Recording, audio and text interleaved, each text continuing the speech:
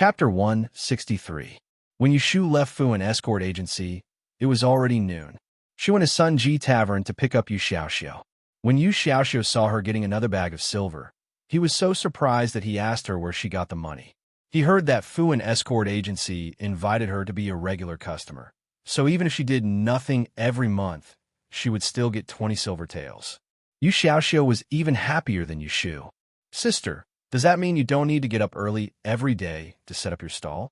Yu Xiaoxiu thought that 20 silver taels every month was enough for them to spend in Ling City. His sister doesn't need to work hard anymore. Why not? Yushu hugged the silver bag in her arms and said, "Do you think 20 silver taels is enough? Do you think learning is free?"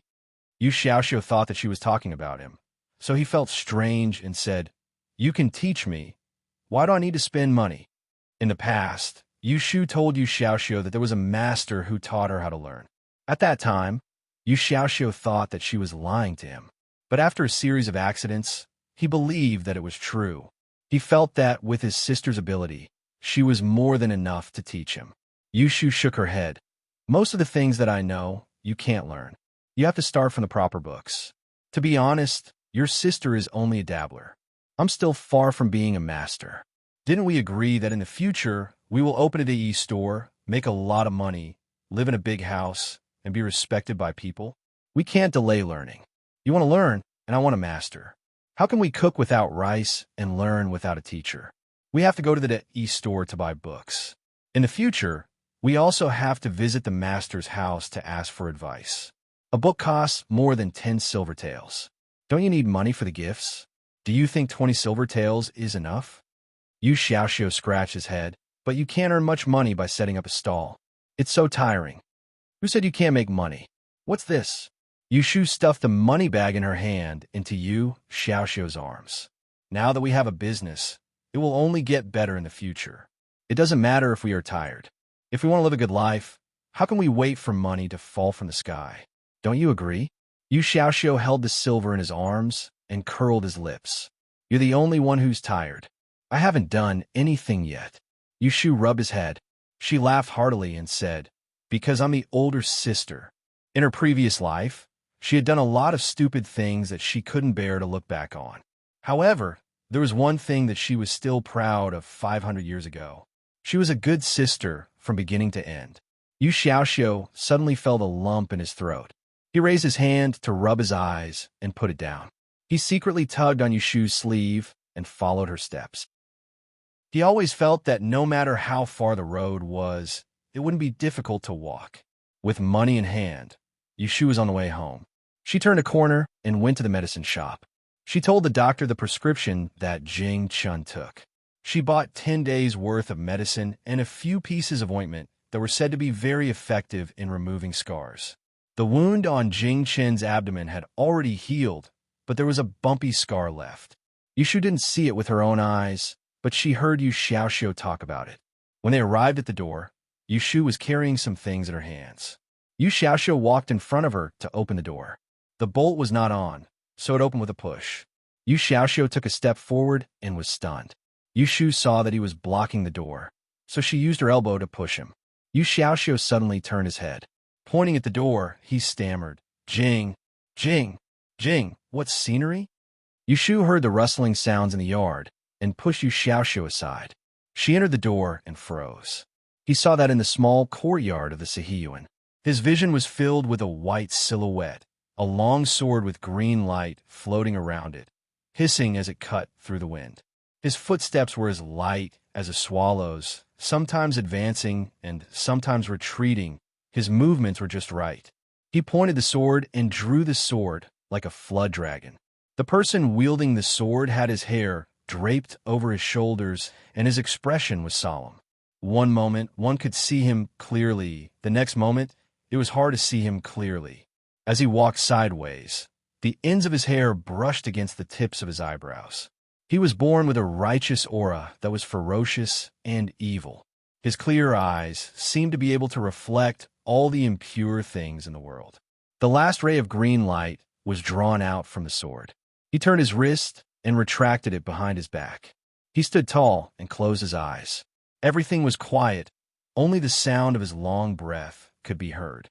Yu Shu and Yu Xiaoxiu stood at the door, while Xia Mingming squatted at the door. At this point, the three of them were dumbfounded. It was Yu Shu who reacted first.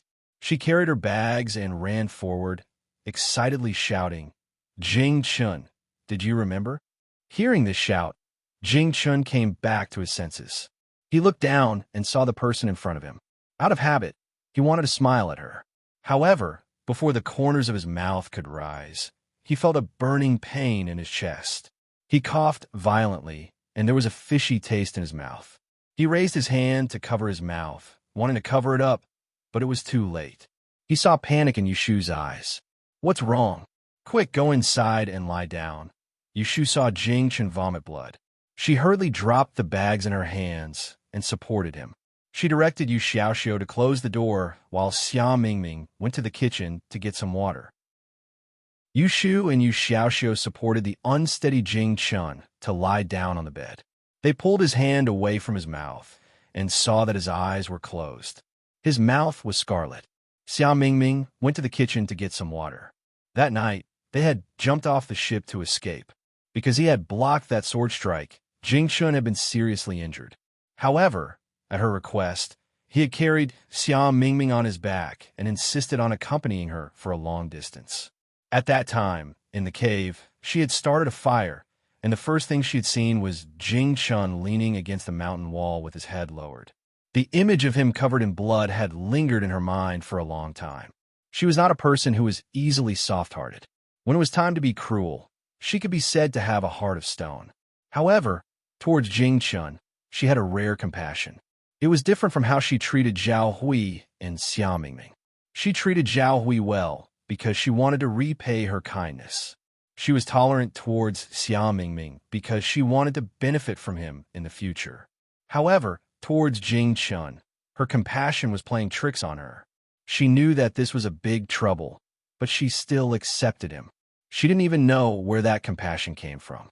Perhaps it was because of Jing Chen's helpless fate, or perhaps it was because of his pure and kind nature, or perhaps it was because he had been by her side twice when she was in trouble, so that she wouldn't have to face it alone when she was at her wit's end.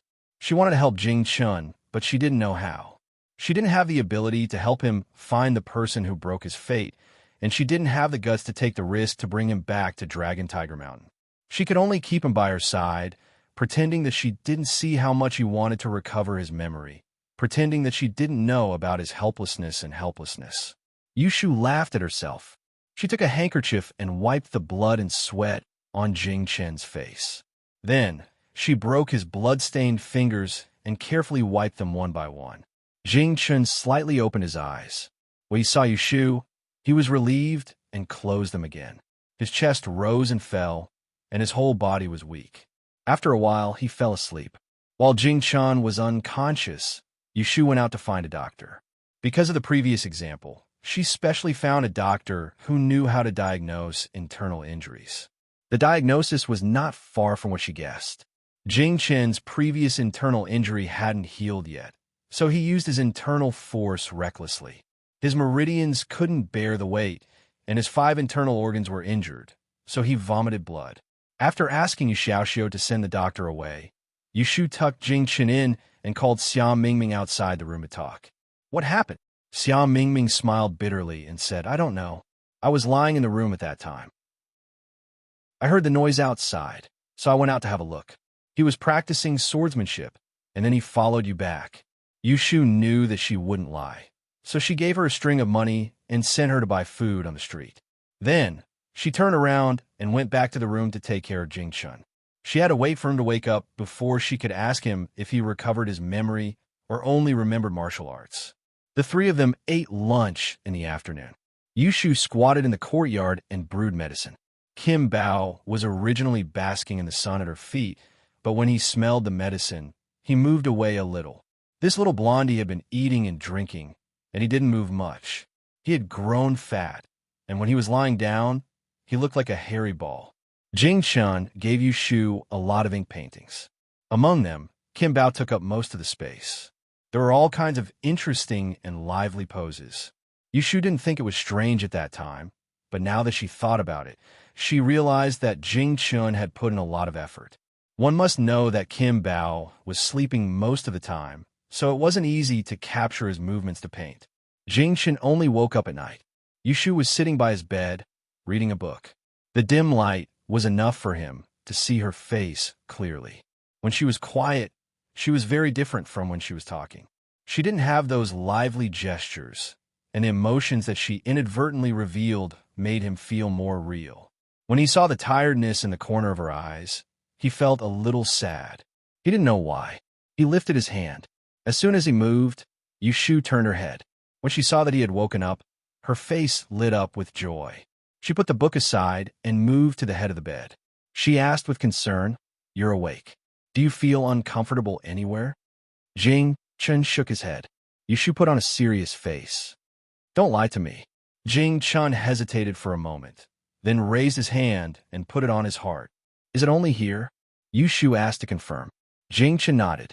Yushu let out a sigh of relief. "It's okay. It should be a blood clot. Let me rub it for you."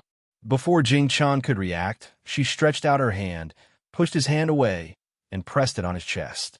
Because his outer shirt was stained with blood, he only had a thin shirt on his upper body. Her warm palm rubbed on his chest through a layer of cloth. He didn't know why, but it didn't make him feel better. Instead, it made him more flustered. Jing Chen subconsciously pressed the back of Yushu's hand, not letting her move again.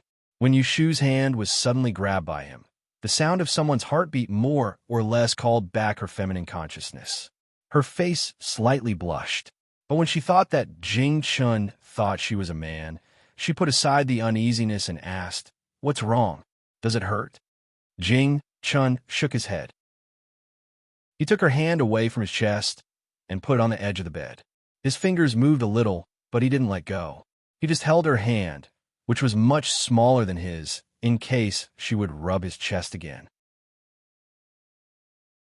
Chapter 164. At night, Yushu closed the door of Jing Chen's room and came out. She lifted the heavy sword in her hand and looked at it under the moonlight. She touched the marks on the sword.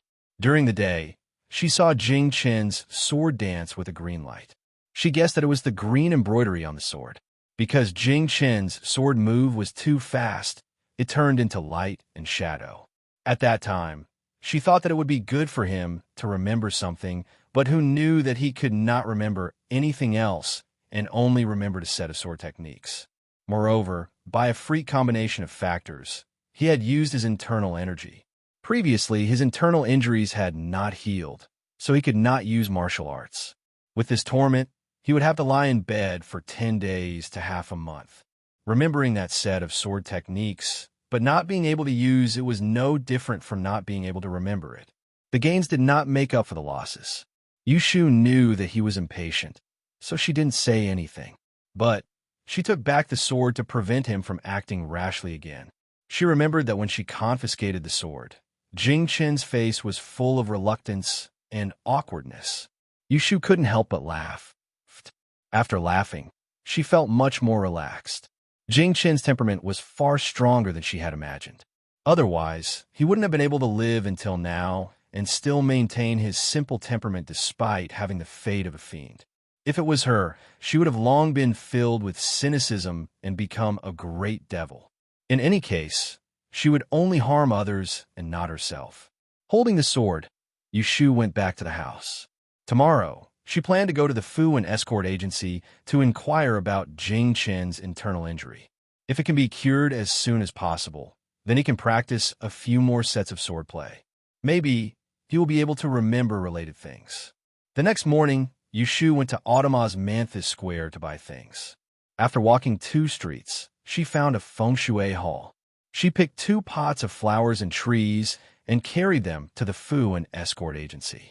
Zhao Qingwei and Boss Zhou were both waiting for her.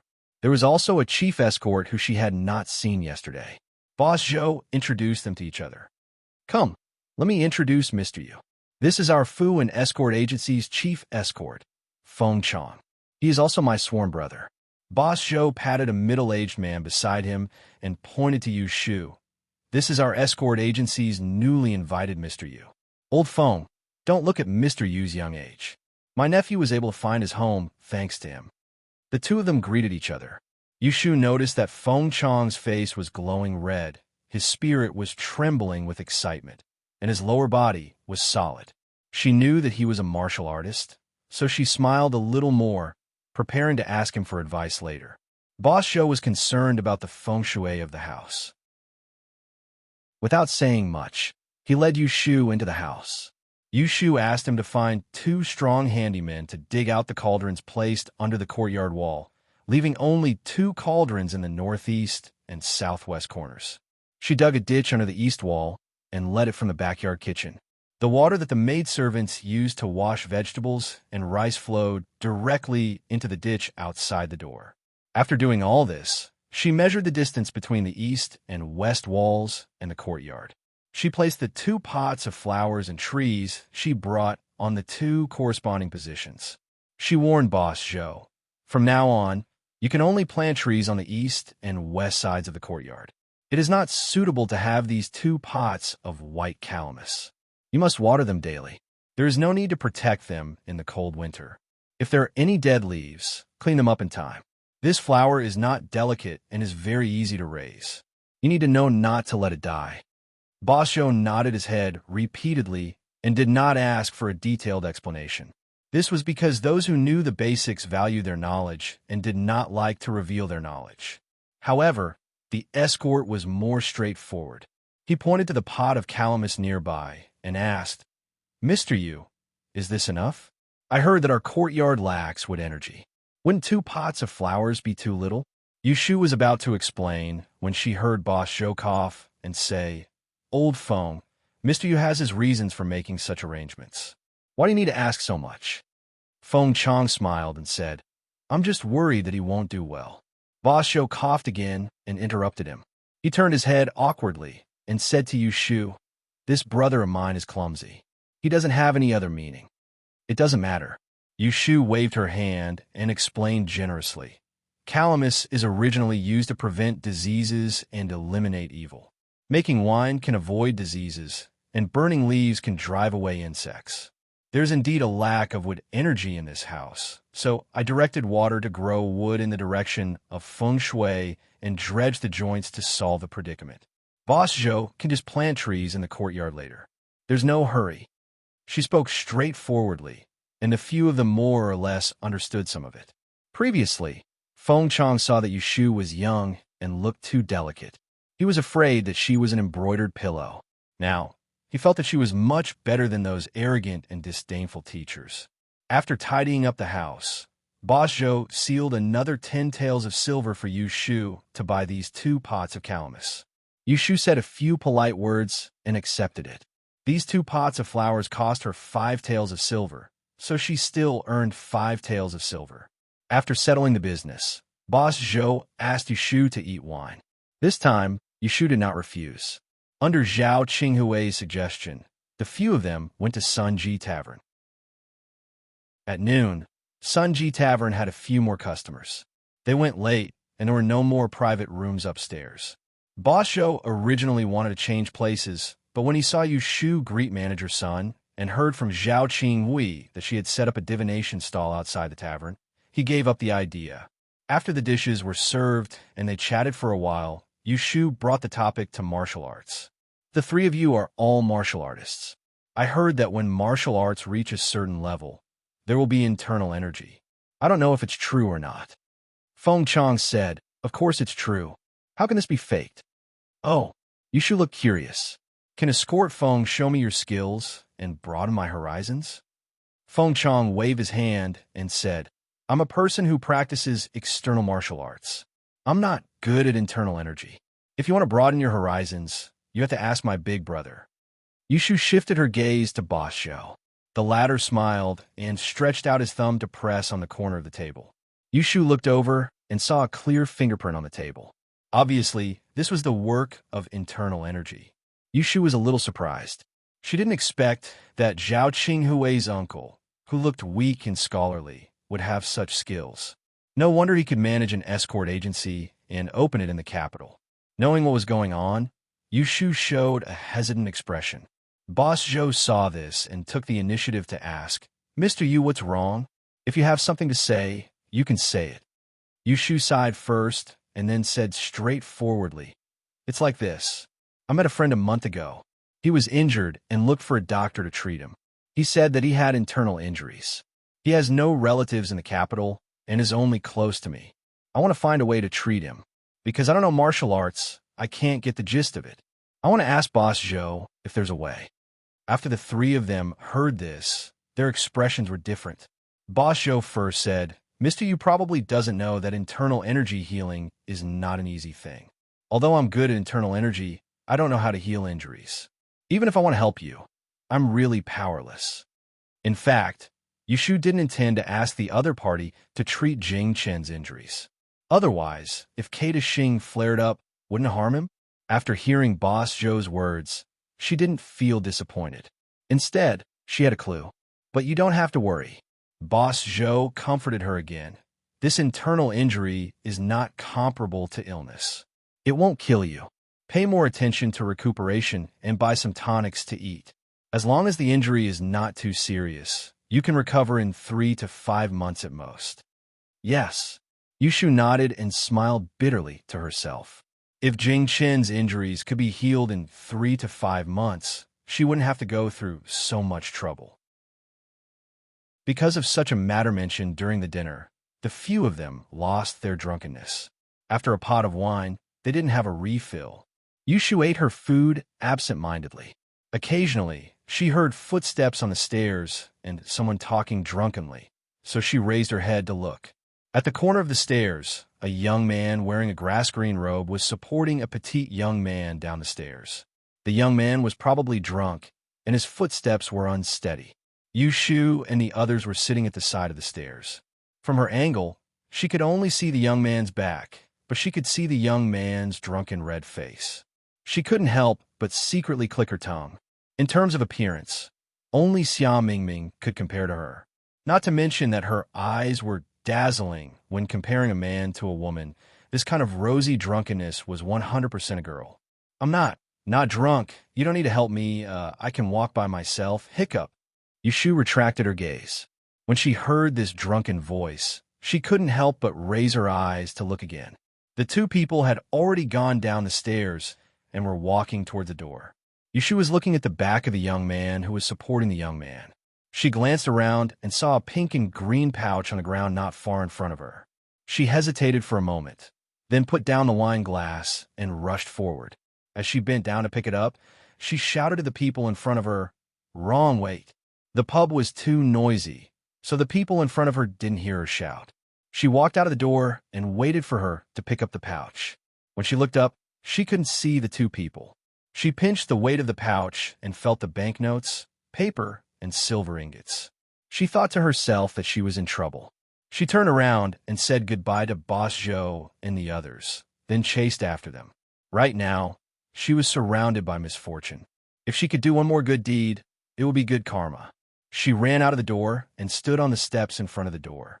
She looked left and right and saw the two people walking towards the west side of the street. She jumped down the steps and chased after them.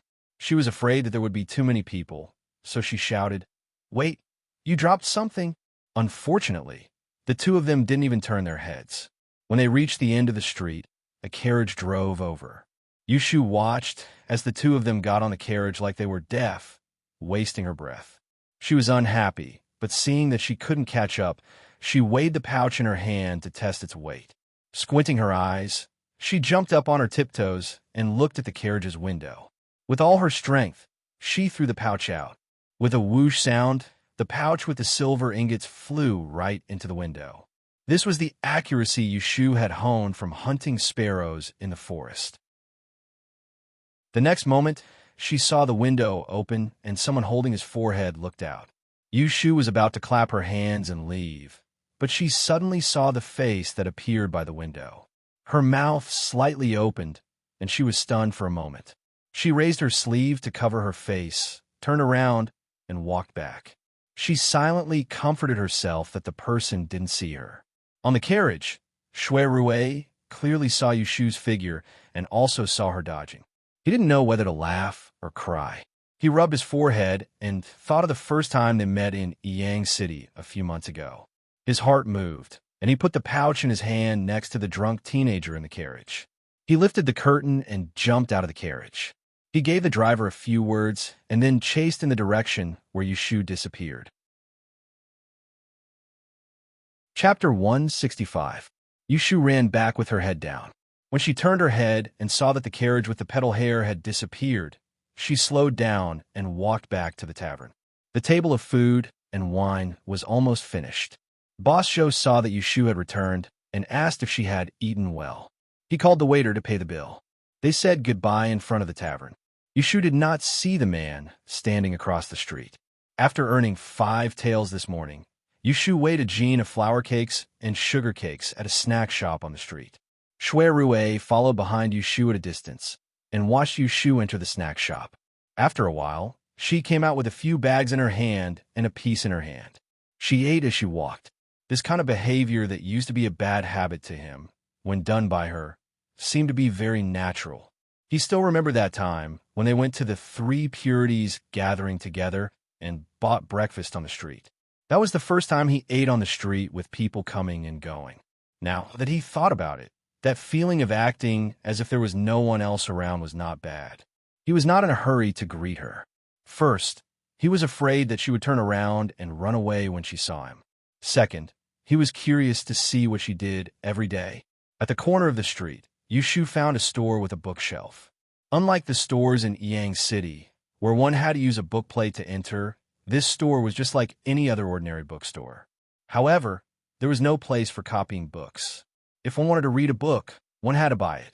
A while ago, she found a few books here that were suitable for Yu Xiaoxiu. At that time, money was tight, so she didn't buy them. Today, she wanted to see if they were sold. Shui Rue followed Yushu into the shop. Seeing her enter the back room, he pretended to wander around the hall. After waiting for a while, he did not see her come out. After hesitating for a moment, he went in. The bookshop at the back of the shop was not big. The bookshelf behind the e-shop was not big. There were 4 to 5 rows of bookshelves, and there were a few customers inside. Shui Rue walked a few steps along the side of the bookshelf and saw Yushu, who was squatting down and rummaging under a bookshelf. He did not approach her, but retreated to the back of another row of bookshelves. He randomly picked up a book and flipped through it. Occasionally, he would turn his head and glance at her across the shelf, waiting for her to make her choice. Shui Rue was not unfamiliar with such a scene. He lowered his head and smiled. Back then, he did something to kill time. Who would have thought that he would still remember it so clearly after such a long time? Should he blame his good memory, or should he blame her for being too unforgettable? After searching for a while, Yushu found the 2 books that she liked before. She happily patted the dust on her head and took them out to count the money. She did not notice the person who had been standing with her for a long time on the other side of the bookshelf. After leaving Autumn Osmanthus Lane, there were fewer people on the road. As long as Yushu turned her head, she could see Shui Rue walking not far behind her. However, she was busy at the moment. She was holding a bag of snacks under her arm, flipping through a book and holding a piece of cake in her mouth.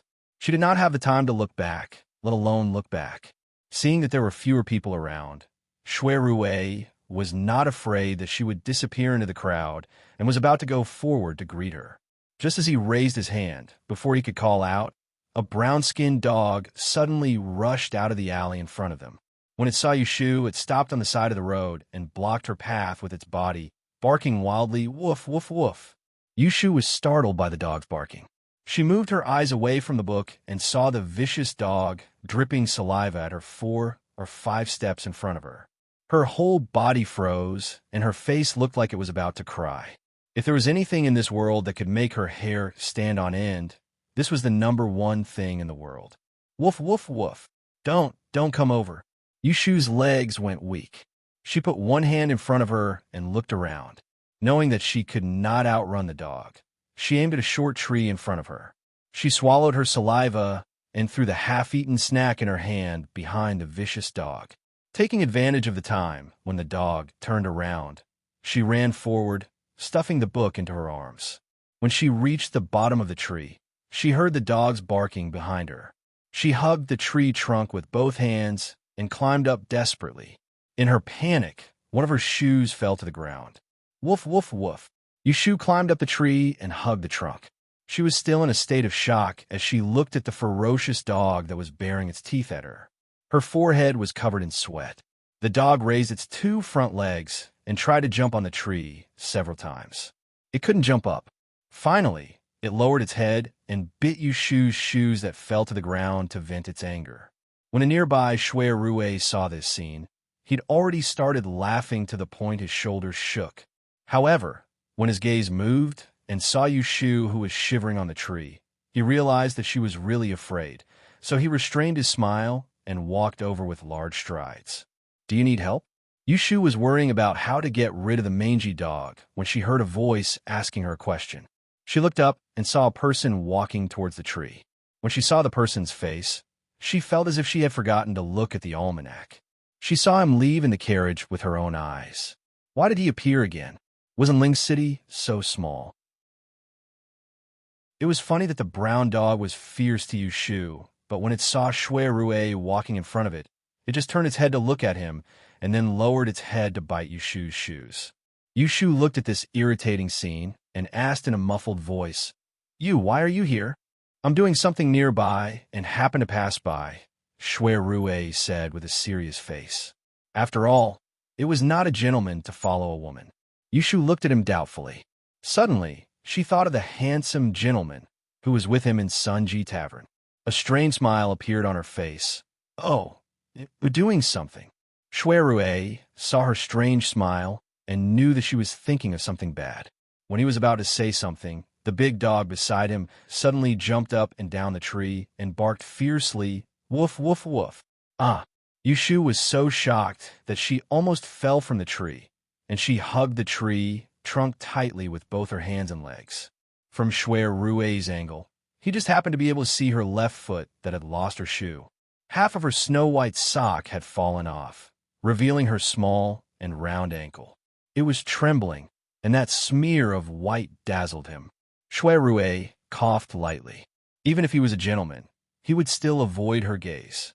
With this interruption, he no longer had the mood to tease her. His face darkened as he stomped on the ground and shouted at the dog that was barking madly, "Go away!" This dog also bullied the weak and feared the strong. When it saw that Yushu was afraid of it, it chased after her. When it saw that Yushu's nose was fierce, it turned around and ran away with Yushu's shoe in its mouth. After driving the dog away, Shui Rue looked up at the tree and said, "It's okay. You should come down quickly. Don't fall again when you climb so high." Yushu stuck out half of her head, and when she saw that the dog had disappeared, she heaved a long sigh of relief. She looked at Shui Rue, who was under the tree, and she wasn't sure if he had seen her embarrassing appearance of being chased by the dog and fleeing in a sorry state. "Can't you get down?" Shui Rue stretched out his hand and happened to touch the tree branch. "Come, let me help you." Without the dog, Yushu's alarm was lifted. What was there to be afraid of? She waved her hand to him and said, "No, you can walk to the side." Shui Rue looked at her disdainful gesture and smiled. He obediently took 2 steps back and saw Yushu's hands hooking onto the tree trunk. She nimbly flipped over and slid down like a monkey. Her hands loosened and she steadily landed on the ground. With her back facing him, she tidied up her clothes and turned around to thank him. "Thank you. You're welcome." He followed her on the spur of the moment. Seeing her running away in a panic was enough to make him laugh for a few days. Shui Rue put on a friendly face. If Yushu knew what he was thinking, she probably wouldn't thank him. "If there's nothing else, I'll leave." "Don't you have something to do? Go quickly. See you later." Yushu waved at Shui Rue as if nothing had happened. Before he responded, she turned around and was about to run away. She had just taken a few steps when she heard laughter behind her. "Wait, are you going back like this?" Yushu's footsteps came to a halt, and she turned around to look suspiciously at Shui Rue. She followed his gaze that seemed to be pointing at something and lowered her head to examine her feet. When she saw the sock that was about to fall off, only then did she realize that she was missing a shoe. With a whoosh, she pulled her foot back to the back of her thigh, and her eyes darted around in embarrassment as she cursed in her heart. Now, could it be that she had to go home barefoot? "Wait for me here. Don't run around." Seeing her embarrassment, Shui didn't tease her. He turned around and walked back the way he came from. Yushu couldn't run even if she wanted to. If she really went home barefoot, not only would it be inappropriate for passers-by to see her, but if Yu Xiaoxiu found out about it, he would definitely nag at her incessantly. Seeing that Shui had walked far away, she leaned against a tree and pulled up her sock. When she saw passers-by, she pretended to take out a book to read and hid her foot behind her. She waited like this for a long time, but he didn't come back. He can't be playing with me, right? Yushu muttered. She did not intend to wait any longer. She thought that if she walked 2 streets ahead, there would be a tailor's shop. She would go there and buy a pair of shoes to wear. She tucked the scroll in her belt and walked forward 1 foot at a time. She deserved it. As soon as she reached the entrance of the alley, she ran into a family that came out to pour dirty water. A basin of water splashed out from the door. She couldn't react in time and jumped back 2 steps. Just as she was about to fall to the ground, someone caught up with her from behind and stretched out a hand to steady her shoulder. Just then, she heard a light reprimand from above her head. "Didn't I tell you to wait for me?" She tilted her head backwards and saw Shui handsome face that was slightly panting. Her gaze swept towards the fine sweat that appeared on his forehead, and from the angle of the sunlight, she saw the half-inch scar that was faintly visible on his forehead. The old matters of Yang surged into her mind, and this face that overlapped with her memories suddenly caused her heart to skip a beat. Shui didn't notice Yushu's strange expression. He helped her to stand against the wall and handed the paper bag under his arm to the woman. "Put it on." When he found the tailor's shop, he realized that he didn't have any money with him. He was afraid that she would be anxious, so he ran to the pawn shop in Autumn Osmanthus Lane to buy a jade pendant to exchange for money. That was why he was delayed for half an hour. He was afraid that she would run away, but she still ran away. Yushu came back to her senses and suppressed the panic in her heart. She took the paper bag from him, turned around, and put on the shoes with her back facing him. Unexpectedly, she found that the shoes he bought fit her feet very well. They were neither too big nor too small. Noticing this detail, she suspiciously turned her head and asked him, "How do you know how big my shoes are?"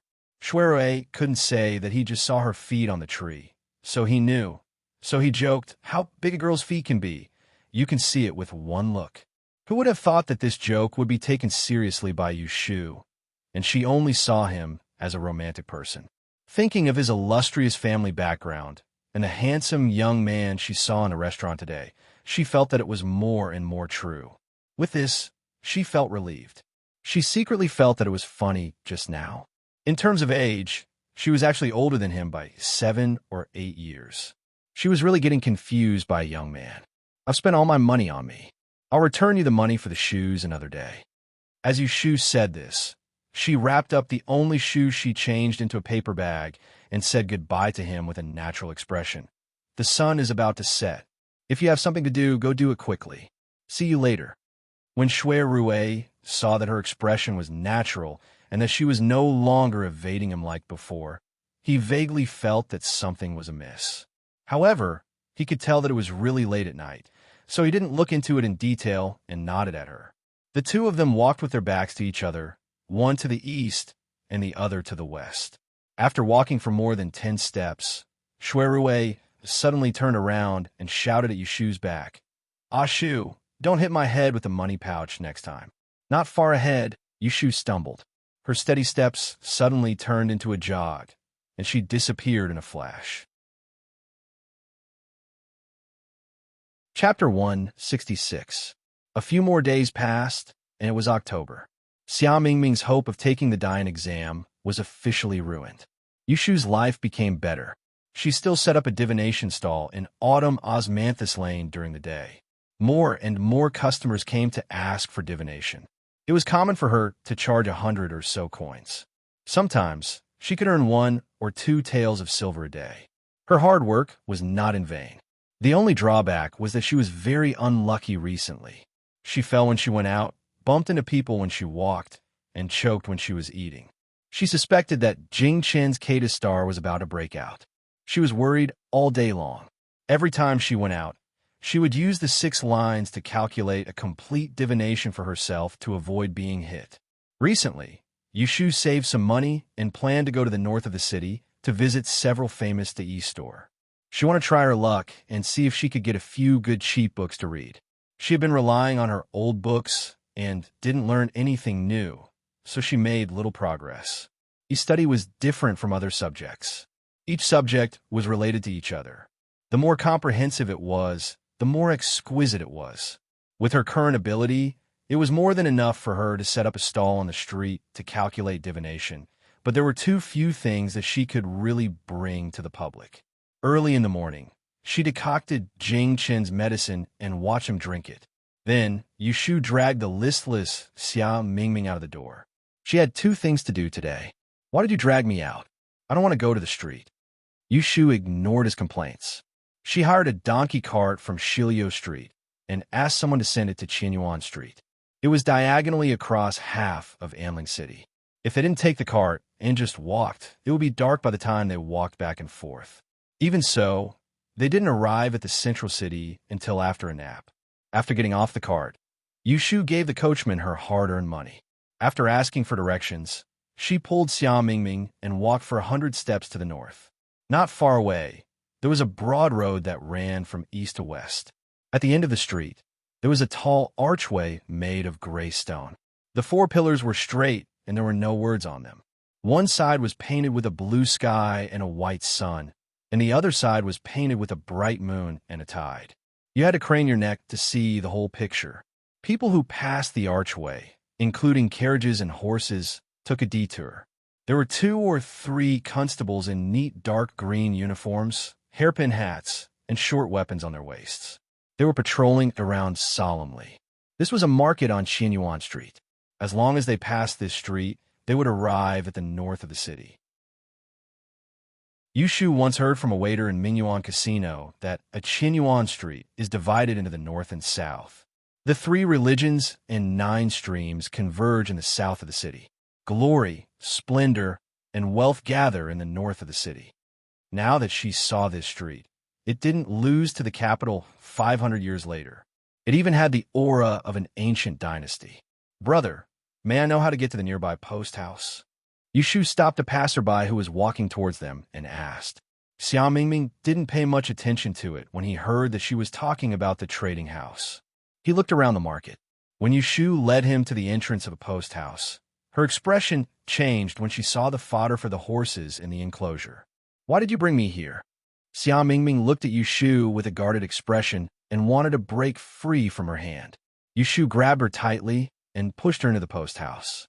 She said, "What else can I do? I want you to write a letter home."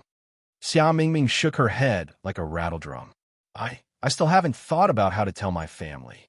Give me a few more days, okay? I might as well let you stay for the new year. Yushu sneered and mercilessly pushed her inside. Xia Mingming wasn't as strong as Yushu. She was pushed inside by her. She squeezed a path through the crowded restaurant and rushed to the counter. She asked the waiter for a pen, paper, and envelope. She pulled Xia Mingming to the seat by the window and pushed the pen into her hand. She threatened her with her finger on the table. Think about it now. If you think about it, write it for me. If you finish writing, wait for me here. I'll go somewhere else. If I don't see your letter when I come back, I'll make you sleep on the street tonight. As she said that, she took out 20 copper coins from her cloth bag and gave it to her. If you're hungry, go out and buy a sesame seed cake.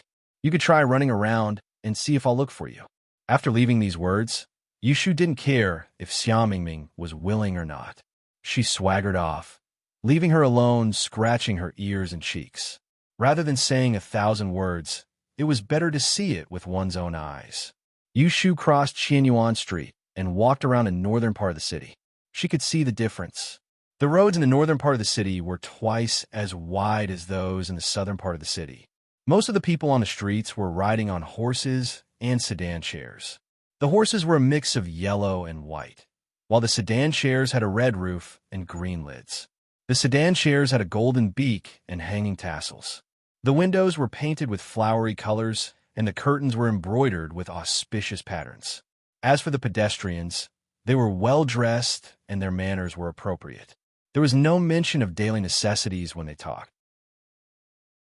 Perhaps the person sitting in a sedan chair that passed by was an important person. There wasn't a single beggar to be seen on the streets, not to mention those who were disheveled. Today, Yushu was wearing a robe that reached her feet. Her waist and wrists were tied up, and her hair was properly tied into a bun. She was dressed in the standard attire of a peddler. However, when she saw that the servant leading the horses was dressed in bright satin, her clothes unwittingly looked shabby. Yushu walked along this street. The shops on the sides of the street were neat and tidy. If they weren't made of red tiles and painted walls, then they were made of green bricks and white floors. There were almost no stalls wandering around on the street. It wasn't as noisy as it was in the southern part of the city, and it was more peaceful. Even the bells from the Taoist temple a few streets away could be heard. Separated by a street, the difference between the north and the south. Yushu had a feeling that she should be careful with her words and actions. Recently, she had a lot of troubles, and she had to go out, so she could only try to avoid trouble. Yushu found the Xianghe barter house, according to the place she inquired about before she came. The barter houses in the northern part of the city didn't like to gather together like the southern part of the city.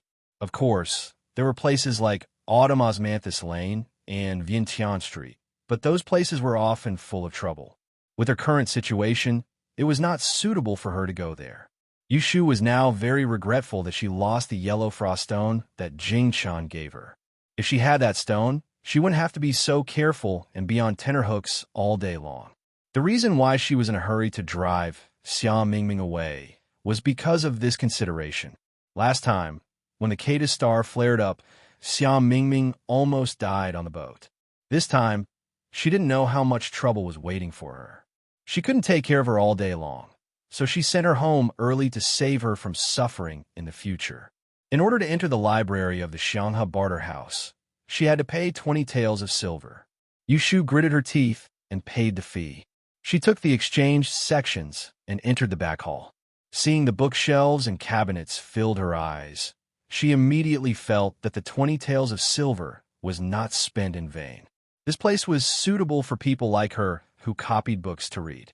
The library of the Great Barter House normally didn't allow people to enter as they pleased.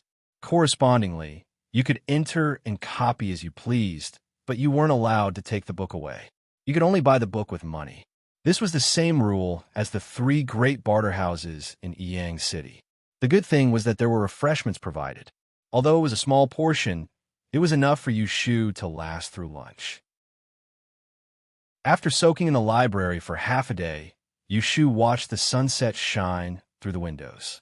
She tidied up the passages she had copied and packed up to leave, intending to pick up Xia Mingming from the post house. When she reached the entrance of the Great Barter House, she saw 2 sedans parked outside, blocking the entrance. Yushu moved to the side, wanting to wait for them to pass first. 2 young ladies walked out of the sedans one after the other. Their figures were slim, and they both held round fans to cover half their faces. What made Yushu curious was that they were dressed the same way. They wore light yellow silk with narrow sleeves pinched at the waist.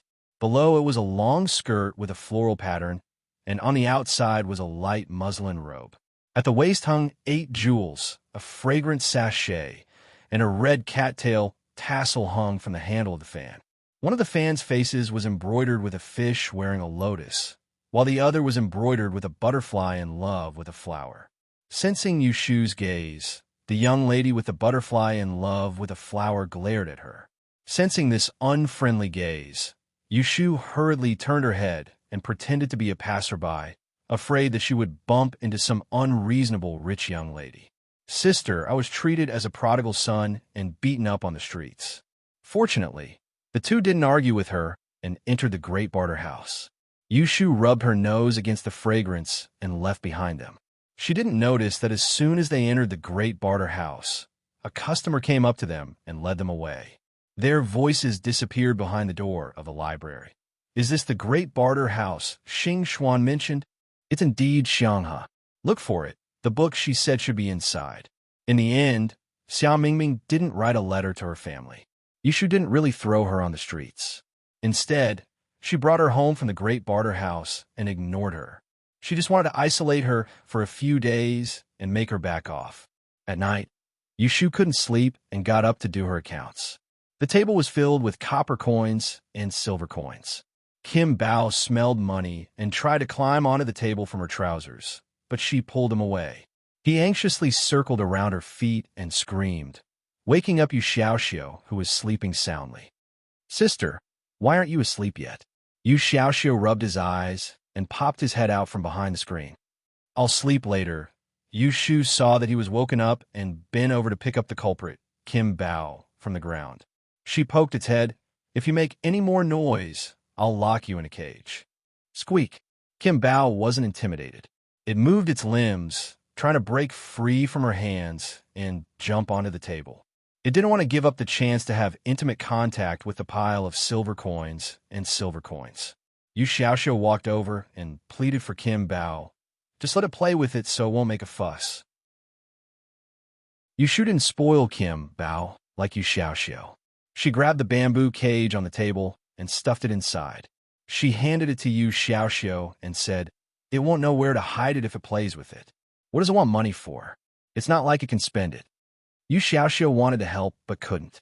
He could only look at the dejected Kim Bao in the cage sympathetically. A scream rang through the courtyard in the middle of the night. Yu Xiaoxiu was shocked. Yu Shu frowned, put down the abacus, stood up, and walked out. The scream clearly came from Xia Mingming's room. When she walked out of the courtyard, Jing Chun happened to open the door and walk out. Yu Shu saw that he was only wearing a thin robe, so she waved at him and said, "Don't come out. I'll go take a look." Jing Chun now knew that men and women should be different. He wouldn't break into Xia Mingming's room even if Yu Shu didn't say it. He just stood at the door and didn't go forward. He looked in the direction of Yu Shu, in case of any accidents. Xia Mingming's door was closed. There was no one else in the courtyard. Yu Shu grabbed the iron bar against the wall and knocked on Xia Mingming's door. Mingming, what's wrong with you? Open the door." There was no response from inside, so Yu Shu leaned against the door and listened. She could hear intermittent cries coming from inside the room. She looked at the tightly shut door and was afraid that something might have happened inside. In a moment of desperation, she inserted the iron bar into the crack of the door and used all her strength to pry open the latch inside. It was dark in the room, but she could still see the shadows of people. She didn't find any thieves. Yu Shu lit the lamp in the dark and saw Xia Mingming sitting on the bed, holding his knees and crying with his hair disheveled. Yu Xiaoxiu stuck his head outside the door and didn't want to come in. Yu Shu put down the iron bar, walked over, and sat down on the bed. She reached out and pushed her. "What's wrong? Are you having sleep hysteria? Why are you crying? Don't you know that others need to sleep at night?" Xia Mingming heard the sound and raised her head, revealing a sweaty face. Under the light, her face was pale. If it wasn't for Yu Shu's courage, she would be scared to death by her ghostly appearance. "What? Dead. Xia Mingming's voice was twitching, and her eyes were full of fear. Yu Shu's heart skipped a beat. She remembered Xia Mingming's ability to kill people in her dreams. She immediately grabbed her shoulder and asked, "Who's dead? Did you have a nightmare?" "Fourth sister. It's my fourth sister." Chapter 167. Fourth sister. It's my fourth sister. Yu Shu was speechless. Looking at Xia Mingming's pale face, she remembered that she had occasionally mentioned fourth sister. It seemed that their relationship wasn't very good. "Don't panic. Tell me, what did you dream about?" Xia Mingming gripped the quilt tightly and cried, "Blood. I dreamed that my fourth sister was killed. It was a rainy night. Someone sneaked into her room from the window and killed her. What should I do? My fourth sister. My fourth sister will die." Yu Shu's eyelids twitched. She comforted her. "Don't cry. Are you sure it's a dream? What if it's just a dream?" Xia Mingming hugged her head and said incoherently, I don't know. I just dreamed that something bad happened to her." Yu Shu thought that it was better to be safe than sorry. She hesitated and said, "Do you want to write a letter home as soon as possible? Can you make it in time?" Write a letter home?" Xia Mingming looked at Yu Shu with tears in her eyes. "That's right." Yu Shu thought that she was dizzy from fright, so she pressed her shoulder and said, "You're just dreaming. You're not dead yet, right? If you had informed your family earlier, You might have been able to escape. Although she said that, she felt worried. She didn't know where Xia Mingming's home was. It would take at least half a month to send a letter from the capital. If she was supposed to die, she would have died a long time ago. Xia Mingming heard Yushu's words and suddenly stopped crying. She grabbed Yushu's hand and said, "Yes, yes. I have to inform her. I have to let her avoid it."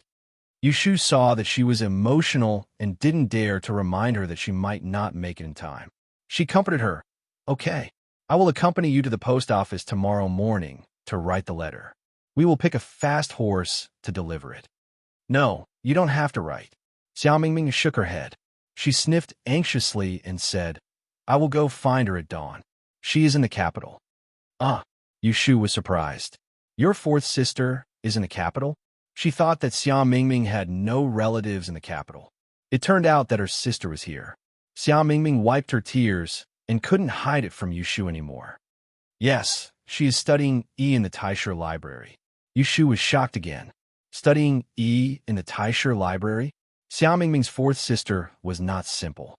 She had a big change every 3 years, and this year's didn't count. Didn't her fourth sister pass the Great Yin examination 3 years ago? TSK. She had thought that Ji Xingxuan from the Ji family was already strange enough. She hadn't expected that there would be more than one such amazing young lady. Xiao Mingming calmed down a lot at this time. He vaguely guessed what she was thinking.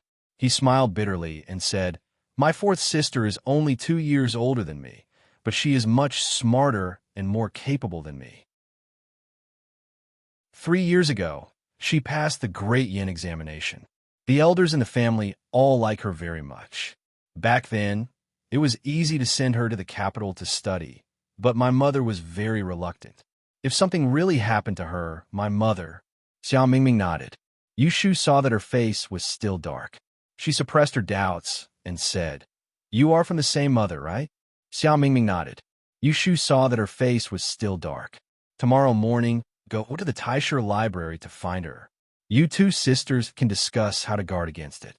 Xiao Mingming was flustered. "Are you not coming with me?" At this time, Yushu was like a life-saving straw for Xiao Mingming. If anything happened, she would be the first person Xiao Mingming would think of. Yushu said, "I don't know you. What can I do? You have a big business. She will leave the capital alone. She will have a guard. I can't help. It's inconvenient. You can go by yourself." To put it bluntly, the life and death of the Xia Jiang family's fourth daughter had nothing to do with her. She was friends with Xia Mingming, but it didn't mean that she had to care about a stranger's life. Back then, when she forcefully saved Zhao Hui's life, Taoist Qing Zheng had once warned her that life and death were up to the will of the heavens. She shouldn't force anything, and an eye for an eye. Changing someone's lifespan would incur the wrath of the heavens. It was fine if it was for her own people, but it was not worth it for a stranger. If the fourth young mistress of the Xiajiang clan really wanted to die, no one could stop her. Of course, she couldn't say this to Xiao Mingming. No matter what, they were sisters. If she heard what she said, she would definitely fall out with her. "But I'm alone. I'm alone." Xiao Mingming's eyes were red as she stammered. She had snuck out from home. If she really wanted to find fourth sister, she didn't know how fourth sister would mock her. "Ashu, can you accompany me? You don't have to see Yu. Just wait for me." Xiao Mingming held Yushu's hand. She begged, "Okay." Yushu thought about it and said, "I'll send you to Taisher Library tomorrow." "Okay." Xiao Mingming nodded quickly. She was afraid that Yushu would change her mind. "Go to sleep. Don't worry. Maybe you're dreaming." Yushu pushed Xiao Mingming back to bed. She touched the cold sweat on her forehead. "I'll wake you up tomorrow morning. Go to sleep." Xiao Mingming grabbed Yushu's hand and didn't let go. I'm a little scared." "Ashu, can you sleep with me?" Jing Chun was just outside. If she really wanted her to sleep with Xiao Mingming, he might say something shocking again. Yushu took this into consideration and did not agree. She patted her and said, "What's there to be afraid of? Didn't I hear you call out to me? Don't worry and sleep. I'll be right here. I'll leave after you fall asleep." Yushu waved at Yu Xiaoxiu, who was standing at the door. Yu Xiaoxiu saw that there was nothing else, so he scratched his head and left.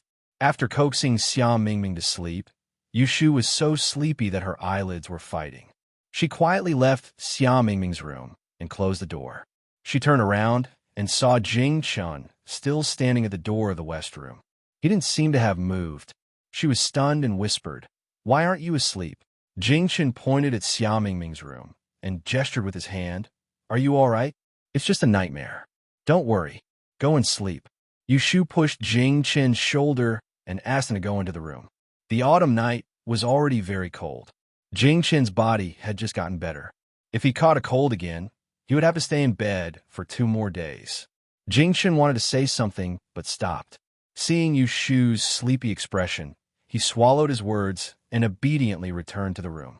He closed the door and stood behind the door, listening to Yushu's footsteps. When she heard the sound of the door, she walked back to the bed and lay down with her clothes on. She closed her eyes. His mind was filled with the dream just now. He was in a vast fog, holding a long silver sword in his hand, practicing the set of swordsmanship that he remembered a few days ago. Not far away, there were a few blurry figures who seemed to be guiding him. They were wearing white robes with black patterns embroidered on the hem. Some had white beards, and some held horsetail whisks. Some sat on the ground, and some stood with their hands behind their backs. Before he could see their faces clearly, he was awakened by the cries in the courtyard. He could feel it. Those people in white robes were very important to him. But how could he not remember who they were? Yushu had long heard of the name of Taisher Library. This time, she sent Xia Mingming to the north of the city and had a chance to see it. Previously, she had guessed what kind of spiritual treasure land could gather talents from all over the world. Even if it was not built magnificently, it should be beautiful with carved beams and painted rafters. However, when she really arrived at the door, she felt like she had been deceived. Is this Taisher Library? She got off the carriage with Xia Mingming. After standing on the street for a moment, Yushu pointed to the opposite side of the street with a strange expression. There was a row of white walls less than 10 feet high, with old blue tiles hanging from them. There were 2 small yellow wooden doors. There were 3 steps in front of the door, which were flat on the road. There was a horizontal plaque at the top of the door. The shape was neither square nor round, and it was hard to tell whether it was red or purple. There were only 2 flat words written on it, Taisher. Such a shabby facade was Taisher Library? Could it be that the coachman was lazy and took them to the back door? This is it. Xia Mingming could understand Yushu's current mood. 2 years ago, when she returned to the capital for the first time, she saw that Taisher Library was not as grand as their back door. She also suspected that she had come to the wrong place. However, when she really walked around, she realized that it was worthy of its reputation. However, she was worried about Fourth Sister and was not in the mood to explain these to Yushu. There are guards at the door, and no one is allowed to enter. I have to ask the guards to help me find Fourth Sister.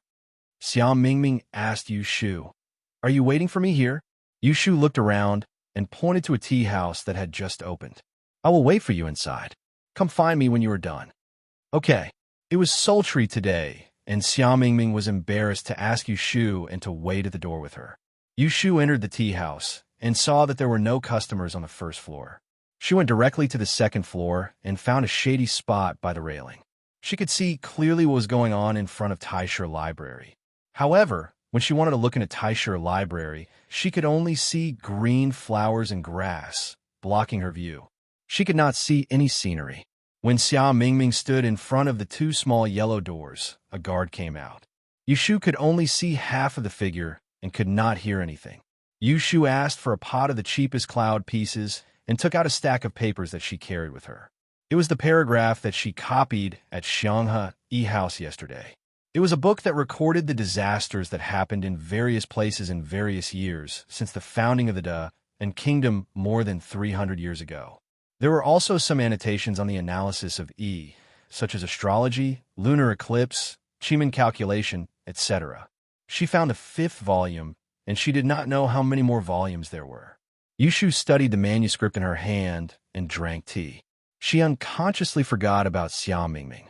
When she remembered and looked back, she found that Xia Mingming was not in front of Taisher Library. Yushu put down the teacup and stood up. She held the railing and looked down the street. She still did not see Xia Mingming. When she was worried and was about to pack up and go downstairs to look for him, she heard the voice of the waiter on the second floor. "Two guests, this way please. Be careful of the stairs." Yushu turned her head and saw two people coming up the stairs. The young woman walking in front was wearing a light yellow gauze dress. She held a round fan in her hand in front of her chest. This dress was the same as the two young ladies she saw in front of Xianghe Yi house yesterday. Because she did not cover her face, this woman had a peach and plum face, and her eyebrows were proud. Yushu felt that this person was familiar and saw Xia Mingming behind her. This must be the fourth daughter of Xia Zhang's family. No wonder she looked familiar. She could see that Xia Mingming and she were 50% similar. The difference was that the former was more delicate, while the latter was more arrogant. They were both beautiful. Xia Mingming also saw Yushu and shook his head at her gently. Yushu understood and sat back down. She raised her cup with one hand and pretended to drink tea. She glanced at them from the corner of her eyes as they walked to an elegant room separated by a screen and sat down. Seeing that the waiter had retreated downstairs, he picked up the teapot and teacups from the table, moved to a place near the screen, and sat down again. Just as he perked up his ears, he heard a voice on the other end. "You're saying you dreamt that I died?" When Yushu heard the voice of Xia Mingming, the fourth sister, she did not feel the slightest worry and fear that she should have. Instead, there was a sense of arrogance. Yes. If she did not know that the person sitting behind the screen was Xia Mingming, Yushu would have thought that the timid voice belonged to someone else. The other end of the screen quieted down. Yushu could not see their expressions. She waited to hear the fourth daughter of Xia Zhang's reaction, who knew that she would get a sneer. "Ah, do you think I will believe your nonsense?" "Fourth sister, it's true this time. I didn't lie to you. I really dreamed it." "You didn't lie to me?" Then who was the one who lied and told father that he dreamt that he was kidnapped and killed on the road, almost causing him to miss the Great Yin examination 3 years ago, and replacing second sister to seek the Tao at Mount Longhu, staying in the deep mountains and forests for the rest of his life? Wasn't it you? Huh? Yushu raised her eyebrows. Why did this fourth daughter of Xia Jiang sound like she had done something wicked to her? I really didn't do it on purpose. I didn't know at that time. I just wanted to. You don't have to explain. I don't want to hear it. I will write a letter home and ask someone to pick you up as soon as possible. The capital is not a place you should stay. I don't care how you came to the capital or where you've been staying these days. Now, stay here obediently and wait for someone to pick you up. Don't think about running around. Fourth sister, can you believe me? I swear I didn't lie to you this time. I dreamt that someone jumped into your room from the window at night and took you. Xia Jiangmin. Yushu was startled when she heard the sudden rebuke from the other end of the screen. She rubbed her left ear and listened with her right ear. I'm in the Taisher library. Although I'm proficient in astrology, there are many classmates who are proficient in physiognomy. How can I not know if there's a disaster? If you continue to exaggerate, be careful that I won't be polite to you. When Yushu heard the sound of the table and chair moving, she quickly picked up the teapot and teacup before anyone came out. Just as she sat back down, she saw the fourth daughter of Xia Jiang walk out with a sullen face. Seeing her go down the stairs, Yushu got up and walked to the partition screen. Xia Mingming was sitting there in a daze, looking as if she had suffered a great blow. Yushu felt pity for her and coughed twice. That was your fourth sister, right? How is it? Have you discussed it? Xia Mingming slowly raised her head and said bitterly, She doesn't believe me. Yushu sighed and sat down on the chair beside her. Actually, I heard everything from outside just now. What's going on between you two? Have you lied to her before? Xia Mingming lowered her head and said nothing. Chapter 168. Ashu, you're a student of Yi, so you must have heard of it. Female Chunzheng, Xia Jiangnan. Yushu shook her head honestly. She knew that Xia Mingming's original surname was not Xia, but a compound surname, Xia Jiang. Ever since she entered the capital, she had been busy making a living and did not have the time to find out more about Xia Zhang's family. Xia Mingming sighed and said, Sometimes I think you're really strange. You obviously know a lot of things, but you don't know the things that normal traders are familiar with. Yushu smiled and said, I'm ignorant and inexperienced. Tell me, I'm listening. Xiao Mingming held the teacup tightly and softly narrated the history of Dan Dynasty. About 100 years ago, there were two sons of Yi in the same dynasty, one with the surname Xia and the other with the surname Wen. This was the first time they had met in the 100 years since the Yan's trial. At that time, the emperor was delighted and bestowed titles. One was Wen Chun, representing the brightness of the stars in the north. The other was Xia Jiang, representing the vastness of the Yangtze River in the Central Plains. The two sons of Wen Chun and Xia Jiang were favored by the emperor. Because the son of Wen Chun was older and the position of the celestial commissioner was vacant, the emperor appointed him to be the emperor's son-in-law. This was the story of 100 years ago.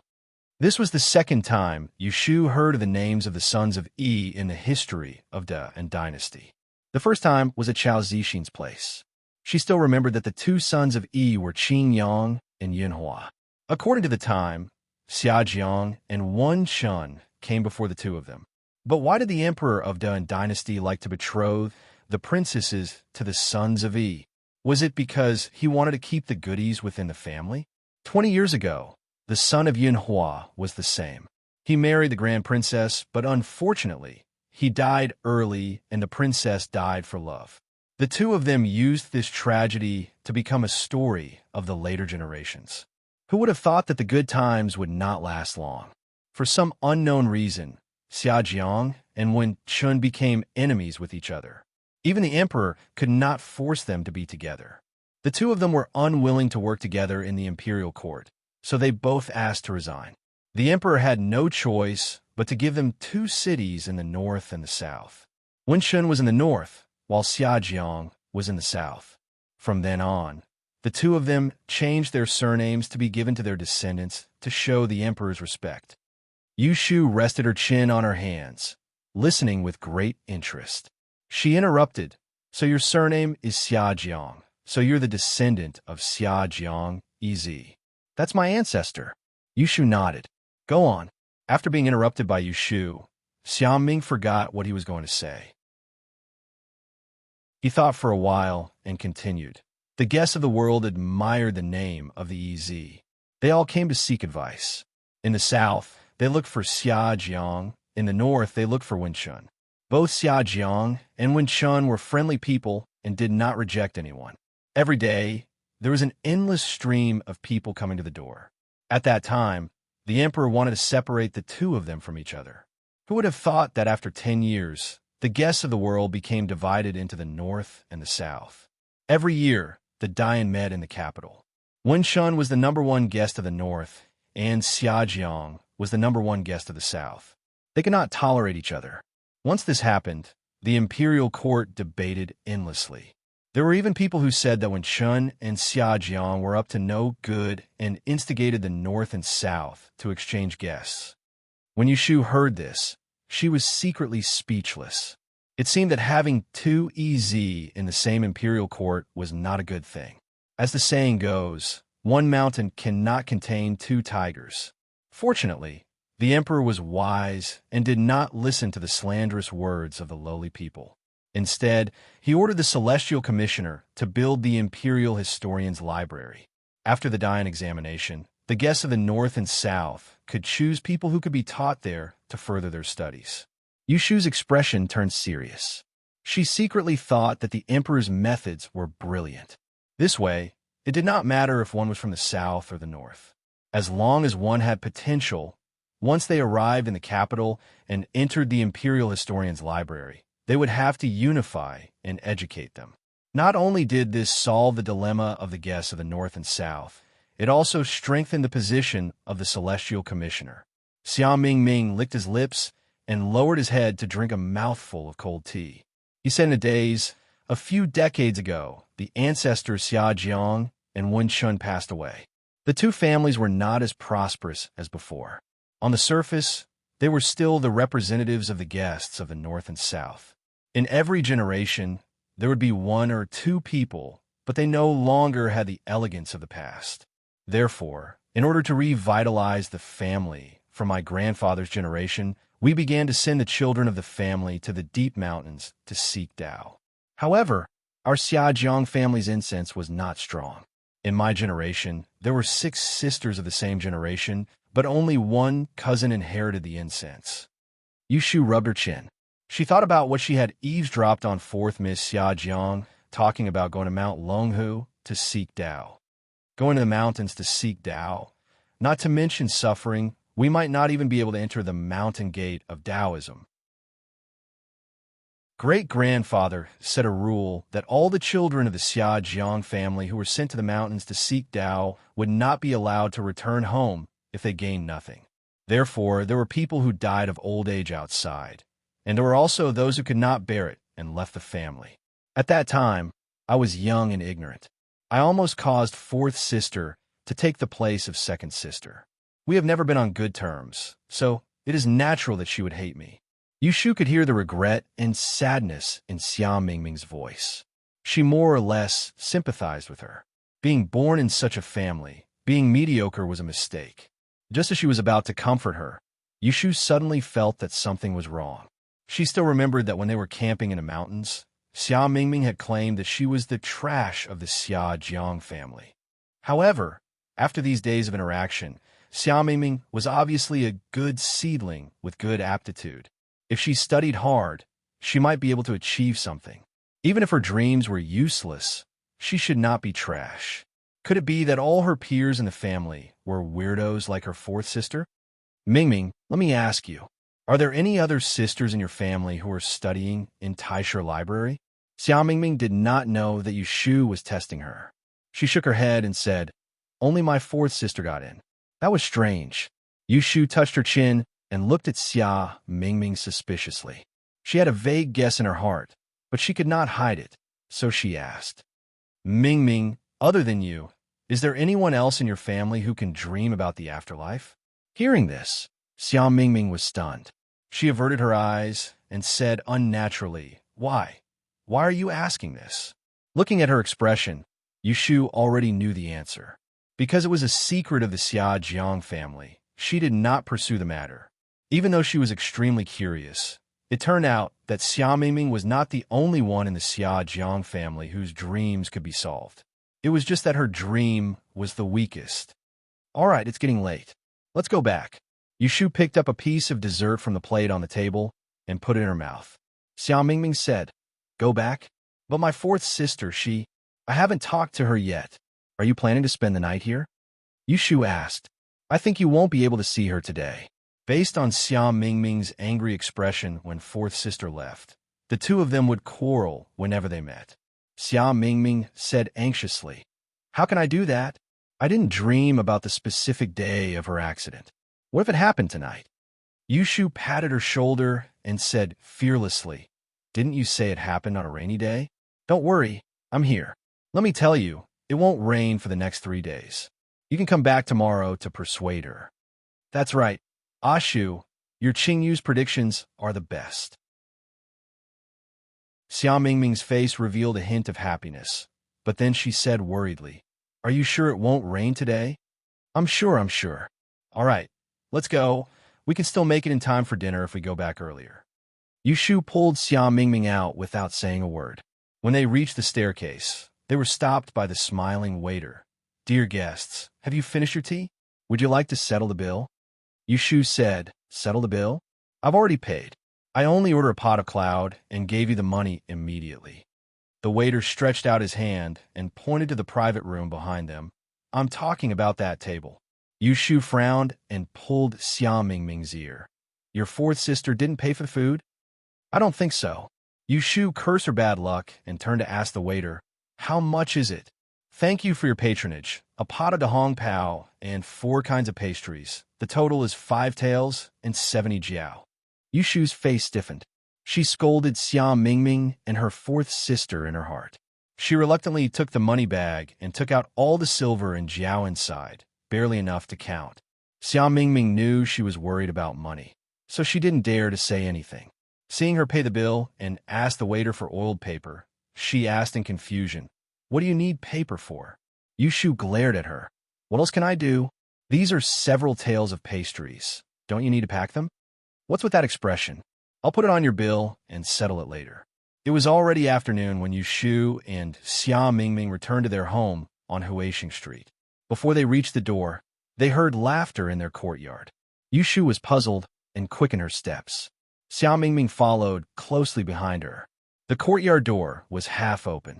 Jing Chun and Yu Xiaoxiu were sitting in the courtyard. There were two people with their backs to the door. From their backs, they were a young girl and an old woman. Yu Shu could hear their laughter from afar. Seeing outsiders in their house, Yu Shu frowned. In order to prevent Jing Chun from contacting outsiders, she didn't talk to the surrounding neighbors. Where did these people come from? Brother, you're back. Yu Xiaoxiu saw Yu Shu first. When he called, Jing Chun was the first to turn his face. Then the two guests got up from the stool and turned their heads to look. When Yu Shu saw the face, she was stunned for a moment. She recognized the woman. She was the aunt of the house across the street. Her surname was Su. But what about the girl? If she remembered correctly, this girl had come to her stall to ask for fortune-telling. It seemed that her surname was Zhou. The reason why she remembered it clearly was that she took Jing Chun to set up the stall that day. It was because of this Miss Zhou that she returned home early. When the girl saw Yu Shu, she smiled and said, "Mr. Yu." Yu Shu was stunned and nodded in response. "Miss Zhou. You still remember me?" Miss Zhou pouted and angrily said, "I thought you had already forgotten about me. That day I was waiting for you on the street the whole morning, but I didn't see you. You said you were going to test my horoscope. Are you going back on your word?" Before Yu Shu could reply, Xia Mingming heard the girl questioning Yu Shu in a coquettish voice. She was unhappy. She had something on her mind and couldn't bear to see Yu Shu be happy. She pulled Yu Shu aside and asked in a voice that was neither loud nor soft, "Who is this?" "Someone who had my fortune told at my stall." Yu Shu turned her head to look at Miss Zhou and Aunt Su. She hesitated and said, "You two are?" Aunt Su smiled and said, "Fong Fong is my niece. She came to see me today. Coincidentally, there was a lack of vinegar for lunch, so I asked her to come to your house to borrow it. I didn't expect you two to know each other." Zhou Fong Fong turned her head to look at Jing Chun. She said sweetly, "It was Jing Dage who opened the door. If it wasn't for him, I wouldn't have recognized him." Chapter 169. With two more people in the small courtyard, it suddenly became lively. Zhou Fong Fong was a lively and cheerful little girl. When the girl saw Yu Shu came back, she asked her to read her horoscope, saying that she needed to make up for the last one. Yu Shu wanted to quickly send her away, so she asked Yu Xiaoxiu to go into the room to get a pen and ink. She set up a table in the courtyard, calculated her horoscope, and wrote comments for her. Zhou Fong Fong didn't know many words, so she asked Yu Shu to read the comments to her and asked Jing Chun to make another copy. It was true that Yu Shu's calligraphy was not as elegant as Jing Chun's. Zhou Fong Fong happily received the note that Jing Chun had rewritten. She didn't care if she could understand it or not. After she was satisfied, she asked Yu Shu, "Do you want to accept Bo Jin?" Yu Shu waved her hand. "We agreed last time. Why do you still want to take money?" Zhou Fong Fong then pushed Auntie Su forward and said with a smile, "Then please read my aunt's horoscope as a thank you for cooking for your brother this afternoon." Yu Shu glanced at Yu Xiaoxiu and didn't ask much. She just asked Auntie Su's horoscope for her birthday. Auntie Su was so happy that she couldn't close her mouth. She took the comments written by Yu Shu and put it into her sleeve. Seeing that they had stayed in the house for a long time, she pulled Zhou Fong Fong to leave. Yu Shu sent them to the door. Auntie Su stood in front of the door and said, "Xiao Yu, we are neighbors. If there is any inconvenience in the future, you can go to the opposite door to find me." Older women liked to visit, not to mention Yu Shu's courtyard. Every one of them was young, charming, and had a sweet tongue. How could you not like them? "Haha, I know, Auntie Su." Yu Shu didn't dare to say anything polite. She was afraid that they would take it seriously and come to visit frequently in the future. Then she would be tired.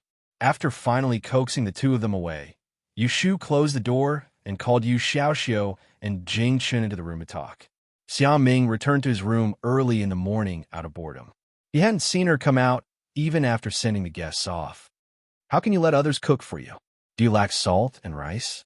Yu Yushu had warned Yu Xiaoxiu before that Jing Qin's identity was special. If people found out that he was a Taoist, there would be a lot of trouble. So, he was not allowed to let others into the house. Yu Xiaoxiu felt wronged and said, "It was Auntie Sue who forced her niece to send food over. I couldn't just push her out. The food they sent was all on the stove. Brother Jing didn't eat it, so I only tasted a few mouthfuls. The two of us cooked some noodles. Later, they came to take the bowls. How could I not let them in?" "You're so greedy." Yushu turned to Jing Chun and said, "Did you take your medicine at noon?"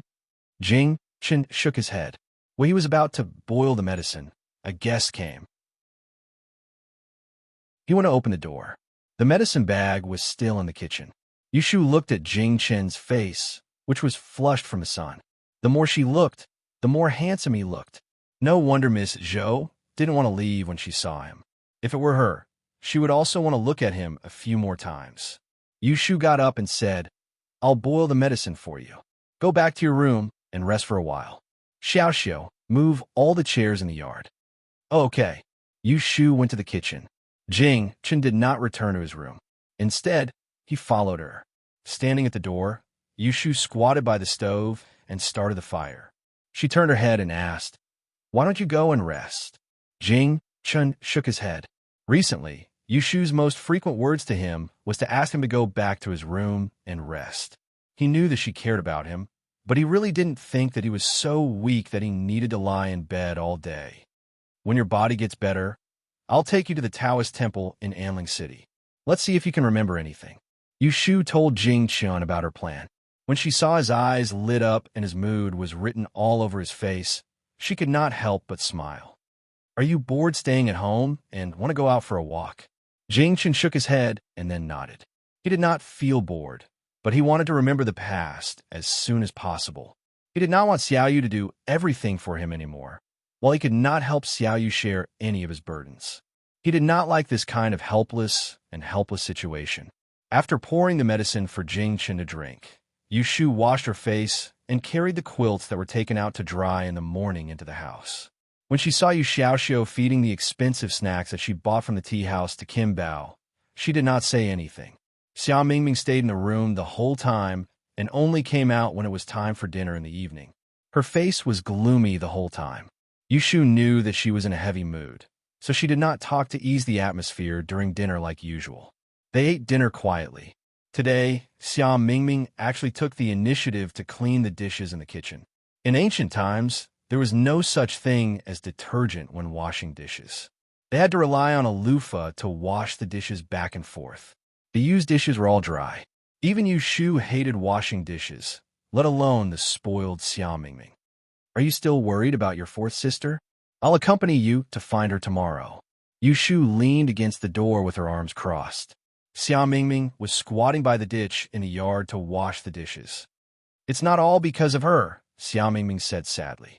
"Fourth sister must have sent a letter home. Someone will come to pick me up soon.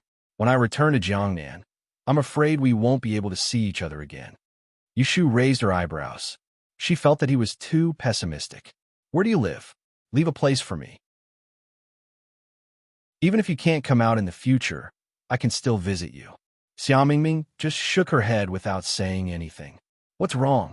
Your Xia Jiang family doesn't welcome visitors?" Yushu teased. "Eldest sister and second sister are both married. My third brother passed away a long time ago. Fourth sister is studying in Taisher Shuyuan. Sixth sister is still young. My father, as the head of the family, can't be biased. This time, I ran away from home. When I return, I will definitely be sent to Mount Longhu to seek Taoism." Yushu's expression changed. She didn't realize it when Xia Mingming mentioned Wunshen and Xia Jiang during the day. Now that she heard her confession, she suddenly understood.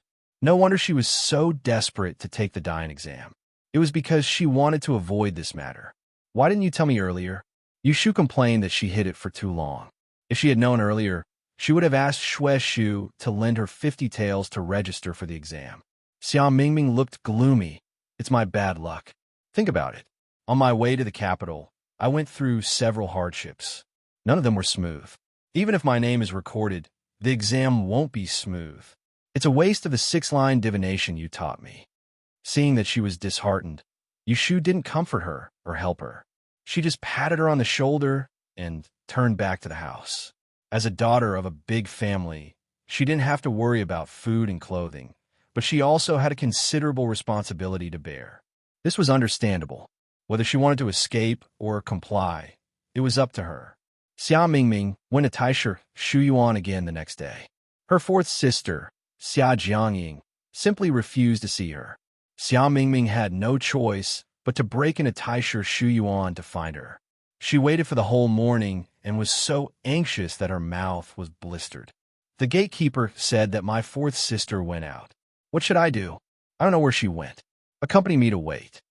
Xia Mingming ran to the tea house and found Yushu, who was reading. Yushu immediately packed up her things, put down the tea money, and said calmly, "Go back and come back tomorrow. Wait a little longer. Maybe she will come back later."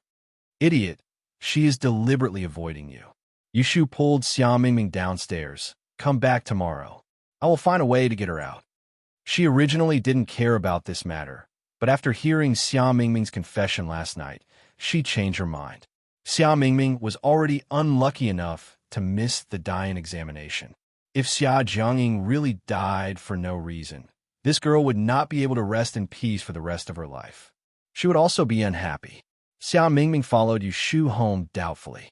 The next day, Yushu asked Xia Mingming to hide in the tea house and look for Xia Jiangying at the door of the Taisha Shuyuan. The entrance of Taisha Library was shabby, and the guards inside were fully equipped. They carried knives and swords and wore official uniforms. Yushu waited until there were no more people coming in and out of the door before putting on a nervous expression. She rubbed her hands and went forward to talk to the guard. "Brother guard, please do me a favor. I have an urgent matter to discuss with Miss Xia Jiang. Could you please go in and help me pass a message to Miss Xia Jiang that something has happened to her fifth sister and ask her to come out and see me?" There was probably only one Miss Xia Jiang in the entire Taisha Shuyuan. Although the guard at the door wasn't the same as yesterday, he knew who Yushu was asking about. Seeing her anxious expression, he asked her to wait at the door and quickly went inside to look for Miss Xia Jiang. Yushu waited in front of the door for more than a quarter of an hour. She poked her head out and saw a few people hurrying over from behind a row of flower ponds. The guard at the front pointed in the direction of Yushu and spoke to the people behind. Yushu saw Xia Mingming's fourth sister at a glance, but her eyes jumped to the woman with a veil covering her face behind Xia Jiangying. At first, she only felt that she looked familiar, but when she got closer, she couldn't help but feel annoyed. Wasn't this the precious fourth miss of the Ji family, Ji Xingxuan? When she was still in Yang City, the Shui family and the Ji family were discussing marriage. She had seen Ji Xingxuan once at the Ji family. Although half of Ji Xingxuan's face was covered at that time, her facial features could be seen through the veil. Moreover, this woman's eyes were extremely intelligent and moving. It was hard to forget them after seeing them once. Coupled with her temperament, it was hard to mistake her. It was really a narrow road for enemies. In such a big city like Anling, she met an old friend every 2 to 3 days. Yushu wasn't sure if Ji Xingxuan recognized her. Seeing that the two were getting closer, she couldn't retreat. She could only comfort herself that she had a common face. If they met in the capital, Ji Xingxuan might not remember her. It wasn't that she was afraid of the Ji family, but it was better to avoid trouble. It would be troublesome if she was recognized. "Are you the one looking for me?" Xia Jiangying looked slightly worried. "Where is Xia Jiangmin? What happened to her?"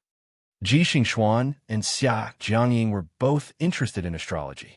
The two of them were very close. Coincidentally, they were discussing academics together today. When they heard the guard's report, they came over together. When they saw Yushu waiting outside the door, they didn't recognize her at first glance. However, just like when Yushu saw her for the first time, she felt that this person looked familiar. Yushu inadvertently glanced at Ji Xingxuan. Seeing that there was no expression on her face, she thought that Ji Xingxuan did not recognize her. She lowered her voice and said to Xia Jiangying, "It's not convenient to talk here. How about we go to the tea house opposite to talk?"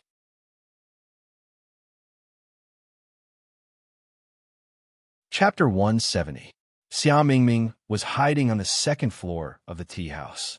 When he saw Yu Shu coaxing her fourth sister out and leading Xia Jiangying over, he quickly retracted his head and sat on pins and needles as he waited upstairs. Yu Shu bit the bullet and led Xia Jiangying and Ji Xingxuan into the tea house. There weren't many customers on the second floor. When Xia Jiangying entered the private room and saw Xia Jiangmin sitting inside, she realized that she had been tricked. She turned around angrily and was about to leave when Xia Mingming quickly stood up to stop her. Fourth sister, don't go. Listen to me. Just a few words, okay? The two of them pulled at the door, and Yu Shu took a step back. She glanced at Ji Xingxuan, who was also standing at the door and didn't enter. She listened to what was going on inside. What do you want to say? If you want to talk about those ridiculous dreams of yours, then forget it. Xia Jiangying said coldly. Okay, then let's talk about how I lied to father about you being in danger 3 years ago. Don't be angry and let me finish. At that time, you didn't listen to my explanation and left Shanjing.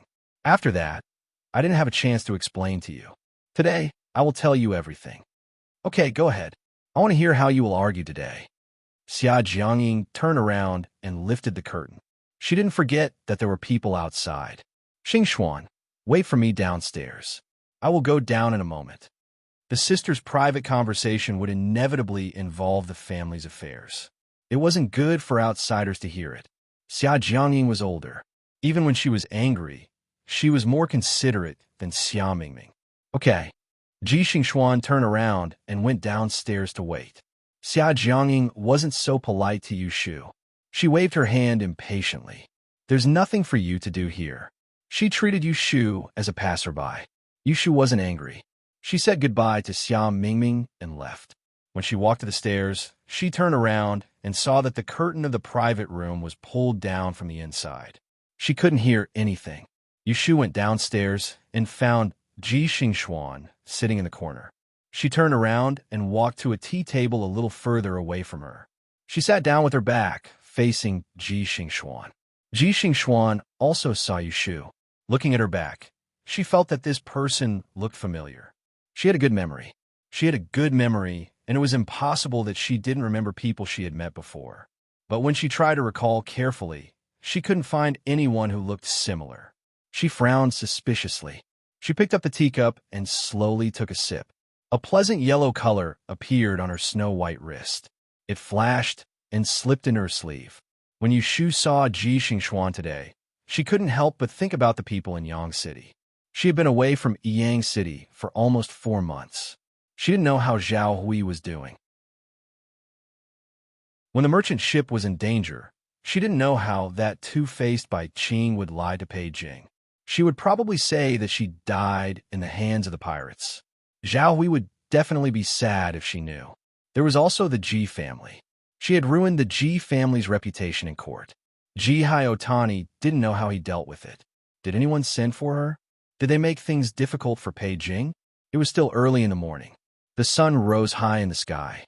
Yu Shu waited for a long time, but Xia Mingming didn't come downstairs. She was about to go upstairs to take a look when she saw someone coming down from the second floor. Xia Mingming and Xia Jiangying walked down the stairs one after the other. Both of their eyes were red, and the corners of their eyes were moist. It was obvious that they had just cried. Yu Shu observed carefully and felt the change in the atmosphere between the two sisters. To be honest, it seemed that they were no longer as incompatible as before. Xia Jiangying's next action proved that Yu Shu's feeling was right. Xingxuan, Xia Jiangying led Xia Mingming to Ji Xingxuan's table. She actually guided the two of them and introduced them to Xia Mingming. Min, this is the fourth daughter of the Ji family in Yang City, Ji Xingxuan. She and I took the Dian examination together and entered Taisher Library together. She's my good friend. Because the two sisters quarreled, Xia Mingming was embarrassed. Miss Ji, I was impolite before. I made a fool of myself. Ji Xingxuan was clever. Seeing the two sisters reconcile, she said gently, no need to be so formal. Sister Ing and I are not strangers. Yes, you are not an outsider.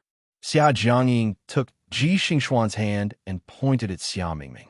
This is my fifth sister. I mentioned her to you before. At that time, we had some misunderstandings and made you worry. Ji Xingxuan chuckled. If there are any misunderstandings, just make it clear. She then said to Xia Mingming, your sister often told me that there is a sister in your family who has a similar temperament and appearance. Today, I see that it is true. They are both short-tempered and leave quickly. Hearing this teasing, Xia Mingming shyly lowered her head.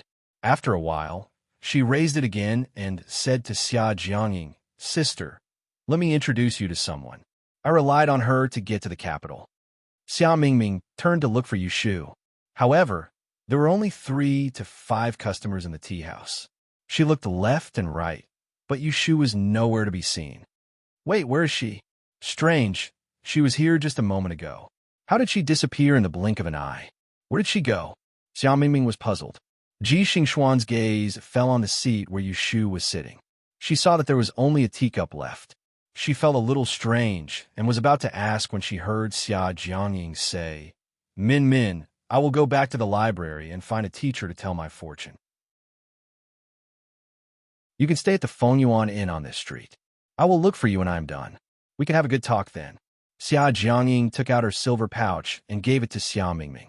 She pinched her shoulder and said, don't run around so that I can't find you, okay? Xia Mingming nodded obediently. Once the gap of many years was cleared, she was behaving like a younger sister. After Xia Jiangying and Ji Xingxuan left, Yushu walked out from the corner of the stairs and patted Xia Mingming, who was looking around for her. Ashu, where did you go just now? I didn't even introduce you to my 4th sister. They went to the toilet. Yushu looked at the door and pulled her to sit in the corner again. What did your 4th sister say? A smile appeared on Xia Mingming's face. It was the first sunny day he had seen in days. My 4th sister said that she would be careful these days. Did you see the young lady who came with her? Of course. Yushu knew who Ji Xingxuan was, but she pretended not to know her in front of Xia Mingming and shook her head. Xia Mingming said, that would be the young miss of your Yiyang City's Ji family, Ji Xingxuan. My 4th sister has a good relationship with her, so she intends to talk to her about switching to her room for the next 2 nights. At night, she'll add 2 female guards to keep watch outside. Yushu said, she will sleep in someone else's room. What about Miss Ji? The old master of the Ji family works for the Celestial Commissioner and has a mansion in the capital. Miss Ji can go home and live there. Yushu was puzzled. Oh, the Ji family has a mansion in the capital. Doesn't your Xia family have one too? Why do you insist on sleeping in the study garden? Since you know that something will happen, isn't it safer to move out? Xia Mingming said helplessly, you don't know. Our Xia family has the reputation of being the leader of the South. There is an endless stream of guests in front of our mansion in the capital. After my grandfather retired and returned to his hometown, he left the mansion empty. The Dalian examination is approaching and my 4th sister is busy preparing for it.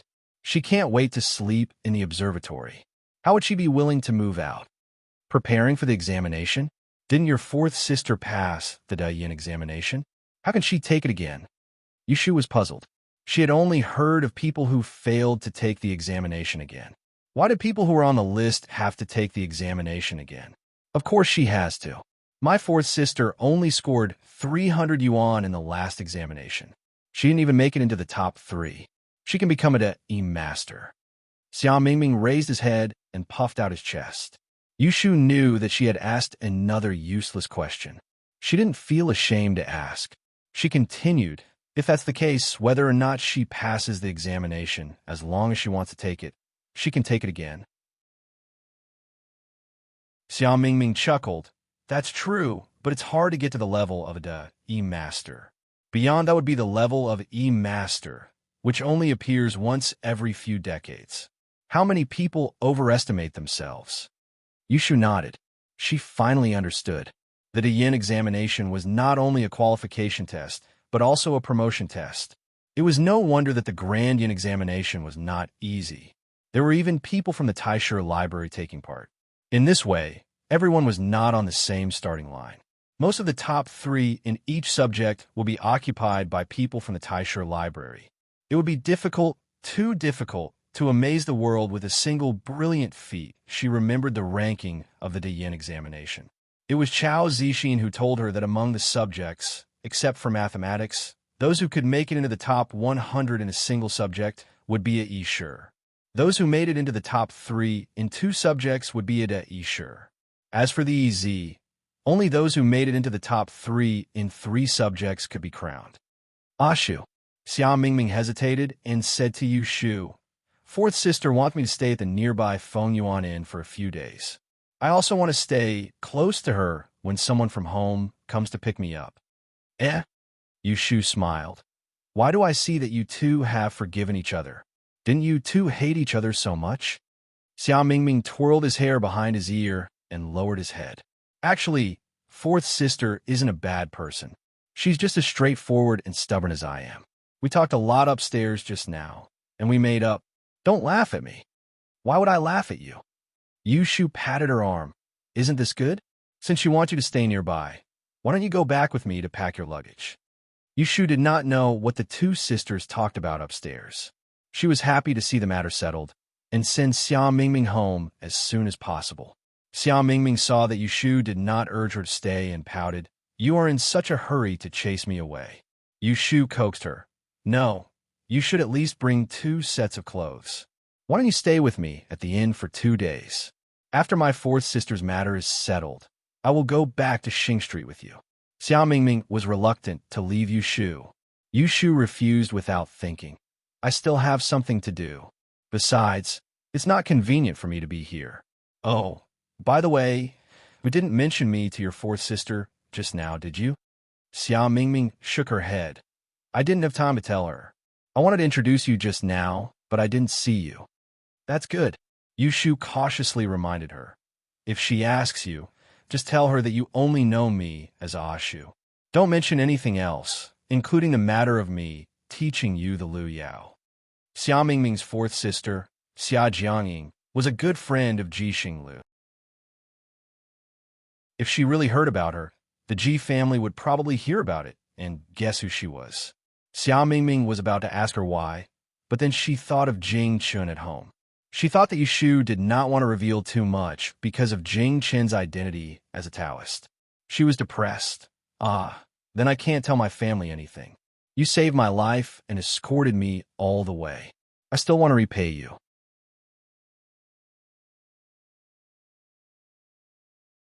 Chapter 171. Xia Mingming followed Yushu to Huixing Street to pack up her clothes. Yu Xiaoxiu and Jing Chun had different reactions when they heard that Xia Mingming was leaving. You're moving out?" Yu Xiaoxiu was a little surprised. He didn't hear them mention it before, and now she was leaving. It was indeed too sudden. Xia Mingming said, "Yes, don't you always dislike me? Now you don't have to see me every day. Are you happy?" Yu Xiaoxiu was speechless. Even if he disliked Xia Mingming, they had spent so many days together. Even a dog should have developed some feelings for her. It was not that he was reluctant to part with her, but when he heard that she was leaving, he felt a little disappointed. Xia Mingming thought that she had guessed Yu Xiaoxiu's thoughts. She rolled her eyes at him and grabbed Kim Bao, who was next to him. She used her finger to tickle its chin and complained, Kim Bao, I'm leaving. If you're locked in a cage again, no one will let you out. Good luck." "Chirp." Kim Bao comfortably raised its neck and wagged its tail behind it. It was not the least bit interested in what Xia Mingming was saying. Jing Chen asked Shu what was going on with his eyes. "Oh, she found her fourth sister," Shu explained to the two. "She had a nightmare the day before yesterday. She dreamed that something would happen to her sister. She wanted to live closer so that she could take care of her." That night, Xia Mingming woke up from a nightmare. Jing Chen and Yu Xiaoxiu were both there. They more or less heard some things.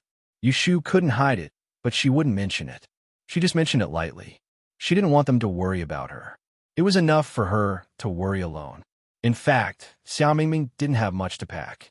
She only had 2 or 3 sets of clothes, all of which were bought by Yushu. She carried the packed bag and looked around the simple bedroom, which wasn't even as big as the side room at home. She felt a bit reluctant to leave.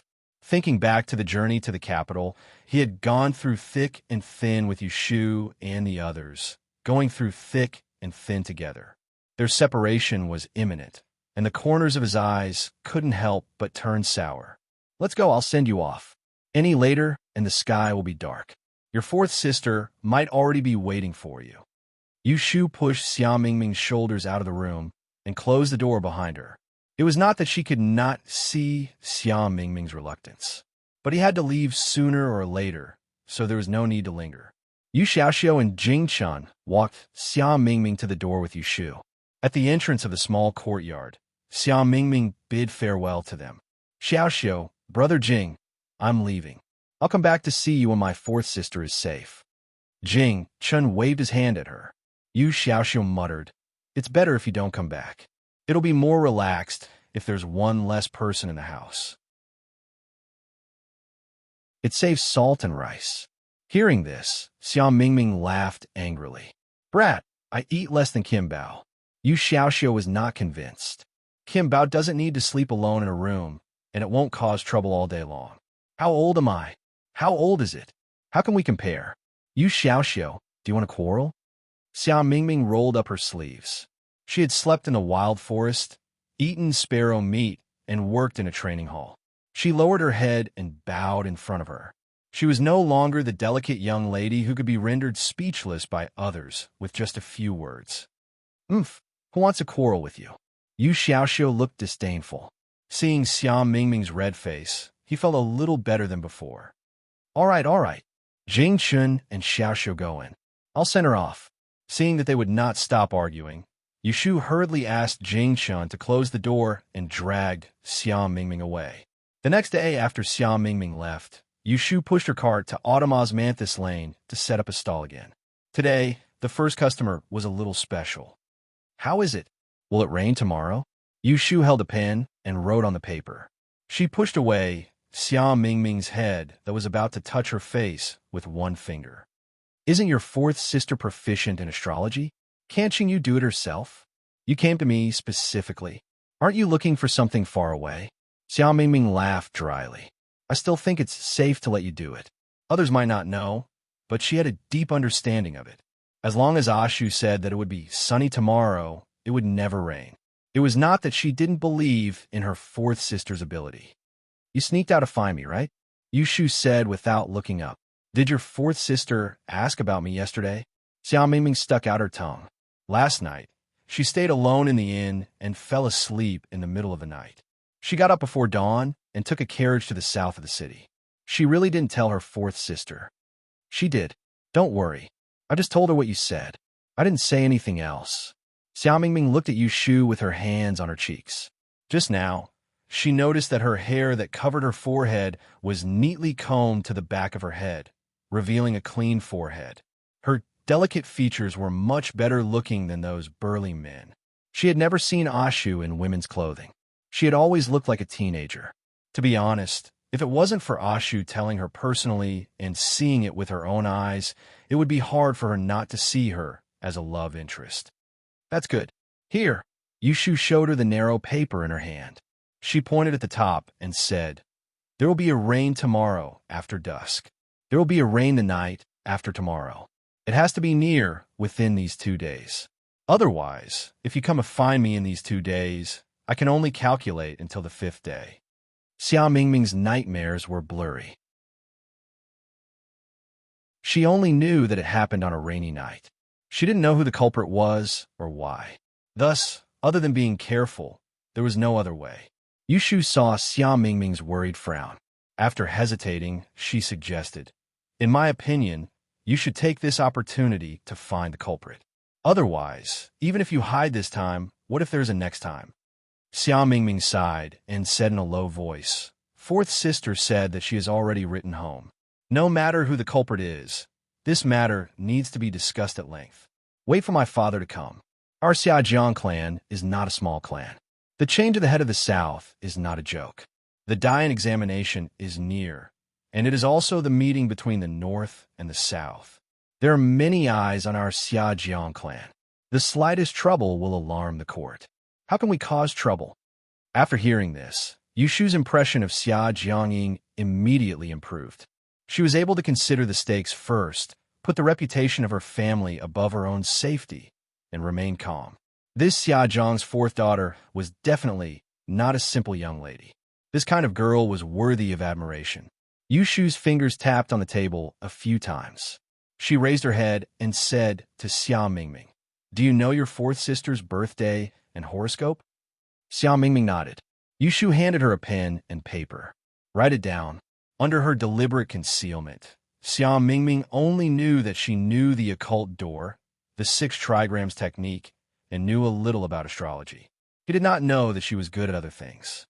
Using the law of time of calamity, he could divine for Xia Jiangying. If she met with a fatal disaster, he could at least determine when it would be. Xia Mingming wrote down Xia Jiangying's birthday and horoscope. Seeing that Yu Shu was writing again on the abacus, he knew that she was doing it for his fourth sister. He pressed down on Yu Shu's hand and said, "There is no need to do it. My fourth sister consulted an extremely prestigious old teacher in the library yesterday. She knows what to do." Just as Yu Shu was about to say something, another fortune teller came to the stall. Xia Mingming saw that she had business, so he stood up to make way for her. Seeing this, Yu Shu could only focus on the customer in front of her. Xia Mingming got money from Xia Jiangmin and sat with Yu Shu in Autumn Osmanthus Lane until noon. He then dragged her to a nearby restaurant for a good meal. Yu Shu could not resist him, so she pushed the stall into the Sun restaurant and asked the waiter to take care of the food. The two of them went to the largest restaurant in Autumn Osmanthus Lane. Xia Mingming generously told Yu Shu to order whatever she wanted and not to stand on ceremony with her. Yu Shu really did not stand on ceremony with her. She ordered a table full of food and wine, planning to take it home if she could not finish it. Because there was no rain today, Xia Mingming was not as nervous. She even ordered a pot of sweet wine and drank with Yu Shu. While eating happily, she inevitably said a few words from the bottom of her heart. "Ah, Shu, did you know? I used to think that my fourth sister was unreasonable and often made things difficult for me, so I especially hated her. I only realized yesterday that it was not that she hated me, but that she was afraid that I would not live up to expectations and deliberately made things difficult for me. I still remember when I was young, my fourth sister was closest to me. Whenever there was something good to eat or play, the first person she would think of was me. When mother was angry at me, she would often stand up for me. If there was anything to blame, it was all because I was young and too impulsive. I only wanted to prevent fourth sister from going to the capital and almost ruined her future. Not only did I make her sad, but I also caused us sisters to be estranged for all these years." When Yu Shu heard these words, she only smiled. She could see that although Xia Mingming was worried, she could not hide the joy of the sisters getting back together. Seeing her like this, Yu Shu also felt a lot more at ease. There was no next life after one life, so it was better not to leave too many regrets. Touching her small and tender cheeks, thinking about her own adventures 500 years ago, Yu Shu suddenly felt emotional. She couldn't help but drink a few more cups and became drunk. She and Xia Mingming walked out of the restaurant with their arms around each other's shoulders and sent her to the carriage north of the city. Carrying the packed food, they staggered back to Sun's restaurant, thanked the waiter, and pushed the cart home early. Fortunately, she had something in her hand to support her, so she did not fall on the street. Open the door, I'm back." Yu Shu slapped the door with her tongue hanging out. Yu Xiaoxiu was taking an afternoon nap when Jing Chun came out to answer the door. Seeing Yu Shu's drunken appearance, he was surprised for a moment. He took the cart with one hand and used the other hand to help her up the stairs. It's okay, burp." Yu Shu burped, pushed his hand away, and staggered into the house. Seeing the table in the middle of the courtyard, she went up to take a look. There was a drawing of Kim Bao on a piece of white paper. The ink was still wet, and half of it was not finished. Pointing at it, she turned around and said to Jing Chun, "Why do you always draw him? Don't you get tired of drawing him all day long? Come, draw me one." Seeing that she couldn't even stand steadily, Jing Chun stepped forward to help her, but was pushed away by Yu Shu. She staggered to the wall and dragged a chair, placed it opposite the desk, and sat down crookedly. With one arm on the back of the chair, she tilted her head and rested her head on her arm. She squinted her drunken eyes, revealing her sharp canine teeth, and waved at him. Her tone was a little coquettish, and she said with a silly smile, "Jing Chun, draw me a picture." Jing Chun rarely saw her lose her composure, but now that he saw her drunken appearance, he realized that the usually mature Yu Shu also had a childish side. He turned his eyes and laughed. He moved the cart to the side and went forward to straighten her head that was about to fall to the ground. Then he sat back in front of the table, rolled up his sleeves, and carefully adjusted the ink.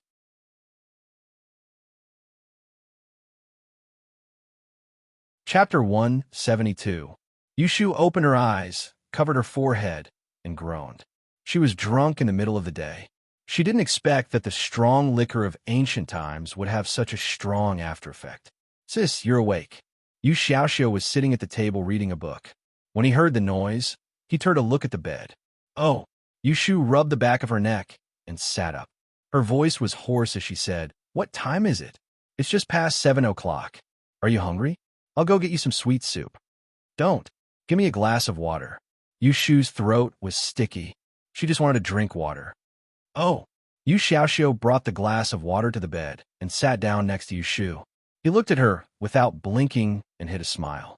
"Why are you looking at me like that?" Yushu wiped her mouth and lay back against the headboard. "You don't remember?" Yushu's eyelids twitched.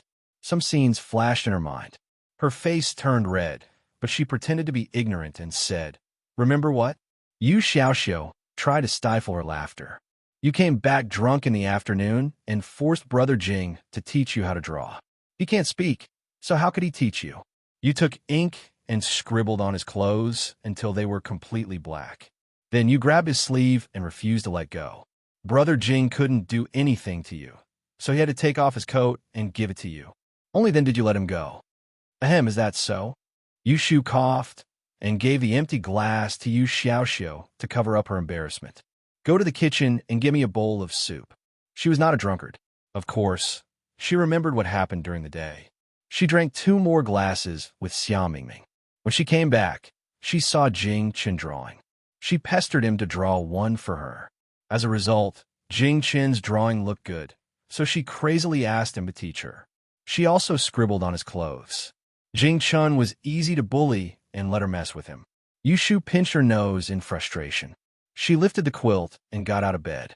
She put on her clothes and wanted to apologize to Jing Chen. But when she reached the door, she gave up. Forget it. She should pretend that she didn't remember such a shameful thing. Otherwise, she wouldn't be able to lift her head in front of Jing Chen for 2 or 3 days. Yu Xiaoxiu came back from the kitchen with soup. When he saw that Yushu's complexion was slightly better, he tried his best to put on a serious face and scolded her. "Sister, I don't want to nag you. You're a young lady. How can you get drunk in broad daylight? Don't do this again next time." Yushu saw that he was pretending to be mature and found it funny. She didn't expose him and nodded her head obediently. "I know. It doesn't matter if I do it once in a while. Don't do it again." Yesterday, she was drunk, but the next day, she woke up in good spirits. In order to avoid meeting Jing Chen at breakfast, Yushu got up early and went out. When she arrived at Autumn Osmanthus Lane, it was still early and there weren't many people on the street. Yushu set up her divination stall and took out a book from the drawer to read. She accidentally flipped to a page and a note floated down beside her feet. She picked it up and saw that the date of birth was complete. She recalled that it was written by Xia Mingming yesterday. It was Xia Jiangying's date of birth. There were no customers around, so Yushu took out a pen and paper and compared the note to calculate the time of disaster. After the time it took to drink a cup of tea, Yushu made a tisk sound. She looked at the last few numbers listed on the paper and bit the pen with uncertainty. She tore a clean piece of paper in her hand and calculated again. The result was the same as before. It meant that her calculation was correct. Xia Jiangying's disaster today was a bloody disaster. Is it today? Since she knew that it was the time of disaster, Yushu thought about it and felt that it was better to go find Xia Mingming. Thus, she put away the divination stall and temporarily left it at Sunji Tavern. She went to the crossroad and rented a carriage to the north of the city. When she found the street of Taisher Shuyuan, before she even reached the door, she realized that today was different. From afar, she could see that there were many people gathered on the street in front of the Shuyuan. There were carriages and horses. When she got closer, she was shocked to see that there were guards with sabers on their waists in front of the two small yellow doors. Yushu had seen officers wearing the same uniform when she was gambling at Spring Fragrance Brothel. Thus, she knew that they were from the same yamen. She felt that something was wrong and went forward to ask. There were many people who came out from the tea houses and restaurants to watch the show. Yushu randomly picked one and curiously pointed to the Shuyuan and asked, "Brother, what happened inside? Why are there officers here?" "Shu." The man covered his mouth with one hand and whispered to Yushu, "It is said that there was a murder case last night." Yushu's eyelids twitched. She also lowered her voice and said in disbelief, "Really?" The man pursed his lips and gestured to Yushu to look at the officers guarding the gate. "Didn't you see that the Supreme Court has sent people here? If it wasn't a murder case, how could they be alarmed?" Yushu took a deep breath. Suddenly, an ominous premonition rose in her heart. She was afraid that the person who met with an accident was Xia Mingming's fourth sister. But it clearly didn't rain last night. Could it be someone else? Fengyuan Tavern was just ahead, so Yushu decided to go find Xia Mingming first. Not long after she left, two sedan chairs stopped in front of the Shiyuan's gate. Someone came forward to open the curtains. Two people came down from the sedan chairs. Their faces were dignified. They were dressed in thick official robes and wore a black veil on their heads. One was a young man, and the other was a middle-aged man. "Chu Darren, by Darren." Shuere nodded to the guards at the gate and gestured to the Supreme Court official, Chu Yufeng, to go first. The two of them entered the Grand Historian's library. Passing through the flower garden corridors, they went directly to the women's guest house by the lake. Once they entered the garden, a servant came forward to report. Shui Rui and Chu Yufeng listened, and their expressions became more serious. They asked a few more questions and allowed the servant to lead them to the east row of rooms. The location of the crime was the second room in the east. Shui Rui and Chu Yufeng went to take a look. The murdered corpse was still resting on the bed, not moving an inch. The smell of blood made the two of them frown. They stepped forward and lifted the white cloth to take a look. However, when they saw the tragic scene, they both averted their eyes. Chu Yufeng stayed in the room to take a look. Shui Rui retreated and stood at the door to take a look. Not far away, he saw the back of a female student sitting with her head lowered. He frowned and asked the servant beside him, "Who is that person? Didn't I order you to gather the people in the women's guest house elsewhere? Why is there someone else?" Reporting to Darren, that young lady was the first person to find the corpse.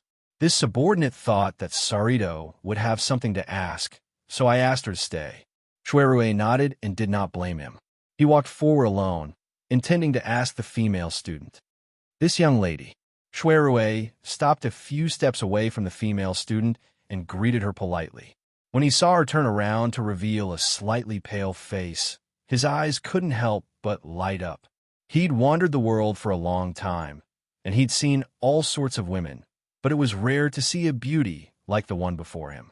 It was not to say that she was beautiful, but that her eyes were like the stars and the moon. They were really moving. Shuerue put away his momentary amazement and combed his expression.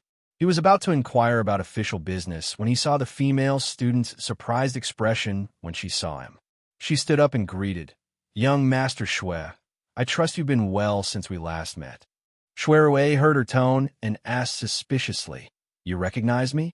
The other party lowered her head and said softly, "Mr. Shui, people of high status tend to forget things. We met once in Yang City." After hearing her words, how could Shuerue not remember her? "You're Miss Ji?" So it was the Ji family's Ji Xingxuan. A few months ago, he met her once in Yang City. But at that time, she was wearing a veil and he had other thoughts in his mind, so he did not look at her carefully. He did not expect to meet her here today. "Yes, it is my daughter." Ji Xingxuan raised her head and smiled weakly at him. Then, a wave of dizziness hit her and she lost her balance, causing her to fall forward. Seeing this, Shuerue strode forward and supported her arm with one hand. After she stabilized herself, he let go of her slender arm and said, "Sorry for offending you." Ji Xingxuan held her forehead and shook her head. "Thank you." Shui observed her haggard complexion and recalled the bloody scene of the corpses he saw in the room just now. He immediately understood what was going on, so he pointed to the hall next to him and said, "Let's go inside and have a seat first." Yushu went to Feng Yuan in and asked the innkeeper downstairs. She found Xia Mingming's room on the second floor and knocked on the door for a long time before she answered. "Who is it?" "It's me, Ashu." Xia Mingming opened the door and rubbed her sleepy eyes. She yawned and said, "How did you find your way here?" Yushu saw that she had just woken up and thought that she still didn't know what had happened in Taisher Library. She pushed her into the room and urged, "Quickly change your clothes and go out with me. Something happened in Taisher Library." "Ah." Xia Mingming woke up instantly and grabbed Yushu in a panic. "What happened?" "I don't know yet, but I heard that it was a murder." Xia Mingming's heart skipped a beat. She shook her head and said to herself, "It can't be my fourth sister. It didn't rain last night, and we had dinner together in the evening. She promised to take me to Taisher Library today." Although she was comforting her, her expression was in a mess. Yushu pulled the clothes at the end of the bed and put them on her. She comforted her, "Don't panic. We'll know when we go there." Xia Mingming calmed down a little and quickly put on her clothes. She left the inn with Yushu and hurried to the door of Taisher Library. They wanted to enter, but were stopped by the guards. "Stop. It's forbidden for people to enter or leave here." Xia Mingming said, "I'm here to look for someone. My sister is studying here. Brother, please make an exception and let me in." The guards of the Supreme Court were very strict. No matter how Xia Mingming begged, they shook their heads. "Wait, you can't enter now." Xia Mingming looked at Yushu for help. The latter hesitated and stepped forward. She cupped her hands and whispered, "Can I trouble you to go in and help us find someone? It's the daughter of the Xia family, Xia Jiangying." When the guards heard this, their expressions changed. They looked at each other. The one on the left asked Xia Mingming, "Who are you to Xia Jiangying?" "I'm her sister." Xia Mingming didn't care that she was dressed as a man and blurted out. The two guards in front of the door whispered to each other. The one on the left nodded to Xia Mingming. "Come with me."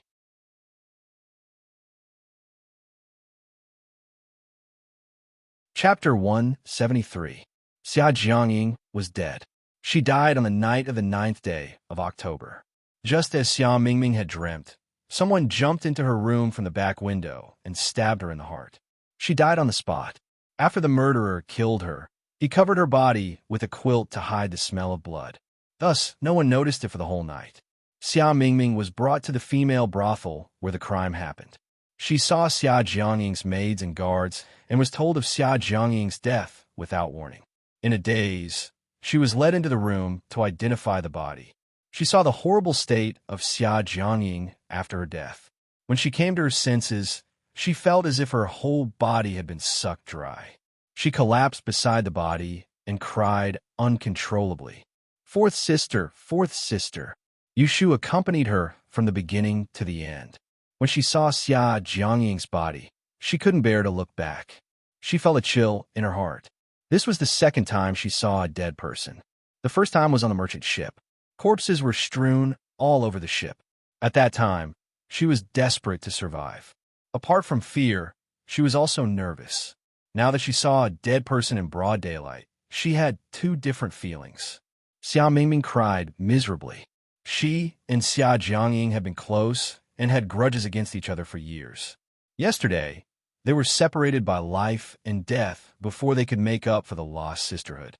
Yesterday's words were still ringing in her ears, but today they couldn't continue. She was sad and regretful. Xia Mingming had nowhere to cry. She turned around and saw Yushu behind her. She threw herself into her arms and cried on her shoulder. "Ashu, my fourth sister, my fourth sister." Yushu didn't know how to comfort her. She could only silently hug her back and gently pat her shoulder to comfort her.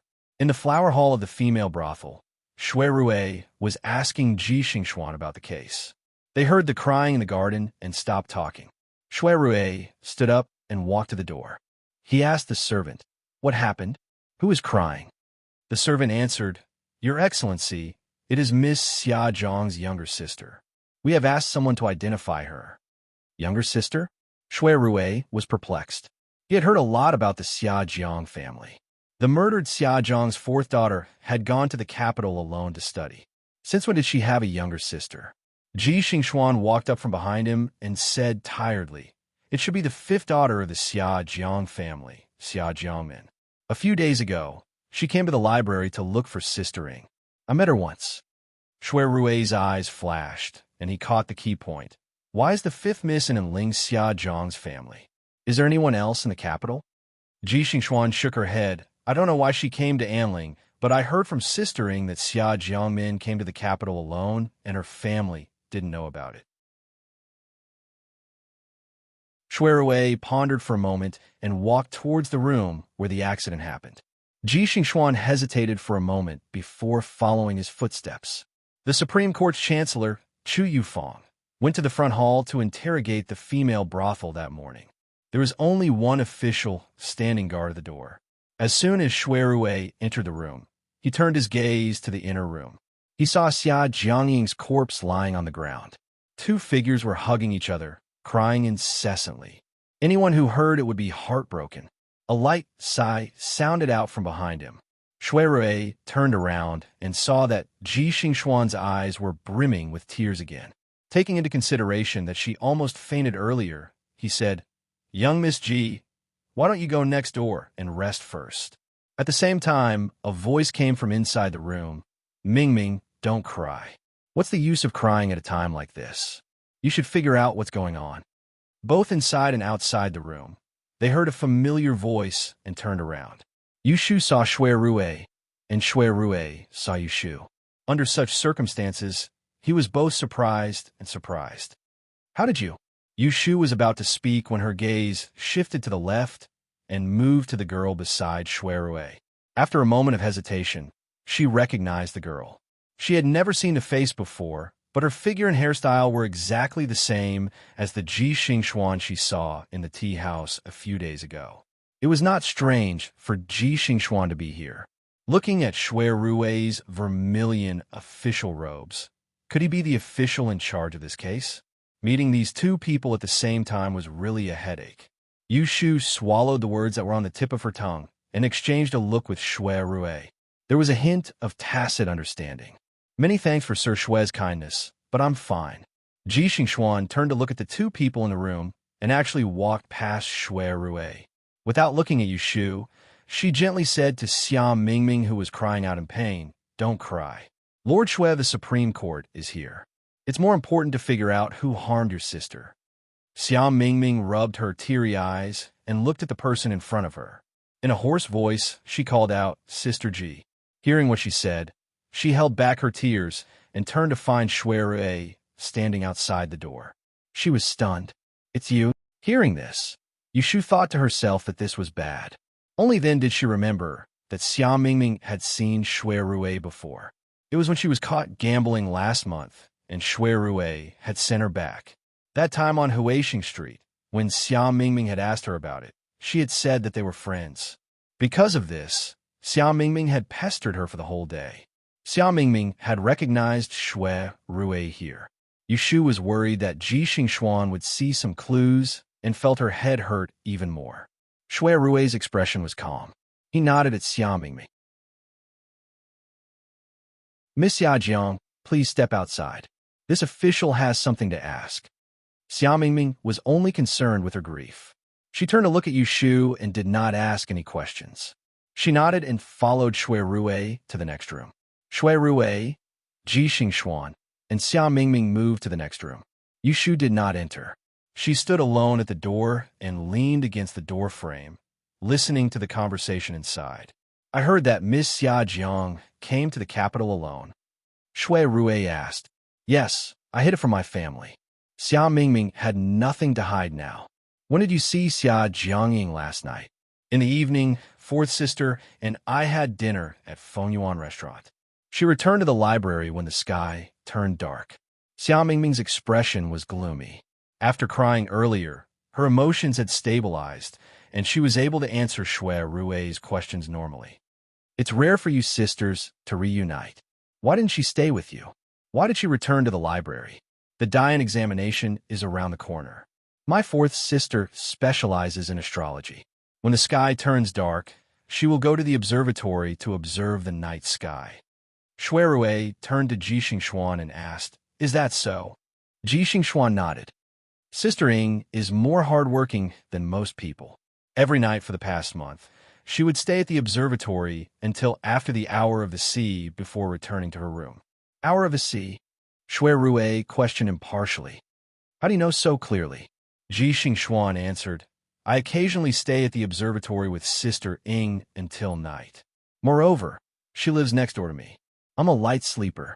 I can hear her every time she opens and closes the door. Oh, you live next door to her? Ji Xingxuan answered, Yes, Sister Ying lives in the first room in the East Pavilion. I live in the second room. Shui Rui frowned. He had seen the layout of the garden clearly when he came. The room where Xia Jiangying died was clearly the second room from the east. Why did Ji Xingxuan say that she lived in the second room? He voiced his doubts. Ji Xingxuan did not hide anything.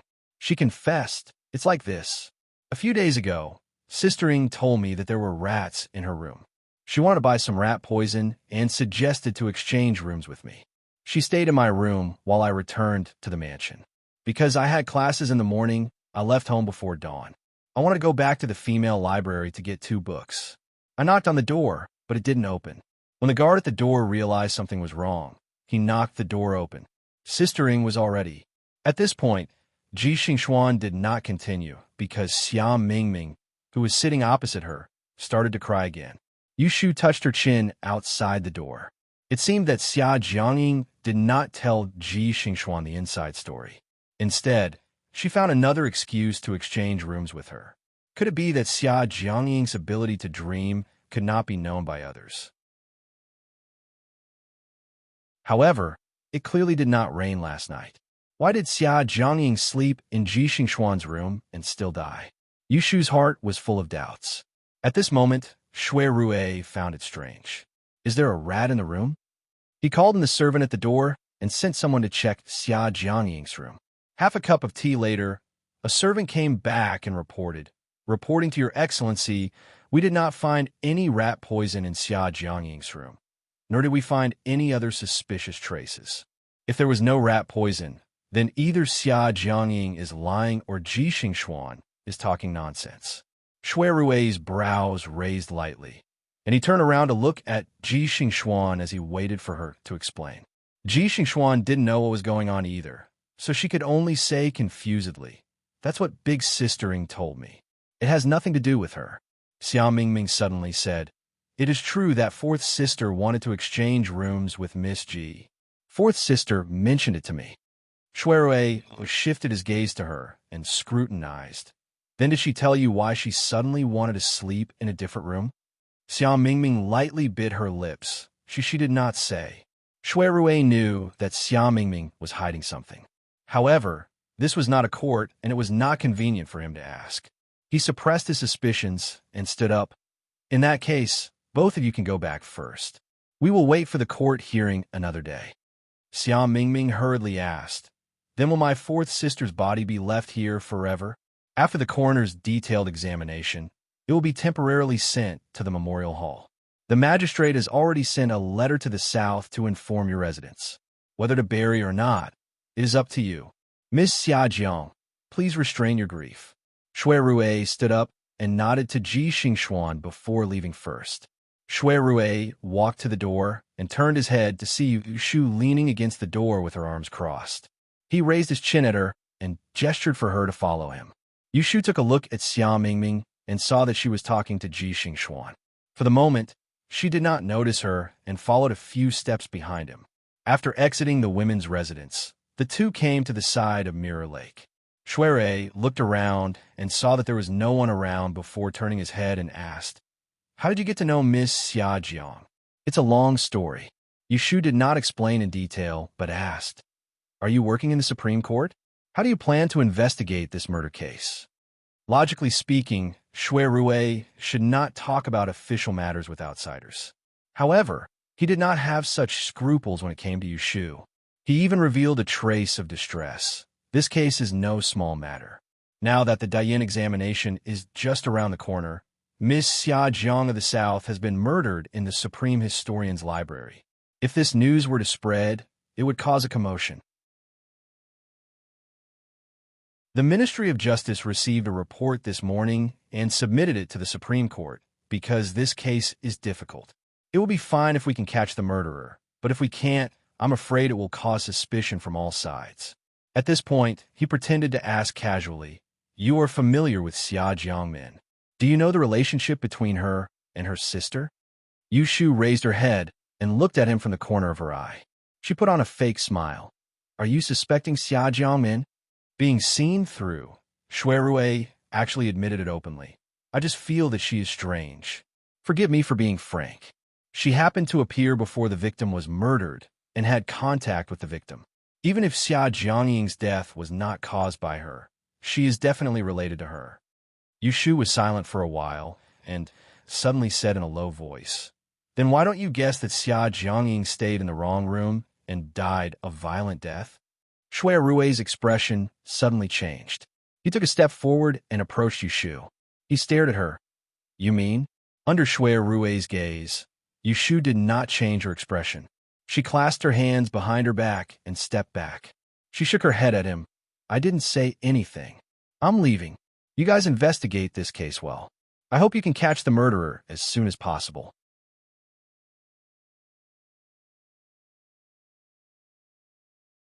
Chapter 174. It was all because of her reputation. In order to avoid suspicion, the daughter of Xia Jiangying, the leader of the South, was studying in the capital. She only had 2 guards and a maid with her. When something happened, she couldn't even find someone to make decisions for her. After the female coroner examined the corpse, Xia Jiangying was sent to the memorial hall. Xia Mingming rarely showed her independent side. She arranged for guards to accompany her and personally went to the nearby post house to write a letter home. After everything was done, she returned to the memorial hall with the maid to sort out Xia Jiangying's belongings. The trial was all handed over to the Supreme Court.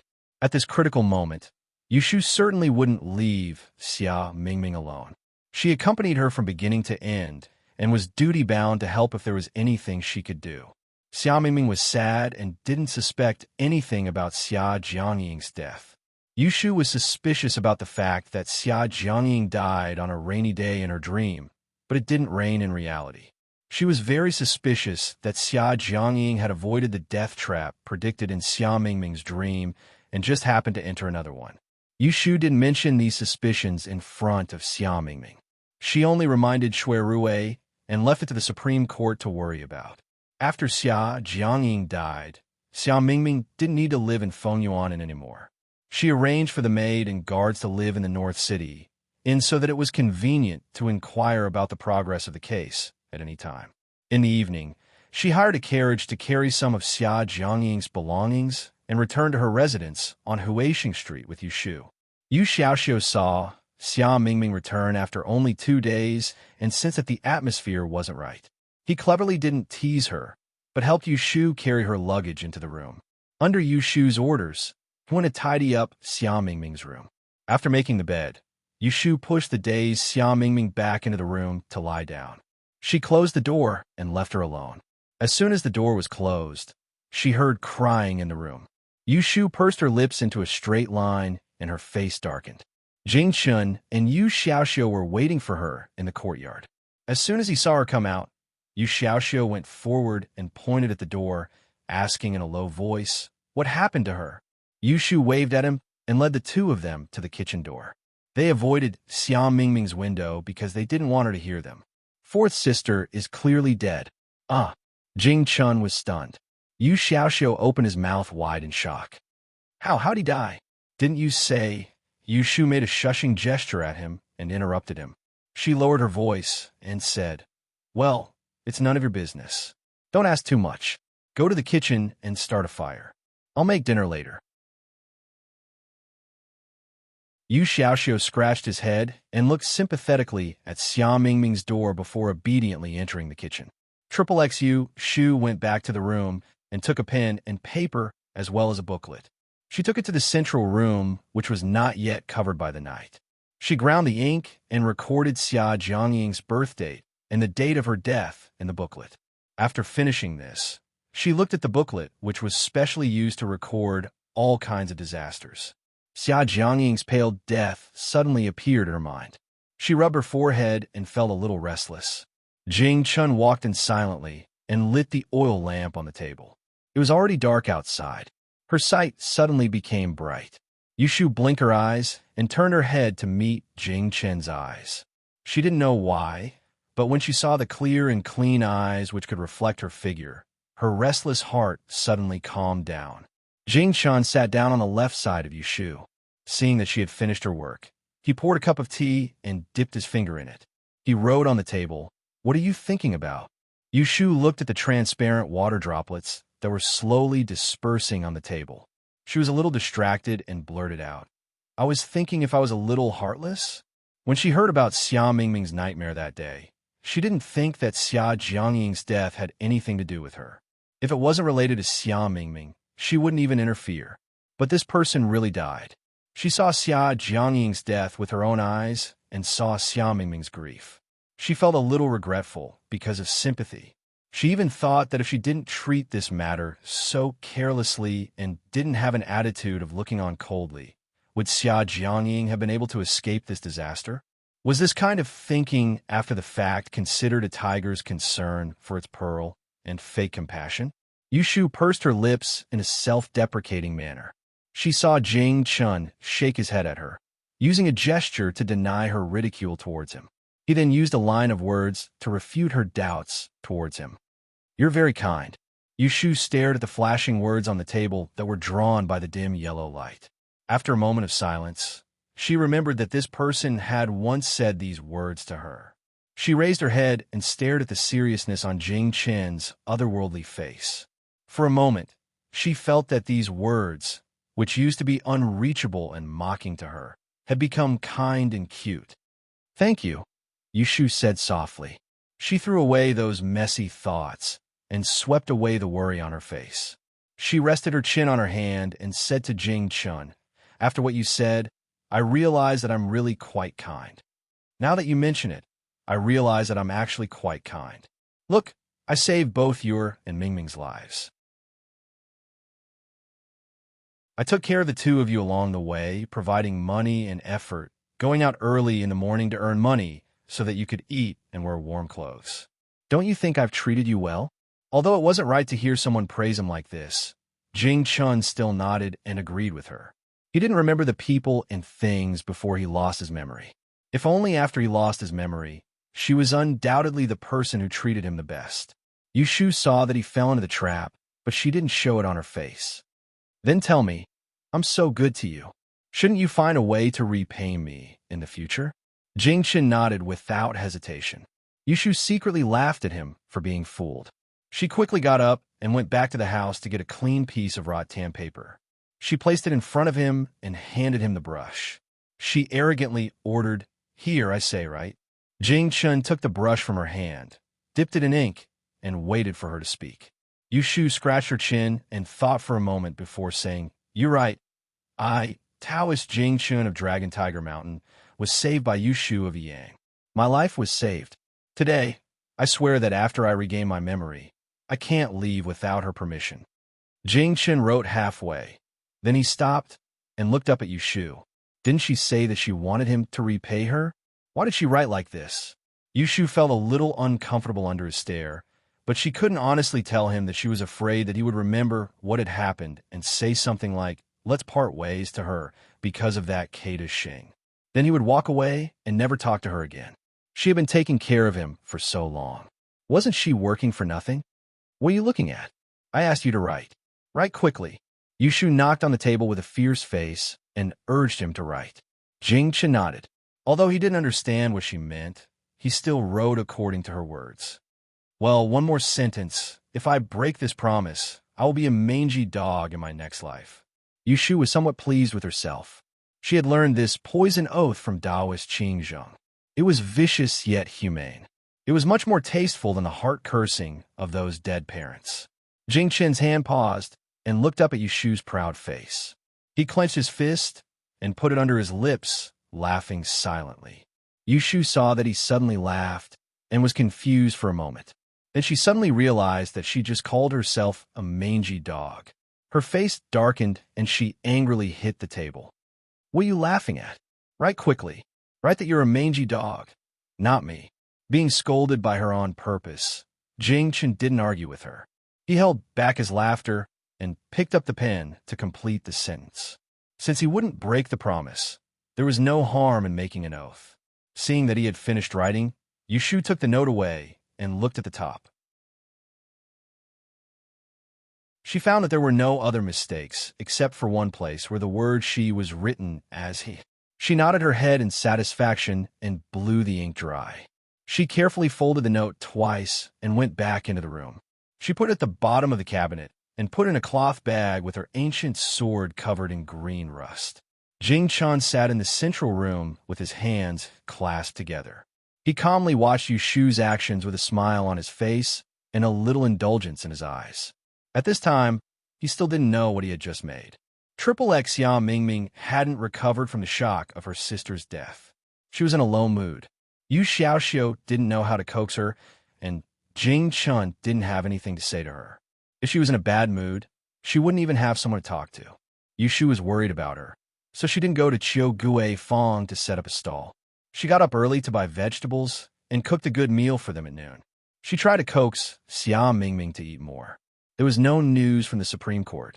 Maybe there was no progress in the case, so no one mentioned that Xia Mingming went to the court to interrogate her.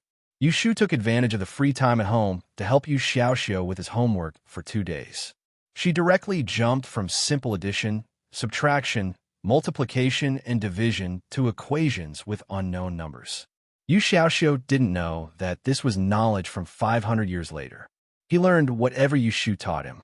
He made full use of his hard work and didn't complain about Yushu's harsh requirements.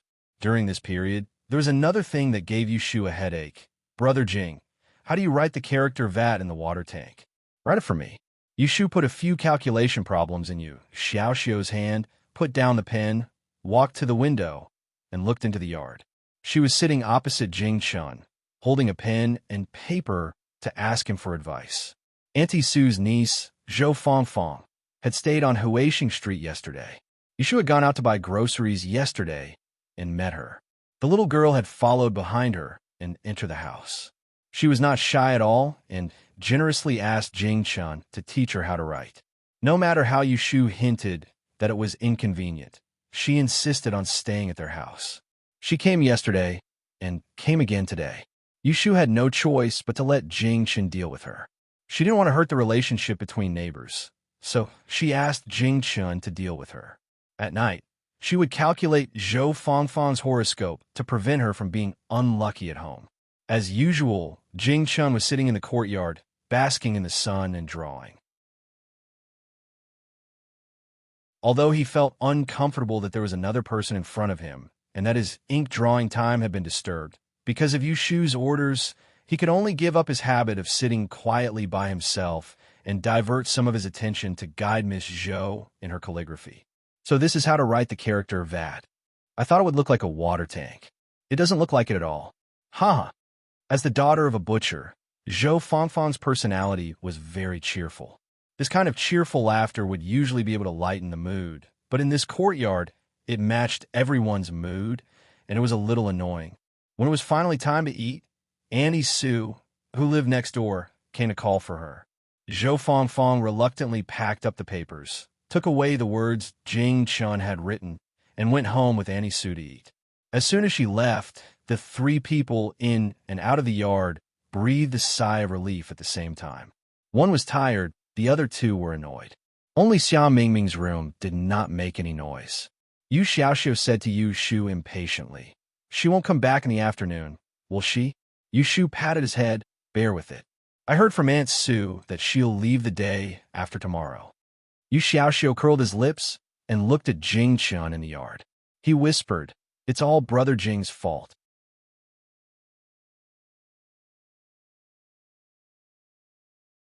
Chapter 175. Yushu stayed at home, for 3 days. When she saw that Xia Mingming's spirit had improved, she went back to the autumn osmanthus lane to set up her fortune-telling stall. These days, she had been eating and drinking well. There was fish and meat, but her expenses had increased dramatically. In the blink of an eye, it's going to be winter. Seeing that the weather is getting colder and colder, she doesn't even have a coat to keep warm. Yushu arrived in front of the Sanji Tavern. Just as she set up her cart, someone from the Fuan escort agency came with a few pairs of 8 characters. He said that there were a few escorts who were going on a long trip and asked her to calculate their fortune. Every month, Yushu gets 20 silver coins from the Fuan escort agency as a deposit. She will never be perfunctory with her duties. So, she left the 8 characters and told them to come back tomorrow to get it. Taking advantage of the fact that there were no customers, she started to calculate from the auspicious time and day. She was so engrossed in her calculations that she didn't even notice that there was someone sitting in front of her stall. Shui Rue sat down in front of Yu Shu's divination stall. When he saw that she only cared about calculating diligently and didn't even greet others, she was just like how she was when she was working in his ink store all those years ago. Once she started working, she would be fully spirited, and even if the house collapsed, it wouldn't alarm her. Seeing that she was busy, he smiled and didn't say anything. He looked at her face from less than 2 feet away. Coincidentally, they met several times in Enling City. But every time, the occasion was not right. If it wasn't her, then it was someone else. There was no chance for them to talk about the past. Looking at her, her face was still the same, just a little darker than when she was in Yang. She was also thinner. He didn't know if it was because she grew taller or because she was working too hard. He remembered that at that time, she was only as tall as his shoulder. But now that they met again, she almost reached his chin. Shui Rue's gaze stopped at Yushu's face that seemed more like a young man than a young woman, and he was trying to find out which part of her had caused him to fall into a trap. He couldn't forget her from Yang City to Anling, and he had intended to let her off at that time. Now that he saw her again, he started to feel slightly regretful. In the end, even he himself was confused. The face in front of him had nothing to do with beauty. This girl was also not a lady from a wealthy family. She did not know any of the 4 arts. She was petty and liked to be slippery. If one really wanted to count, she had a whole bunch of faults. But when he looked at her, he found her to be inexplicably pleasing to the eye. It was just like the signature dish of the Longjing restaurant. It did not look good, but suited his taste the most. Yushu matched the auspicious time of the 8 characters of the 8 characters of the 8 characters of the 8 characters of the 8 characters of the 8 characters of the 8 characters of the 8 characters of the 8 characters of the 8 characters of the 8 characters of the 8 characters of the escorts. Seeing her expression, Shui Rue laughed in his heart. He crossed his arms and said with slight displeasure, "Why do you look like you've seen a ghost when you see me?" Yushu lost her composure for a moment. She regained her composure in the blink of an eye. Facing his teasing, she rolled her eyes. Shui Darren isn't investigating the case. What are you doing here? Shui Rue put one arm on the table. His expression became serious. He used a voice that passers-by could not hear. Xia Jiangying's case has been investigated for a few days without any progress. I have something to ask you. The murder case of Tai Shu Garden was tricky. The Dayan examination was approaching. Suddenly, the daughter of the Southern capital died. The day before, the morning court session was reported to the emperor. The emperor was furious. He ordered the Supreme Court to investigate the case within a day. However, Xia Jiangying's death was still a mystery. They had arrested a few suspects, but there was not a single piece of evidence. "You've got the wrong person." Yushu yawned. She propped up her chin with one hand and looked at him. "I don't know Xia Jiangying. She doesn't even recognize me. If you want to ask, you should ask someone who understands." "Aren't you an understanding person?" Shui Rue's words seemed to have a hidden meaning. Yushu was silent. It was not that she did not want to help him, but it was not her place to interfere. What Shui Rue wanted to ask was definitely about Xia Mingming. She obviously didn't tell Shui Rue about her dream of Xia Jiangying being murdered, so she naturally had her own plans. If she were to butt in like this and say something that she shouldn't say to Shui Rue, she wouldn't know if it was a good or bad thing. Is there something you are not convenient to tell me? Shui Rui observed Yu Shu's expression and saw that she was in a difficult position. He thought it was a pity. He was anxious about this case, but he did not want to force her. Yu Shu hesitated for a moment and said, "What do you want to ask?" Shui Rui said, "Forget it. You don't have to say it if it is not convenient. I asked you to ask. Why are you wasting time?" She might not answer him anyway. Shui Rui couldn't help but laugh in his heart when he saw her impatient temper. He cleared his throat and stared at her face as he asked with a serious expression, "How about this? You just have to answer one question of mine. Why would Xia Jiangying move into the room of the Ji clan's fourth young miss for no reason?" Yu Shu guessed that he was going to ask this. She sighed and shook her hand. "I can't say this." "Is there anything else you want to ask?" Shui Rui's eyes flashed. He sat up straight and shook his head with a smile. "No, thank you." Yu Shu felt strange and said, "Why are you thanking me?" "I didn't." She suddenly stopped halfway. She looked at the smile on Shui Rui's face. She thought for a moment and suddenly realized what she had just revealed to him. She looked angry. "Are you trying to trick me?" This guy didn't want to find out the reason why Xia Jiangying changed rooms from her. He was obviously testing whether she knew the reason or not. She said, "I can't say it," which clearly told him that she knew the inside story. She was not related to Xia Jiangying, so she must have learned it from Xia Mingming. She knew the inside story but refused to say it. It was equivalent to telling him that Xia Jiangying's death had something to do with Xia Mingming. Seeing that Yu Shu reacted so quickly, Shui Rui really didn't know whether to praise her for being smart or to blame her for being stupid. Seeing that she was angry, Shui Rui coughed slightly and said seriously, "Shu, you have to know that Xia Jiangying's death involved a lot of people. If we can't find out the truth as soon as possible and let the murderer get away with it, not only the deceased will be wronged, but other students in Taisha Library will also be in danger. Who knows what the murderer's purpose is? If it is, as you guessed, that Xia Jiangying died an unnatural death and took the blame for someone else, the murderer will definitely wait for another opportunity to kill again." After hearing these words, anyone with a sense of justice would most likely be moved. However, Yu Shu only sneered and said, "That's right. What does this have to do with me?" Shui Rui was rendered speechless by her words, and he swallowed back the rest of his speech of benevolence, righteousness, and morality. He only felt that he had wasted half a day's effort in saying so much to her earlier. How could he forget that this girl was a ruthless person who could endure dozens of beatings and go to court to vent her anger? Wasn't he playing the lute to a cow by saying this to her? They didn't have anything to say, so both of them went silent at the same time, and the atmosphere was slightly awkward. Right when Shui Rui intended to apologize for his actions of trying to worm information out of Yu Shu spoke first. "Sorry, I was too impulsive just now. You are investigating a case, so of course, you have to focus on the case and do things impartially. There is nothing wrong with that." Shui Rui looked at Yu Shu and saw that her expression was relieved and her gaze was magnanimous. He knew that her words were not perfunctory, nor was she angry, but she had really thought it through and gotten over it. Besides feeling annoyed, she was still able to calmly consider the problem from the perspective of another. This sort of mature attitude that didn't conform to her age at all caused Shui Rui to be unable to help but arouse a strange feeling. It was as if the person before him wasn't an ignorant little girl around the age of 15 or 16, but a woman with a clear mind.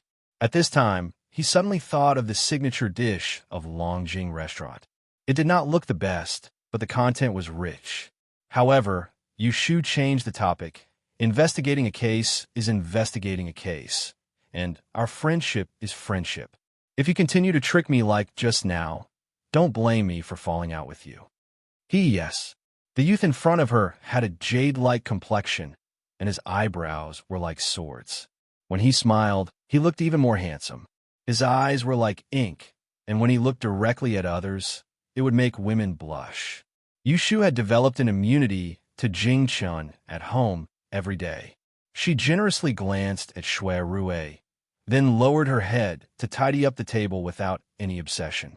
She did not even raise her head and said, how much did you spend on buying shoes for me last time? I will give it to you later. It was not that she was calculative, but there was a difference between men and women.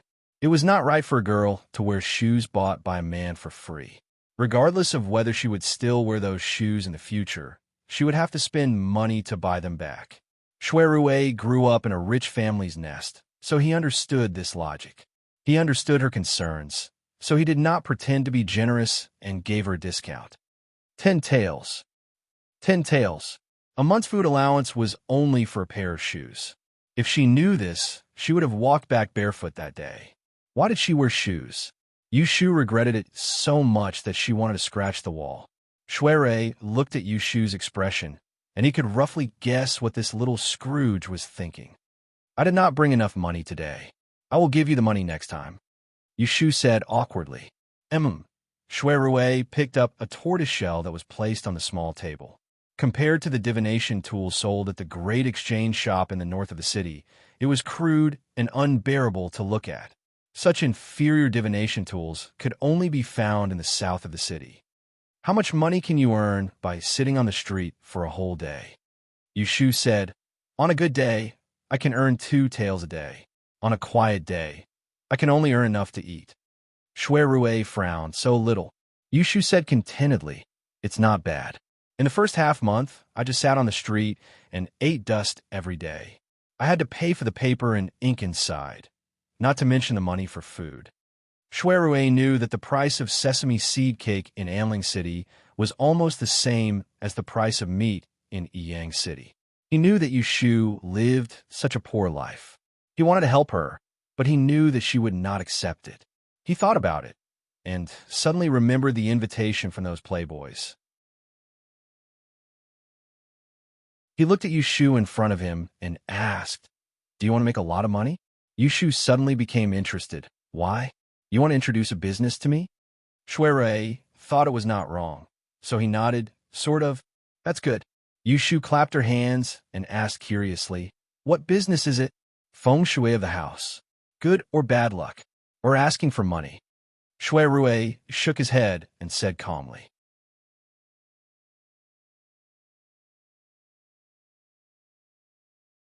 Chapter 176. Shui had seen Yushu, and he was even more certain that there was something fishy about Xia Jiangying's death. He left Autumn Osmanthus Lane and went to the Imperial Historian Library by himself. Through the grand lore that taught in the library, he found a few students that were in the same class of astrology as Xia Jiangying and Ji Xingxuan, and he questioned them one by one. From his point of view, Xia Jiangying's murder case in Taisher Library had 2 main points of suspicion. One was Xia Jiangmin, and the other was Ji Xingxuan. Sister Ing has always been a good person. There was no news of her being on bad terms with anyone. Lord Shui, the person who murdered her, is definitely not someone from our library. I heard that there was a murderer in the south of the city recently. Could it be that he came to the north of the city to commit murder? Miss Ji? Oh, Miss Ji and Miss Xia Jiang are the closest in the study. Both of them are taking the Dian exam this year, so they go in and out of the study all day long. Out of 10 days, they are together. Lord Xingxuan, are you suspecting that the murderer is Miss Ji? Xingxuan? Let me think. There doesn't seem to be anything special happening recently. Oh yes, there's something strange. Shui perked up and asked a few people. After listening to nonsense for a long time, there was finally a serious sentence. It was about XXX days ago when Sister Ing had not been murdered. One afternoon, Xingxuan came back from outside and suddenly asked us to go to a shop near Qinyuan Street to find a book for her. I went with Sister Ing. Shui frowned in disappointment. This matter seemed to have nothing to do with the case. What's so strange about this? Of course it's strange. Xingxuan didn't have any lessons that day, but asked Sister Ing and me to run errands for her. She rarely troubled others like this. Alas, Sister Ing and I went there for nothing. In the end, we didn't even find the book. Shui eyes narrowed slightly, and he pursued closely. Which trading shop? What books? It's the Xianghe store. The name of the book is it's been so many days, and the name of the book is so long, I can't remember it. Why don't you ask Xingxuan? Shui gently clenched his fist and restrained his expression. He shook his head and said, "There's no need. This matter has nothing to do with the case. Thank you for telling me this. Lord Shui, you're too polite. As long as you can catch Sister Ying's murderer as soon as possible, feel free to ask me any questions." After the female student left, Shui Rui sat by himself in the Sun Pavilion of the Imperial Historian's Library for a while and sorted out the case. He noticed helplessly that the more he investigated this case, the more puzzling it became. It was as if there was a ball of fog that enveloped Xia Jiangying's death. Even if he grasped a clue, he was still unable to see exactly what was ahead of him. This was the first case he had handled since he started working in the Supreme Court. Although it was difficult to solve, there had to be a result no matter what. Otherwise, the fleas in his house would jump around again. Xia Jiangying, Ji Xingxuan. Shui Rui rubbed the space between his brows and decided to first send someone to the auspicious exchange hall to investigate. He stood up from the stone bench and had only taken a few steps down the pergola when he saw a lowly official hastily running towards him along the small path in the garden. "Lord, bad news. A group of people from the south heard about the murder of Miss Xia Jiangying and claimed that it was done by the Northerners. They gathered dozens of people at the human training hall." Shui Rui's face darkened. What he was afraid of had come true. "Let's go and have a look." XXX on the 14th day of the 10th month of the calendar, there was a big mess at the human training hall where the people from all over the city gathered. The matter was instigated by the people from the south, and they had a dispute with the people from the north. More than 100 people fought in broad daylight. In the end, the local government sent out patrols to arrest a few of the people who led the fight. Only then did the storm temporarily calm down. It was the third day that Yushu heard about the matter at Autumn Osmanthus Square. The cause of the incident also came out. She was not surprised that it was caused by Xia Jiangying's murder in Taisher Library. Yushu was still thinking about whether to tell Xia Mingming or not. Then she heard from Yu Xiaoxiu that the guards of Xia Jiangying's family had already come to deliver the news in the morning. Xia Mingming had gone out with the guards who came to report, but they had not returned yet. Did she say where she was going? Yushu asked worriedly. Yes, I asked. She said that she was going to the Supreme Court. Yu Xiaoxiu said. Yushu nodded and went to the courtyard to wash her face. Then she went into the kitchen to prepare dinner. She boiled water and stood by the fire waiting for it to boil. Only then did she realize that something was wrong. In the past, when she came home, no matter what Jingchen was doing, he would come out with Yu Xiaoxiu to welcome her. Today, she did not see him. Is Brother Jing in a room? Yushu turned her head and asked Yu Xiaoxiu, who was sitting at the kitchen door helping her to cut vegetables. Yes, Brother Jing seems to be not feeling well today. He has been lying in the room for the whole afternoon. Not feeling well? Yushu asked worriedly. Did he take the medicine today? The dinner hasn't been cooked yet. Yushu put down the lid of the pot in her hand. Put the vegetables away and go boil the medicine. I will go check on him. At this time, the sun had set. Jing Chen's door was ajar. Through the crack of the door, she could not see what was going on inside. Yushu knocked on the door. Jing Chen, are you sleeping? After knocking a few times, there was no response from inside. Yushu pushed the door open and went in. There was no cover in the room, only a screen for changing clothes. Yushu saw Jing Chen lying on the bed. Taking 2 steps forward, she could clearly see that his hair was disheveled and his head was covered in sweat. His face was flushed and his eyes were tightly closed. His curly eyelashes were stained with tiny beads of sweat. His body seemed to be struggling in a nightmare. His lips opened and closed as if he was talking in his sleep. But because he could not make a sound, he could only pant pitifully. Jing Chen. Yushu was scared and rushed to the bed. She held his shoulder and shook it, trying to wake him up. However, Jing Chen was deep in his dream and could not hear her. No matter how she shook him, he did not wake up. Jing Chen, wake up, Jing Chen. Jing Chen's body couldn't stop trembling. Yushu shifted her gaze and saw that his left fist was clenched tightly by his side. His knuckles were pale, and the veins on the back of his hand were green and red, as if they would explode at any moment. Yushu's heart tightened. She continued to call out to him while grabbing his tightly clenched fist. She tried to pry it open, but his fist was hard. No matter how hard she tried, it would not budge. Seeing his face gradually turning blue, Yushu panicked. Without thinking, she grabbed his fist and opened her mouth to bite it. Yushu had tiger teeth in her mouth. She couldn't control her strength and bit hard. Jing Chen's throat let out a muffled groan. His body shook and his closed eyes suddenly opened. Yushu tasted the sweetness of rust in her mouth and hurriedly let go. As soon as she raised her head, she met Jing Chen's sharp and threatening gaze. His gaze was so strange and full of aggression that Yushu felt the hairs on the back of her neck stand up.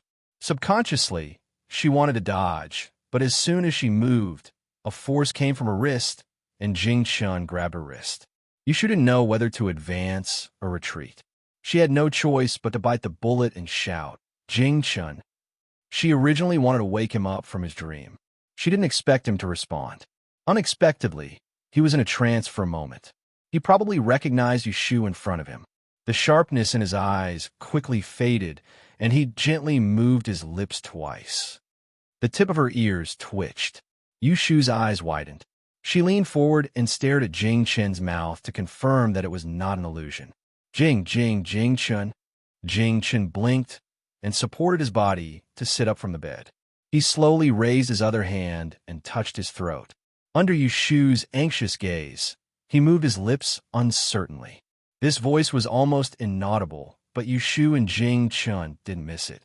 Jing Chen was stunned, and Yushu almost jumped up in surprise. She grabbed Jing Chen's hand and shook it. She was so excited that her cheeks were red. "You can speak. Haha, you can speak. That's great. That's great." Yushu's ecstasy was expressed through a series of "that's great-s." On the other hand, Jing Chen, the person involved, saw her face that was so excited that it was glowing. Only then did he realize that he was happy and smile with her. Being able to speak like a normal person was probably the best thing that had happened to him since he lost his memory. Being able to speak again, did this mean that in the near future, he would be able to remember everything that he had forgotten? Those important things that he wanted to remember, but could not. Jing Chen couldn't help but hope that Yushu was even happier than him. His heart was filled with joy, as if he had found an outlet. Without thinking too much, he followed his heart and leaned forward, bringing her into his arms with one hand and hugging her slender back with the other. He buried his sweaty forehead on her shoulder. Even though his throat was burning with pain, he couldn't help but want to say, "You're my wife, Yushu. Little you." He always remembered that night, when he woke up on the drifting ship. His mind was empty. He couldn't remember his life, and he didn't know his life. In that bleak emptiness, there was someone who could tell him who he was. How grateful he was to have such a person by his side when he was helpless and hopeless. Yushu was suddenly hugged by Jing Chen and couldn't react for a moment. She lay on his chest, listening to his warm heartbeat and the indescribable soft call on his shoulder, calling her name. Somewhere in her heart trembled. When she came back to her senses, she had already hugged him back. Her hands tightened around his slender waist, and her nose was slightly sore. "That's great. He can recover. It's really great." The two of them hugged each other quietly, forgetting about the nightmare just now and sharing the same joy at this moment, until Yu Xiaoxiu's shout sounded at the door. "What are you two doing?" Yu Xiaoxiu heard the noise in Jing Chen's room from the kitchen and came to take a look out of curiosity. As soon as he came over, he saw this scene. Jing Chen was sitting on the bed with his sister in his arms.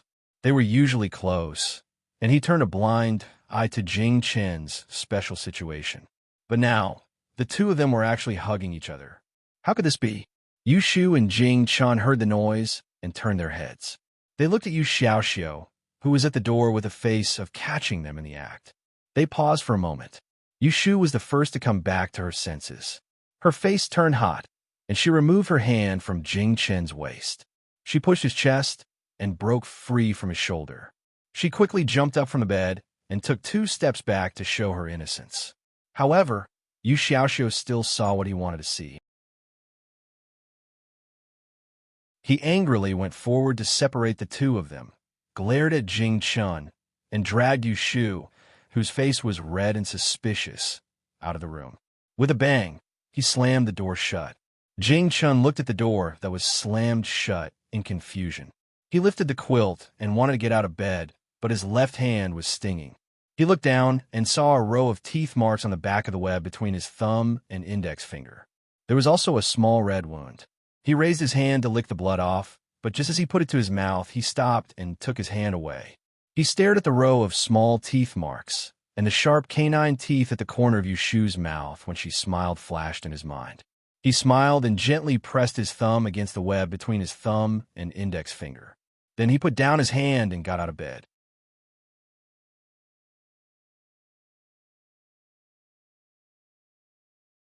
Chapter 177. Yu Xiaoxiu pulled Yushu into the big room and closed the door, intending to teach her about etiquette, righteousness, honor, and shame. But before he could start, he heard Jing Chun knocking on the door from outside. He threw Yushu aside, turned around, and opened the door. He said in a bad mood, "We brothers have something to talk about. Brother Jing, you go back to your room and rest first." Then he was about to close the door again.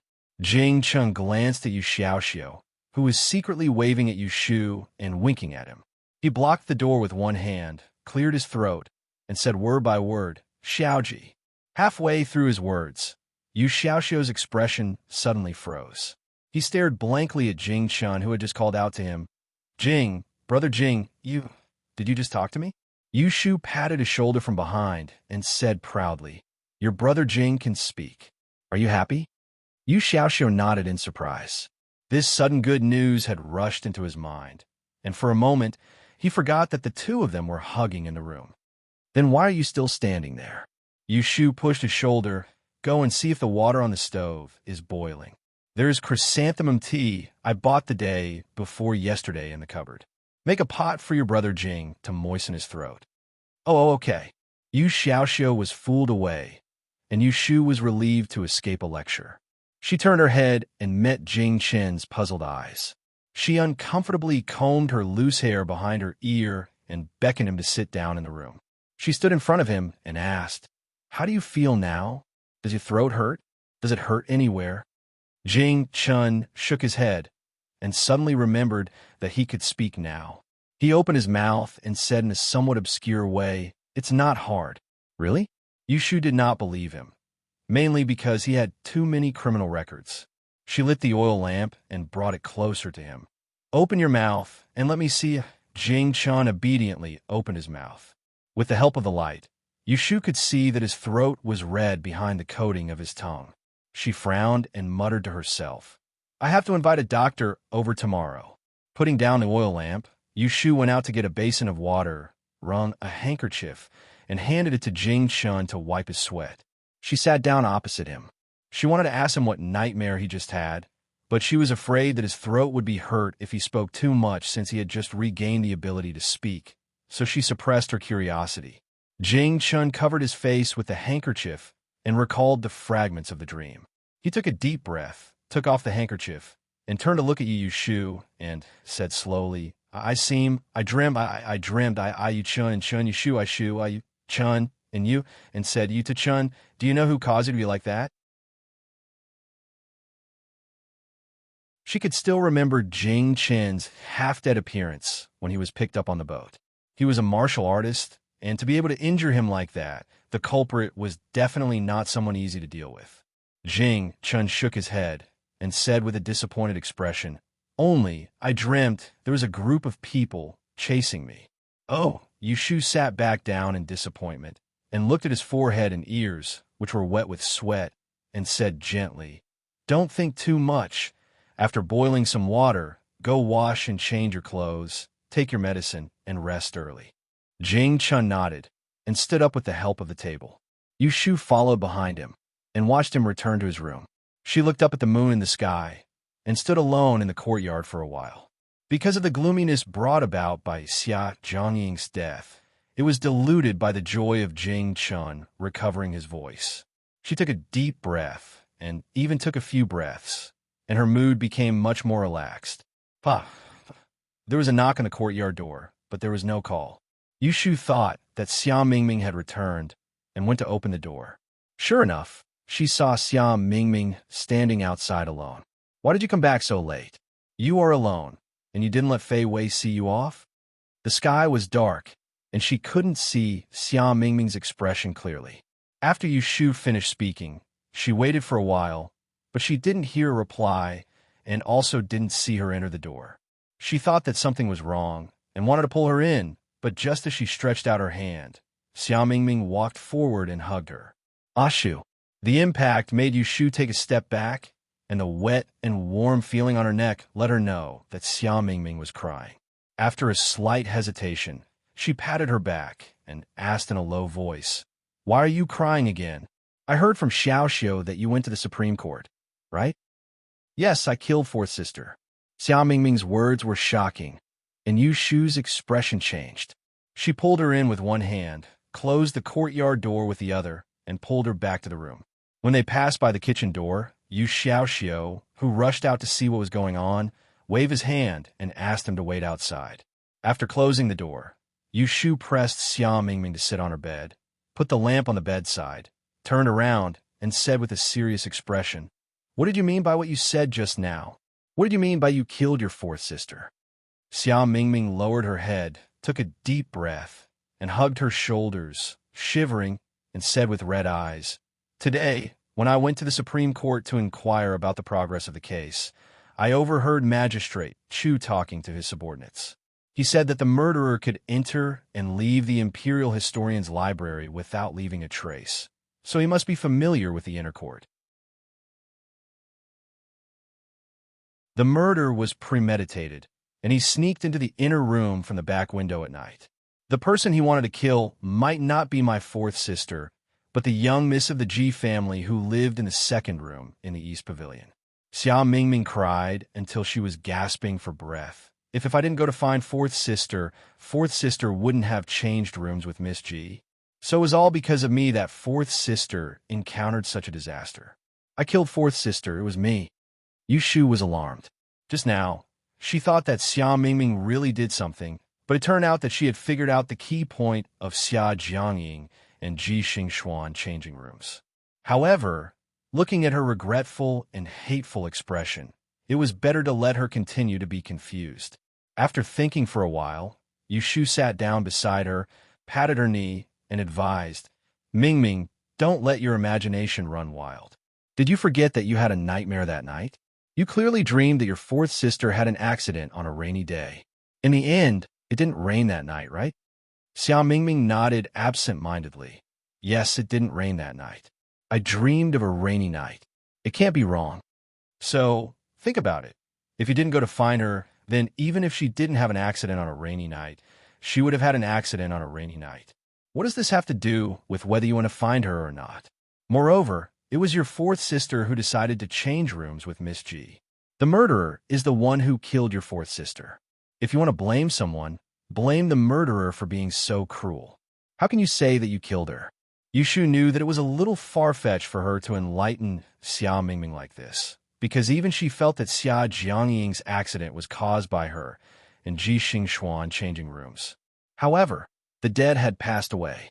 No matter how regretful and guilty the living were, the dead would not come back to life. After listening to Yu Shu's words, Xia Mingming gradually stopped choking. She slowly turned her head, her eyes wavering with uncertainty, as if she was longing for a chance to convince herself. She nervously and carefully asked, "Is it this cake?" Yu Shu secretly sighed and held her hand. "Haven't you always been curious about the capable person who taught me the art of E? Let me tell you, the master who taught me the art of E once gave me advice. He said, fortune and misfortune can be avoided, but life and death cannot be avoided. If there is one less disaster today, there will be retribution in the future. It is true that divination can predict what will happen after one's death, but it is difficult to defy fate. How many people in this world can fight against fate? Look at those virtuous paragons from ancient times. In the end, they couldn't escape the word death. If your fourth sister is facing a calamity, then she couldn't avoid it.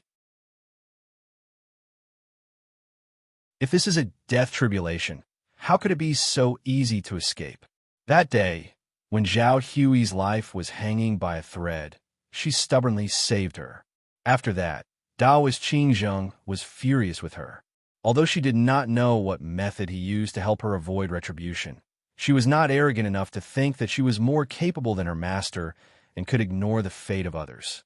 This was also why, when she knew that Xia Jiangying was about to encounter a disaster, she initially held an attitude of not doing anything and did not do her best to help her. She was afraid that Xia Jiangying's disaster was not a disaster, but a disaster of death. If she changed it, this time, there was no Daoist Qingzheng to help her avoid it. The most terrifying thing was not knowing what you would face, but not knowing what you would face. She admitted that she was afraid, but she was not ashamed of it. This was because there were many things she could do in this world, and there were also many things she could not do. The principle she used to distinguish between what she could and could not do was called the price. Some things were worth it, and some things were not. It was like when she went against her conscience to earn that black money to pay for her brother Yu Lei's high medical fees. In the eyes of outsiders, it was shameless, but to her, it was worth it. After Xia Mingming heard Yu Shu's words, although she could not completely understand it, the thought of wanting to die as an apology was dispelled. She looked at Yu Shu's exceptionally bright eyes under the light, and the shadow in her heart was dispelled a little. She couldn't help but lean into her arms again. She hugged her with both hands and wiped her tears on her clothes. She said in a nasal voice, "Thank you. Ashu, it's so good to meet you." Yu Shu patted her head in a doting manner. She liked the feeling of being trusted, and it made her think of her brother Yu Lei. That child who always had her worry about everything, no matter how old he was, no matter if he was responsible or not. This was the second time she thought of Yu Lei today. Previously, she was busy making a living, so she almost did not have time to think about her family who was 500 years away from her. Unknowingly, half a year had passed. She did not know how they were now, and whether they had already walked away from the sadness of her passing. She hoped that they were all well. Dong dong. The sound of knocking on the door brought Yu Shu back from her thoughts. She could hear Yu Xiaoxiu's voice outside the door. "Brother Jing's medicine is ready.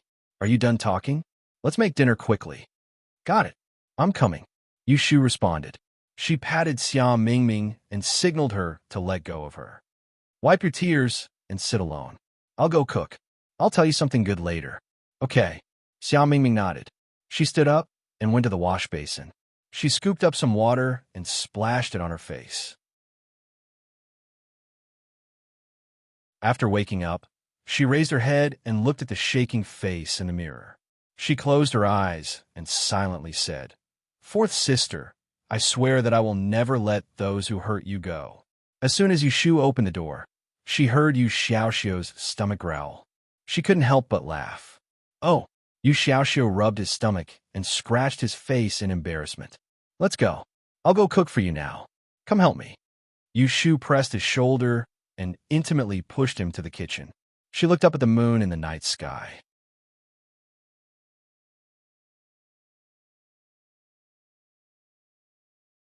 Chapter 178. Because of the trouble in the parent training hall, Shuirui didn't have time to visit the Xiang'e barter hall until the next day. It was rare for the young ladies of Taisher Library to come here. The barters and assistants in the barter hall all remembered them. It was not difficult for Shuirui to find out that Xia Jiangying did come here to look for books a few days before the accident. On the surface, this matter seemed to be unrelated to Xia Jiangying's death, yet Shuirui smelled something fishy. When he returned at noon on the same day, he made another trip to the Imperial Historian's Library, and this time, he'd specially gone there to look for Ji Xingxuan. Shuirui sat in the flower hall and waited. He asked the maidservant to summon Ji Xingxuan. Not long after, Ji Xingxuan appeared. "Lord Shui." Shuirui looked at Ji Xingxuan, who stopped at the door and bowed to him. His eyes paused on her veiled face. He put down the teacup and stood up. "I'm here to visit Miss Ji. I'm sorry to disturb your lunch." Ji Xingxuan shook her head. She picked a tea chair that was diagonally opposite Shuirui and sat down. Only after she finished folding her skirt did she raise her head and ask Shuirui, "Lord Shui, you're looking for me because of Sister Ying's case, right?" If you have anything to ask, I'll definitely tell you everything I know. Shui Rue smiled brightly. I'm not here for official business. I'm just here to visit Mississippi, huh? Surprise was written all over Ji Xingxuan's eyes. 3 months ago, she and Shui Rue almost got engaged, but the groom went back on his word. No matter what, they were not in a mutually visiting relationship. After Miss Xia Jiangying's accident, your original room was not convenient. You're still in the barter hall. Have you changed your room? Shui Rue's concern was just the right amount, and it didn't make others feel that it was rude. Ji Xingxuan suppressed her suspicions and answered, I'll rest in the dojo during the day, and I'll return to the mansion at night. I don't stay overnight in the dojo for now. Shui Rue said, That's good too. After all, it's safer to return to the residence after such an incident. But if I remember correctly, the grand examination will be held soon. You're going to take the astrology exam, right? Won't it affect you if you don't go to the astrological platform at night? He mentioned the subject he specialized in. The expression in Ji Xingxuan's eyes clearly changed. She smiled at him and said confidently, Chant more scriptures. There's no need to cram at the last minute. Shui Rue was a talkative person, and he was experienced and knowledgeable. Intentionally or unintentionally, he picked out topics that Ji Xingxuan was interested in. The two of them chatted like this until the servant came in to change the tea. Only then did they realize that an hour had passed.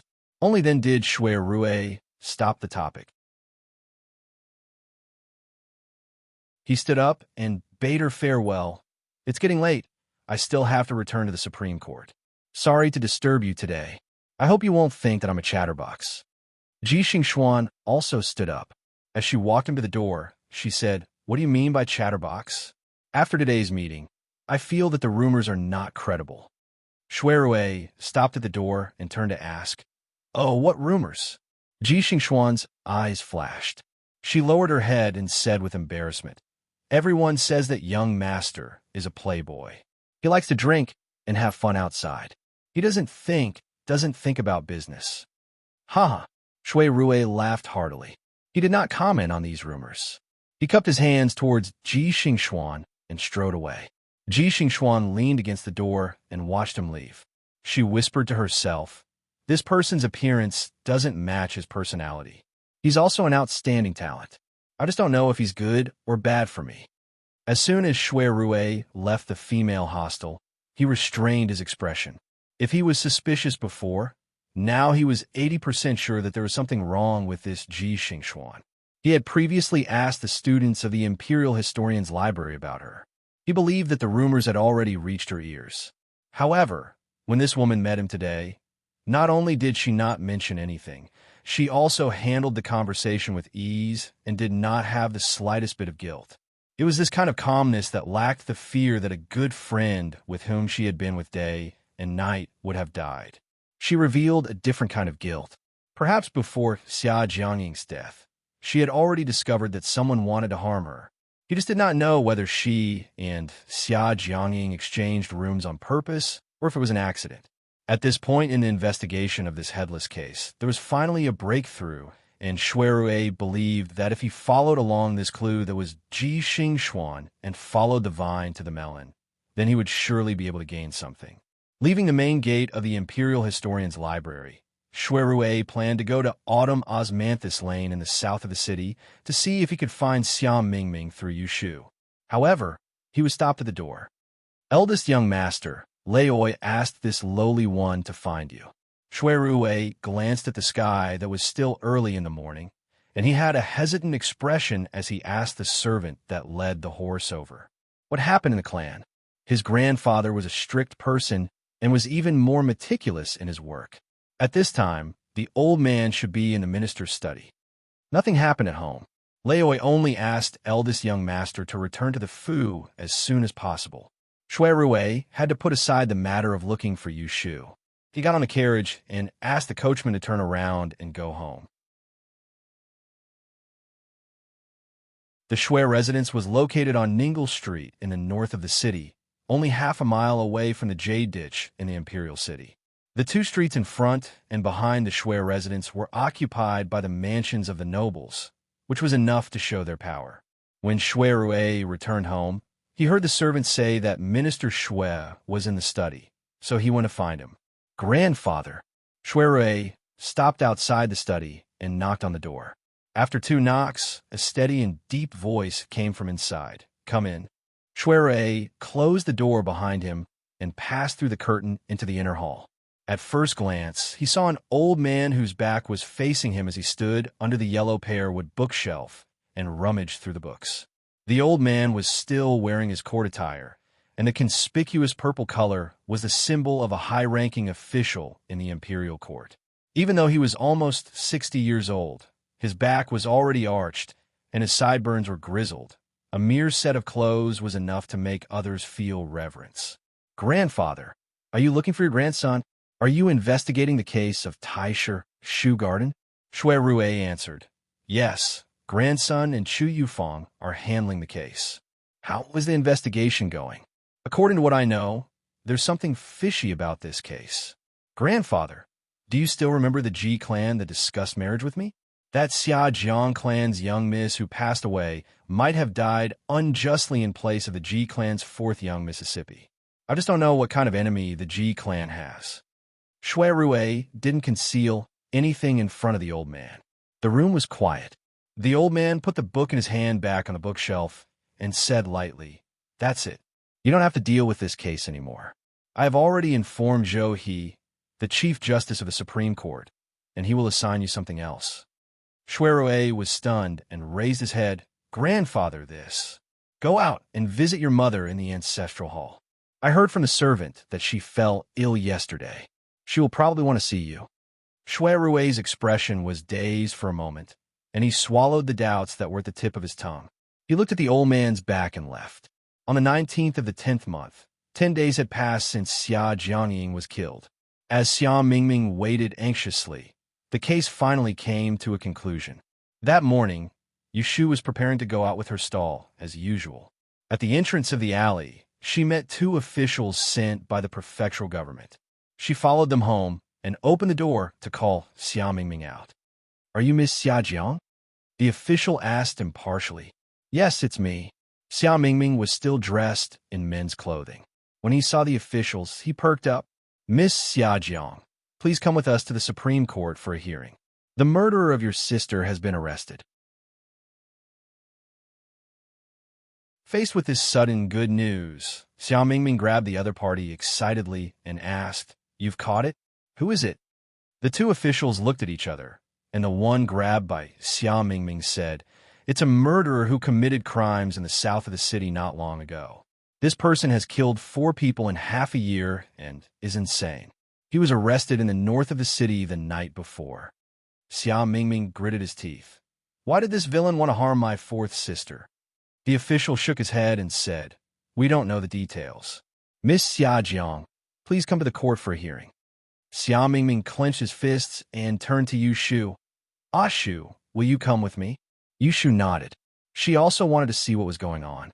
Xia Mingming was so anxious that he didn't even change his clothes and left with the officials. Yushu told Yu Xiaoxiu to look after the house and went to the Supreme Court with her. When they arrived at the court, the case had just begun. Yushu stood at the door of the court and didn't go in. She originally thought that she would see Shui Rui here, but she didn't expect that the judge in the court was a middle-aged man surnamed Chu. She didn't see Shui Rui. Because it was a public case, there was no need to file a complaint. As soon as the trial began, the criminal was brought to the court. Yushu thought that she would see some ferocious bandit, but she didn't expect that it was a man who was beaten to a pulp and had only 1 breath left. The trial of this case was much smoother than when she climbed the court by beating drums. Lord Chu, who was sitting in the court, took the confession of the criminal who was interrogated in the torture room yesterday and a shoe left by the criminal under the east wall of the library. He questioned him in the court.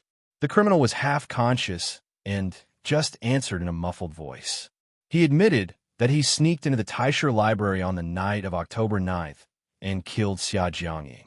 As for why he wanted to kill Xia Jiangying, the official explanation was that it was a coincidence. This person was a murderous person. Because he used to do odd jobs in the Taisher library, he knew the layout of the inner courtyard. That night, he sneaked into the women's library to commit murder and happened to jump out of Xia Jiangying's back window. When he was discovered by her, he killed her. At that time, Yushu became suspicious and always felt that something was wrong.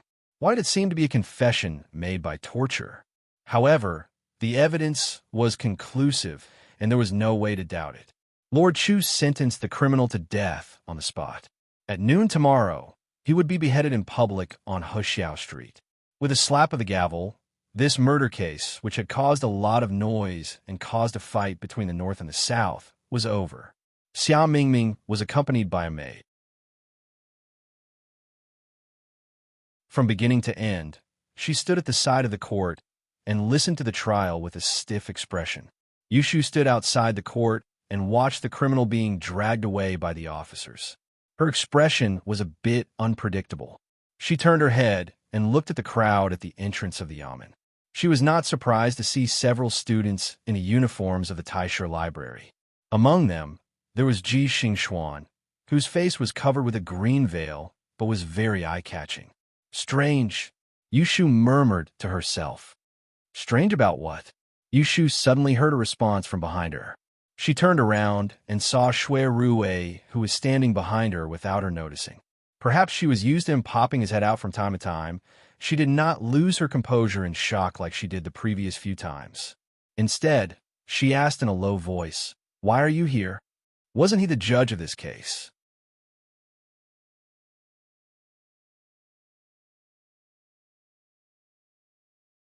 Chapter 179. With bewilderment in her heart, Yushu followed Shui Ruwei into a deserted tavern on the neighboring street, and she found an empty corner on the first floor that had very few customers before she sat down and ordered a pot of wine. Yushu thought that Shui Ruwei had something to say to her, but when the wine was served, he drank one cup after another. Yushu stared at him for a long time, but he didn't say anything. After 2 pots of wine, he continued to drink without any expression. He didn't seem to care about her at all. She finally realized that this person called her here to drink with him. Yushu was happy. It was rare to see this person being troubled. She rolled her eyes and took a pair of chopsticks from the bamboo basket. She knocked on the chopsticks in front of Shui Ruwei, trying to get his attention. "You're in a bad mood? Do you want me to guess why?" Today, Shui Ruwei didn't show up in court. She was puzzled at that time. He was the one investigating the case, so he shouldn't be sitting here drinking in casual clothes. Shui Ruwei's expression didn't change as he continued to pour wine. "What about you? What were you so strange about outside the yamen?" Yushu twirled the chopsticks in her hand and said with a double meaning, "Isn't my strange matter the reason why you're in a bad mood?" The wine cup stopped by his mouth. Shui Ruwei looked at her deeply and said, "No matter what, Xia Jiangying's case has been closed. It has nothing to do with you. Don't be too curious about it." Xia Jiangying's case was closed in a hurry. Sure enough, there must be something hidden. Yushu thought, "Do I look like the kind of person who would look for trouble?" Yushu answered with a question. She took an upside-down wine cup from the table and took the wine jug by Shui Ruwei's hand to pour it. She was just about to raise it up and take a sip to quench her thirst when a hand grabbed it away. "I'm trying to drown my sorrows in alcohol. What are you trying to do?" Shui Ruwei raised his eyebrows as he held a small, round porcelain cup in his hand. "You're the only one who has worries, but I can't? Give it to me." Yushu scoffed. She would do whatever she wanted to do, and she did not need others to make decisions for her. She pressed one hand on the table and stood up. Then, she extended her arm to snatch the wine glass from Shui Ruwei's hand. Shui Ruwei retracted his hand and dodged the attack. He raised his head and poured the wine into his mouth. Yushu pounced on empty air. In for a penny, in for a pound, in for a pound, in for a pound. However, Shui Ruwei was one step ahead of her. With a sweep of his arm on the table, the wine pot fell into his hand. He put down the wine glass and raised the wine pot. He tilted his head back and poured half of the wine into his mouth. At the same time, he deliberately looked sideways at Yushu with a smile. As the wine flowed down his throat, his heart suddenly felt carefree. Yushu's eyes narrowed when she saw Shui Ruwei's teasing gaze, and the corners of her mouth curled into a wisp of a naughty smile. She suddenly leaned forward and held onto Shui Rui's wrist before fiercely pouring the remaining half-jug of wine into his mouth. Shui Rui was caught off guard and choked, while a lot of wine spilled out. He hurriedly pressed her hand down to stop her. He coughed and laughed. Ahem, ah. All right. Stop messing around. I have something serious to talk to you about. Yushu rolled her eyes. Who was messing with him? He was clearly the one who started it. You still have something serious to talk about? I thought you'd call me over to show off how good your alcohol tolerance is. Of course I have something serious to talk about. Shui Rui grabbed Yushu's skinny wrist. He pinched it lightly without leaving a trace. Wiping the wine stains from the corner of his mouth with the back of his hand, he cleared his throat and said, Didn't I say that I have a business to introduce to you? Do you still want to do it? Yushu's eyes lit up. Of course I want to do it. What business is it? Tell me first. Shui Rui said, It's something you're good at. Yushu did not boast at all. I'm good at many things. Which one are you talking about? Shui Rui's eyes flickered. Unhurriedly, he spat out 2 words. Gambling. The smile on Yushu's face froze. Vigilance rose in her heart. Sitting back on the stool, she pretended to be ignorant to Shui Rui. How come I don't know that I'm good at gambling? Is it because you caught me gambling at Spring Fragrance Brothel? Chao Zixin's understanding of her mathematical ability was limited to the level of an accountant. Even the Ji family was confused about her sweeping the Baron Casino in Yang City. How could he know that she was good at this? Shui Rui played with the empty wine cup on the table. Since you remember being caught by me, don't you know that I was the one who investigated that matter? I know exactly what happened during that period. You probably don't know who came up with the 2 problems that you solved that were worth 100 taels of silver. So, it was here that she gave herself away. Yushu still felt depressed when she recalled what happened that day. That time, she stood up for Xia Mingming and wanted to earn money from him. In the end, she was tricked by him instead. She watched as the 200 taels of silver flew away. She had been excited for nothing. Didn't you say that the problems were set by the banker? It should be someone hired by the Evergreen Gang. If the Evergreen Gang could hire such a helper, they wouldn't just be able to occupy Autumn Osmanthus Lane in the south of the city. Shui Rui said, Those problems were leaked from Taisher Library. The person who came up with them was Sir Han Wenguang from the mathematics department. They were supposed to be students' homework. Yushu rubbed her chin. It's a teacher from Taisher Library. No wonder those problems were so difficult and took me so long. Shui Rui asked with a strange expression, You've actually never heard of old Sir Han from Taisher Library. Why? Is he famous? In the 10 years of the Grand Yin examination, 3 generations of the great mathematicians were all his direct disciples. Do you think he's famous? Shui Rui asked calmly. Yushu's mouth fell open in shock. Monopolizing the first place in the Grand Yin examination for 10 years in a row, this old man was really amazing. Fortunately, she did not pretend to solve all 4 problems that day. Otherwise, it would have been too suspicious. Even the students under his tutelage would often have a headache for a few days before they would be able to come up with an answer for the questions he set. You were able to solve 2 questions within an hour, so is it wrong for me to say that you're skilled in this Tao? Shui looked at Yushu with a gaze of bewilderment, and he said doubtfully, Truthfully speaking, I'm truly curious sometimes. Where did you learn your ability from? The G-Clan study of changes is a strange sect, so why are you so outstanding in the study of mathematics? If it's just self-study, then you're too talented. Yushu sneered. Just think of it as me being exceptionally talented. She couldn't tell him that she came from 500 years in the future and that her mathematical skills were centuries ahead of the ancients. Fortunately, Shui Rui did not take it seriously and did not continue to probe. Instead, he returned to the previous topic. What do you think of my suggestion? Do you want to accept my business? Yushu sat up straight. What do you mean by that? Is it your business again? Shui Rui explained. There are many rich and idle people in the north of the city. Naturally, there are many ways to have fun. Every month, there will be 1 or 2 people who will set up a place to gamble. It's funny to say that most of these people don't know anything about Yishui. It's just that they have customers in their residences. I've only been back in the capital for 2 months, and I've already received 4 or 5 invitations. I can't avoid them and let them talk behind my back. There's a bet at the end of this month. Are you willing to go with me to see the world and broaden your horizons?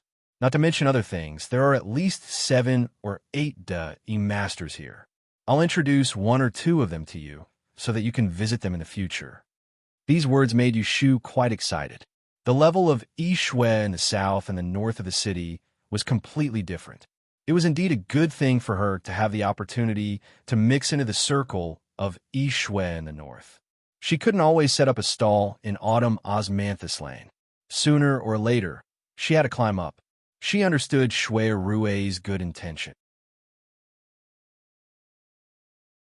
Although he said it as if he was asking her for help, how could the Shui family not be able to find a customer to act as a facade? She had to make up the number. What made her hesitate was whether she should accept his kindness or should she accept it in person. The more she owed, the harder it was to return it. When the favor accumulated to a certain extent, it was also a kind of burden. Shui Rui saw that Yu Shu couldn't make up her mind at this moment. He more or less guessed what she was worried about. He tapped his neatly trimmed fingers on the table and asked a completely irrelevant question. How is Xiaoxiu now? Yu Shu didn't understand why he asked this question, but she still answered, he's staying at home. He's alive and kicking. I remember that when he was in Yang City, he learned E in the study room of the Kong, Ji, and Lu family, right? Yu Shu nodded. If I'm not wrong, you usually teach him some things and let him continue to learn. I do teach him some arithmetic. Shui Rui said, have you ever thought about finding another place for him to enter the school? Yu Shu was stunned. She really didn't think about this. After the new year, Xiaoxiu will be 12 years old. A boy at this age should be in contact with others. You can teach him, but isn't it better to let him experience the outside world? Yu Shu's expression changed, and she quickly took this matter seriously. She had to admit that after coming to the capital, she had neglected Yu Xiaoxiu because of the many trivial matters. But this didn't mean that she didn't care about his growth. It was just that the child was too worry-free, and unconsciously, she didn't worry about him anymore. Shui Rui observed Yu Shu's expression, and when he felt that the time was right, he said, there are a few schools in the north of the city that specialize in accepting children of his age. They have a good reputation, and the teachers are all famous Ishurshur who used to be on the Dain examination. With my help, it won't be difficult for you to enter the school. Why don't you consider changing the environment for Xiaoxiu? After all, you only have one younger brother, and he is probably the only branch left of the Yu family. There was almost no need to consider this matter. Yu Shu was a modern person who had received 9 years of compulsory education and 7 years of higher education. Of course, she knew the importance of school for a growing child. It seems that I will owe you another favor. Yu Shu pinched her forehead and said, indirectly accepting his suggestion. Shui Rui laughed. It's not a favor. I'm just helping to say a few words. As for the tuition fees, you'll have to pay them yourself. Tuition fees? Shui Rui nodded. Yu Shu carefully asked, how much can it cost? Shui Rui's smile became more and more amiable. A miscellaneous amount. After 1 month, 50 taels of silver will not be able to escape. Cough, cough, 50 taels a month. Oh my, he might as well take her life. At this time, if Yu Shu still didn't understand why Shui Rui suddenly mentioned Yu Xiaoxiu, then she really was several years older than him for nothing. This guy was obviously younger than her, but how could he be several times more cunning than her? I'll do the business you said before. But let's make it clear first, I don't have the capital to gamble, so you have to pay for me first. Also, if I win, I want to split the money, at least 30 to 70. I'll take 30 and you take 70. At this point, she might as well be thick-skinned to the end. Yu Shu fearlessly raised her request.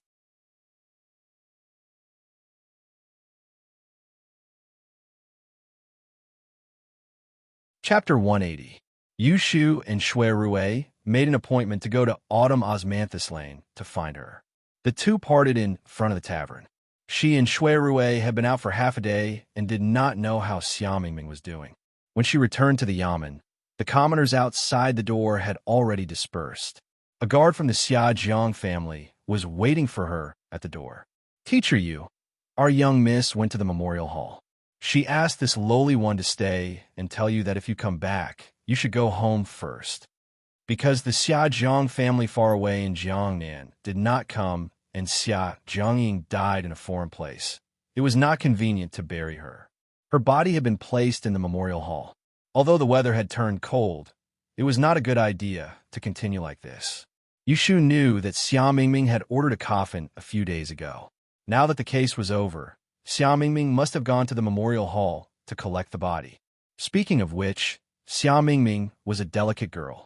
It was difficult for her to handle these matters personally.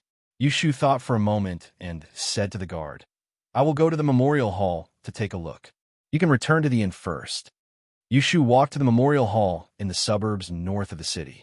When she arrived, Xia Jiangying was already in the coffin. She could hear the servant girls crying from outside the fence. When Yushu entered the memorial hall, she saw a brownish-red coffin under the porch not far away. Xia Mingming was holding the coffin and crying. A yellow-robed woman was handing her a handkerchief to comfort her. It was Ji Xingxuan, who had appeared outside the yamen before. Yushu stood in front of the door and did not walk up.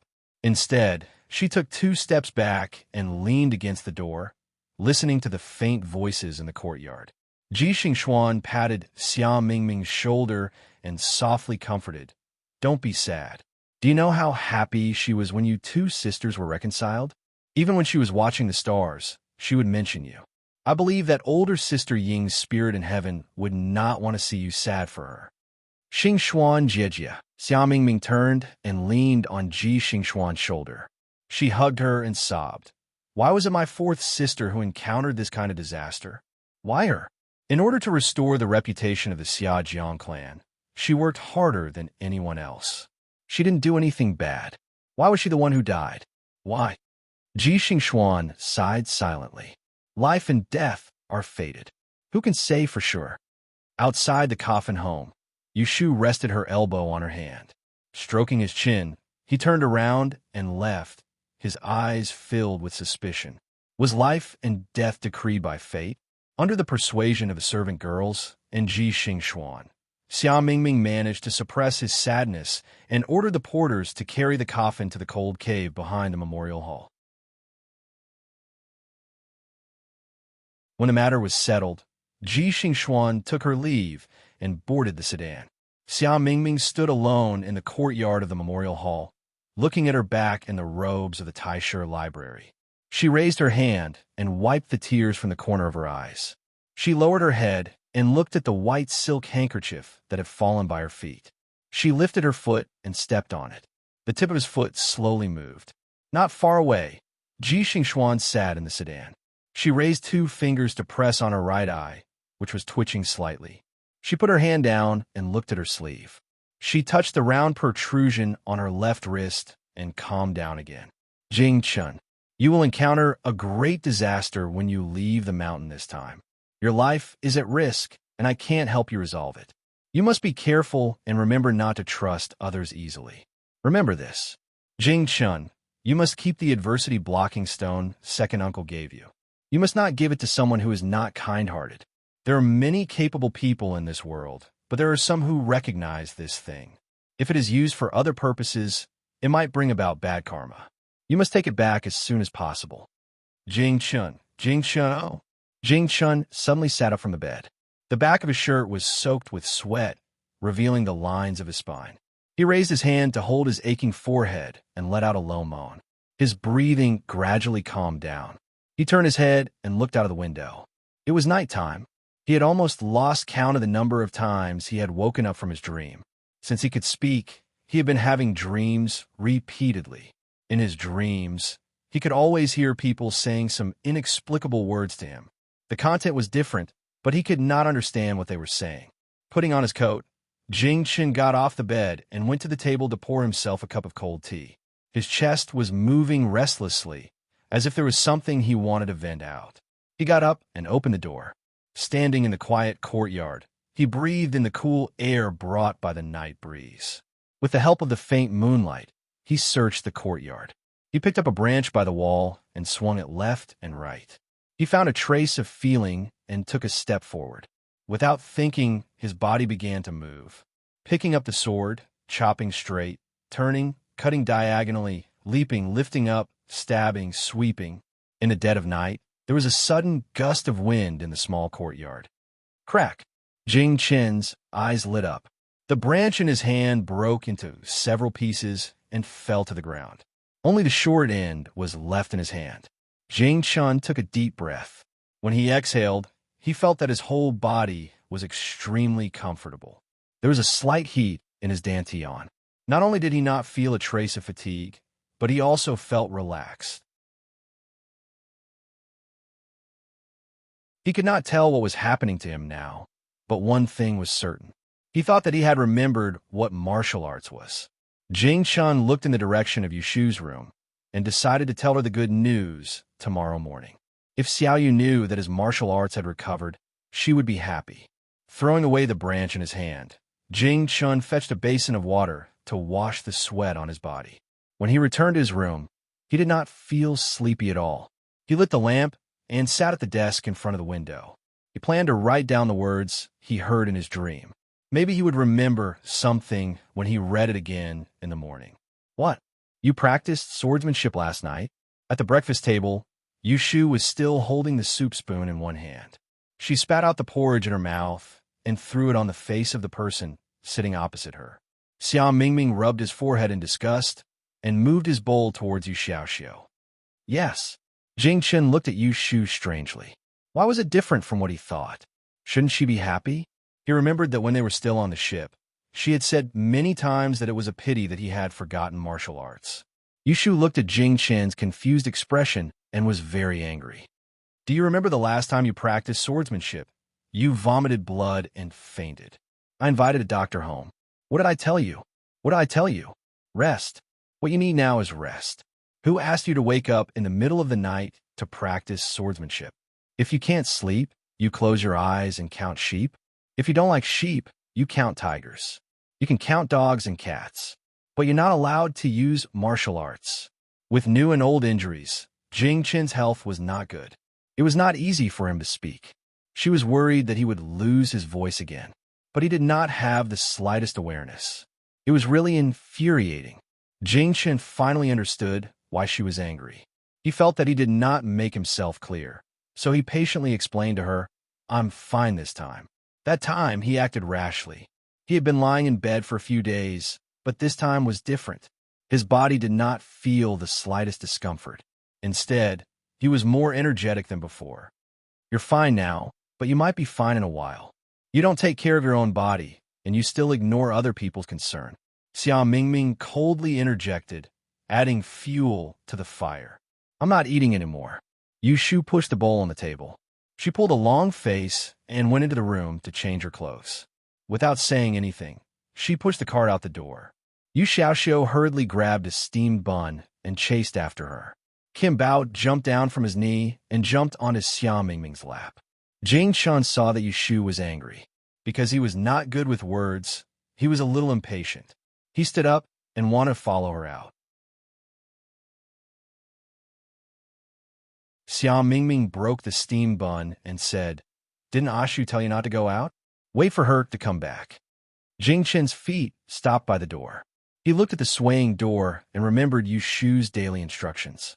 In the end, he did not follow her out. He stood in front of the door for a while.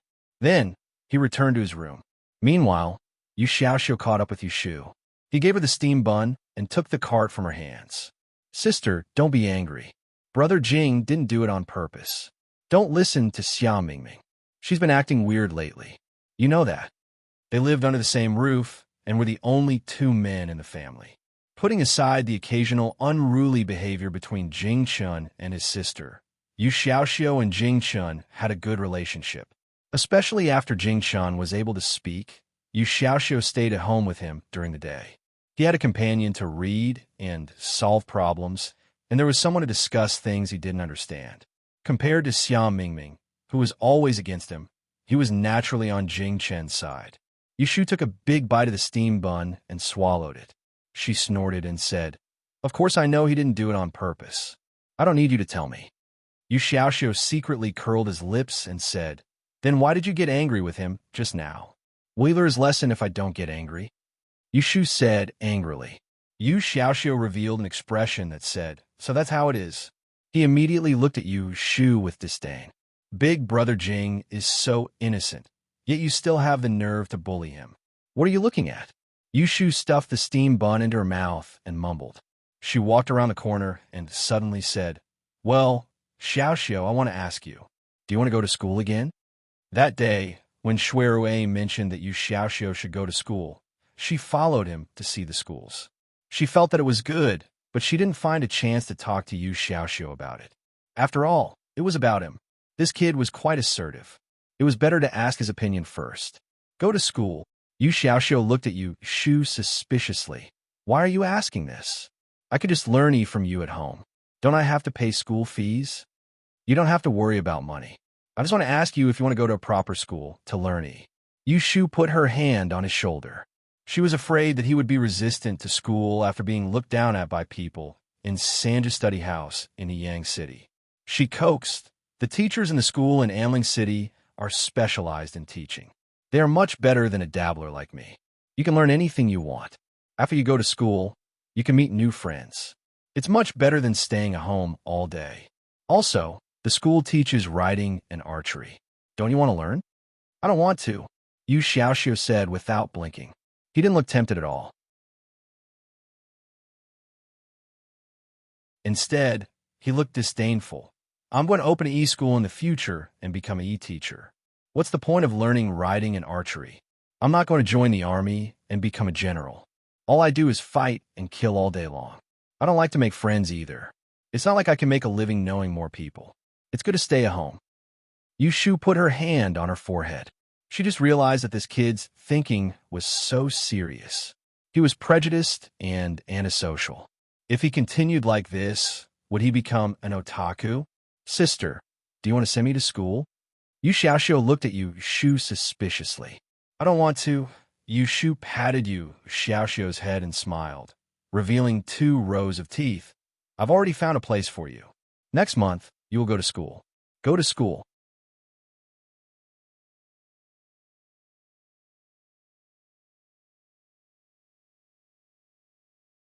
Chapter 181. In the evening, Yu Shu returned home. Jing Chun answered the door. He helped Yu Shu move the cart in and followed behind her. Yu Shu could see that he had something to say, but she pretended not to see it. Before he spoke, she stopped Yu Xiaoxiu, who was moving firewood back and forth between the courtyard wall and the kitchen. Xiaoxiu. Yu Xiaoxiu was still upset about Yu Shu forcing her to go to school in the morning. When he heard Yu Shu calling him, he answered reluctantly, I'm back. Yu Shu understood his mood. She took out a paper bag from the hidden compartment of the cart and waved it at him. Don't bother. Go wash your hands. I bought you a pair of new shoes. Try it on. If it's too tight, I'll change it on the street tomorrow. The siblings were also amenable to coaxing, but not coercion. Yu Xiaoxiu looked at the smile on Yu Shu's face. Oh, he quickly went to wash his hands. Xiaoyu. Jing Chun wanted to take this opportunity to explain what happened in the morning. However, he was interrupted by another pair of shoes that Yu Shu placed in front of him. Here, yours. The weather had turned cold. Wearing cloth shoes had already frozen their feet. Yu Shu bought a pair of thick boots for Yu Xiaoxiu and Jing Chun. It was an old shoe shop recommended by the old shopkeeper of Sunji. The stitches were tight, and the shoes were layered with cotton. It was enough for winter wear. Jing Chun took the greenish-gray boots from Yu Shu's hands and stroked the smooth surface of the boots. A smile appeared on his face that had been solemn for the entire day. Well, let's try it on first. Watching Yu Xiaoxiu and Jing Chun happily change their shoes, Yu Shu felt proud. What was this called? She gave them a date after hitting them. Xia Mingming leaned against the door with her arms crossed. Where's mine? Yu Shu glanced at her. If you want to wear it, buy it yourself. Don't you have money? Xia Mingming had long been accustomed to Yu Shu's temperamental temper. Although he was dissatisfied in his heart, he did not argue with her. She did have some money with her, but it was all left behind by Xia Jiangying. She had spent most of it before. Because he still needed to provide for a few servants, He did not dare to use them recklessly before the Xiaojiang clan arrived. She lived with Yushu because she knew that money was important. She would not be as indifferent as before. The new shoes fit her feet very well. Yushu bought all the clothes in the family, so it would be strange if she bought the wrong one. Yu Xiaoxiu excitedly paced back and forth in the room in his new shoes. He had long forgotten about his quarrel with Yu Shu in the morning. Looking at Yu Shu's expression, Jing Chen knew that she was no longer angry, so he did not bring up the topic of martial arts again. He didn't want her to be unhappy. Anyway, he practiced swordsmanship at night, so she would know if she slept soundly. It would not be too late to tell her, after a while, when his body was better. During dinner, Yu Shu once again brought up the matter of Yu Xiaoxiu going to school. Yu Xiaoxiu only hesitated for a moment, then obediently nodded and obeyed Yu Shu's intention. She then said to Jing Chun, "If I go to school during the day, won't Brother Jing be alone at home? What about lunch?" The school that Yu Shu had her eyes on, which provided lunch and a place for students to rest, was located in the north of the city. It was far from home, so it was inconvenient to come back at noon. Jing Chun shook his head. His expression was normal. Just as he was about to answer, Xiao Mingming knocked on the edge of the bowl with his chopsticks and said to Yu Xiaoxiu in a bad mood, "What do you mean by alone? Don't you still have me?" Yu Xiaoxiu said disdainfully, "You only know how to eat. When have I seen you cook? Having you is equivalent to not having you.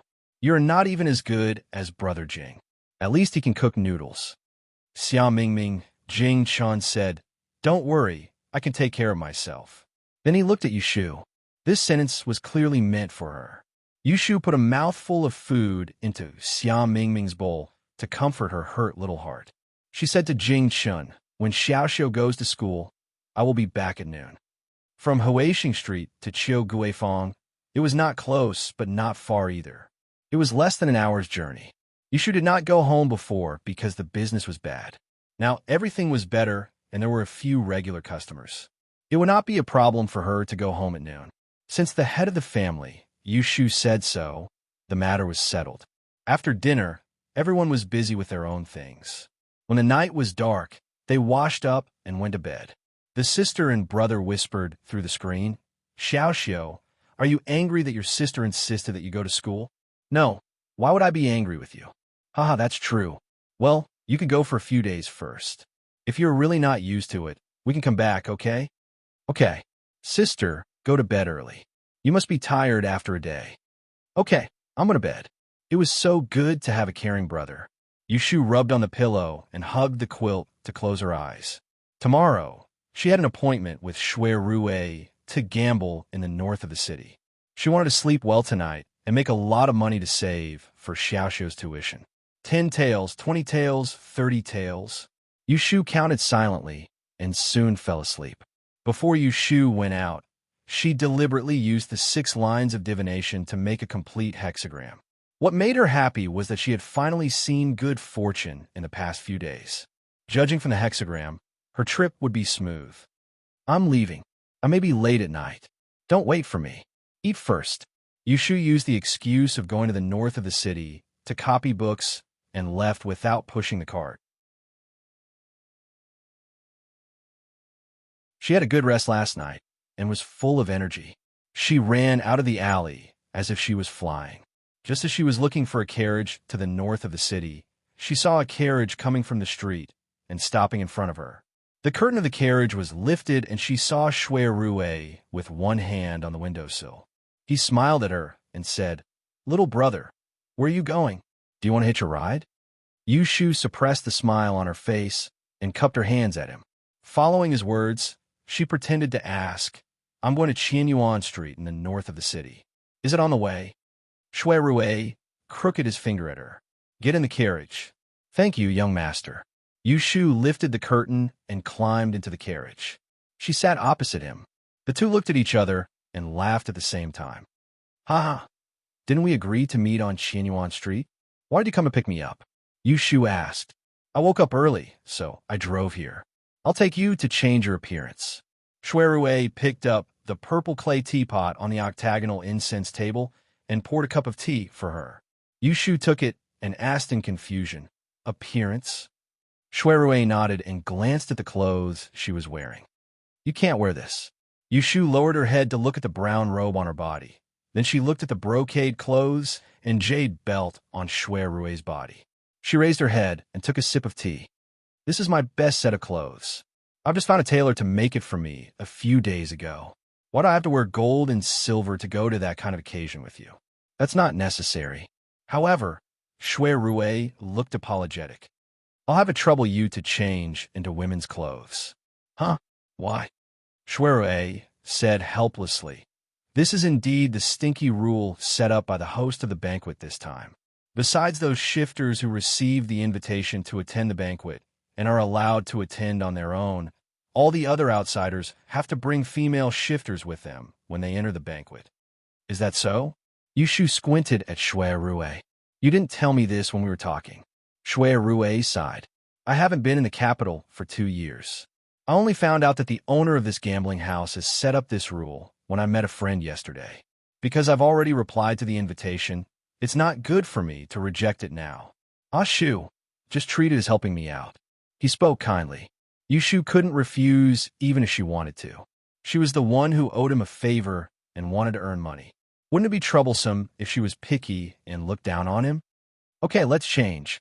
Shui didn't expect her to agree so readily. He was slightly surprised. Yushu looked at his expression and smiled. "What's wrong? I'm willing to change. Are you not willing?" Shui shook his head. "I thought you don't like to dress as a woman. I'm prepared to spend a lot of time to persuade you." Yushu looked calm. "I don't like it. The main thing is that it's more convenient and safer to dress as a man when I'm outside. But today, I'm going with you. You're the young master of the Shui family. It won't matter if I'm a man or a woman when it's my turn, right?" It was rare for Shui to hear Yushu tell him frankly instead of guarding against him like before. His mood was a little strange. He felt that the relationship between them was getting closer. He couldn't help but feel happy. He smiled and said, "Of course. With me here, you can rest assured." Yushu lowered her head to sip her tea again, a smile hidden in her eyes. It seemed that this guy with the surname Shui was not as difficult to deal with as she had imagined. Now that he was her sugar daddy, a few words could make him happy, so why not? "This tea is good. It's sweet." Yushu took the teapot and filled it with water. Shui said, "If you like it, I'll give you a caddy later." Originally, he didn't drink much scented tea. He liked it slightly bitter. Today's tea was specially prepared for Yushu by the servants yesterday. This jasmine tea was the favorite taste of the noble ladies in the north of the city. Only 2 big tea houses sold it. Tea leaves were not allowed to be sold. The day before yesterday, second-hand Shui got 2 caddies of it and treated it like a treasure. Because Shui loved tea, she reluctantly gave half of it to him. It should be known that he gave it all to someone else, as if the tea leaves were really weighed by caddies. It was unknown whether he would cry or laugh. "It's better not. It's a waste for me to drink such good tea. You shouldn't need to think to know that this tea was good." She waved her hand and spoke the truth. "In the eyes of a poor white man like me, it's all to quench my thirst. There's no difference. If this was said by someone else, it would inevitably be unbearably vulgar. If it was said by an elegant scholar, it would inevitably be difficult to avoid frowning. However, it was said by Yushu and heard by Shui. It had a different meaning. Shui had always admired Yushu's personality of saying whatever was on her mind. Hearing her words, he unconsciously smiled. "You're right. For people who don't understand tea, even the best tea is used to quench their thirst." The two of them had a congenial conversation. Unknowingly, they arrived at the boundary between the north and south of the city, Qianyuan Street. The carriage turned into a side street and stopped at the entrance of an alley. Yushu followed Shui out of the carriage. They entered the alley and came to the front of a clothing shop. There were no customers in the shop.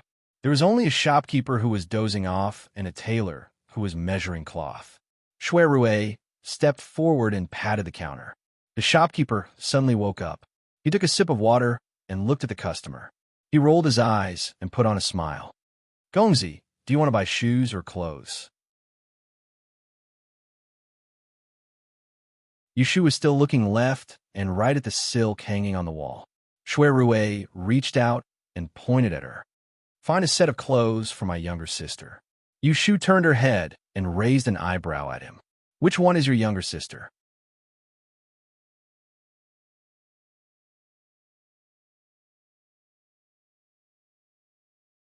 Chapter 182. After they measured Yushu's figure, the tailor picked out 2 sets of dresses from the back of the wardrobe. She then led Yushu to the back of the wardrobe to comb her hair and change into a new one. Shui Rui was waiting at the front. The shopkeeper went to serve him hot tea and said in a low voice, "Master, have some tea." Shui Rui took the cup and blew on the tea. He asked, "Is there any news from Parent Hall today?" The shopkeeper replied, "I heard that the traders from the north and south are quieter than before. I think it is because Xia Zhang's family is small. The truth of my sister's murder case has been investigated. The troublemakers can't find a reason and have settled down."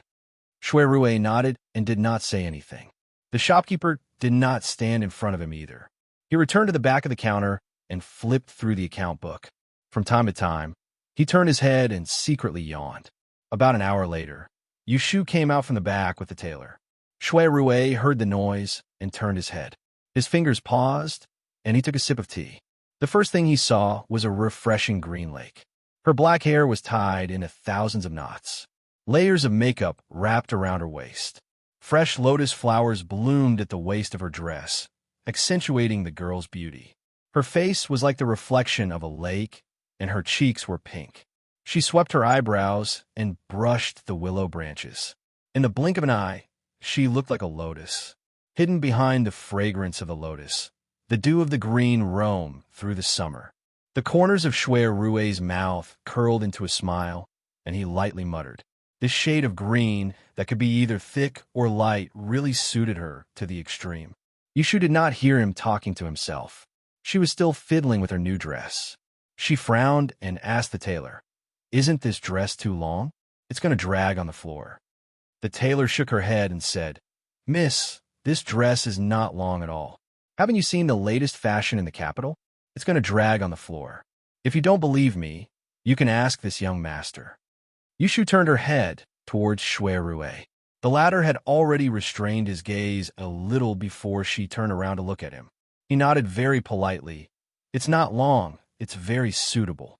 She stood up and walked to the counter. "This shop also sells hairpins, rings, and jewelry.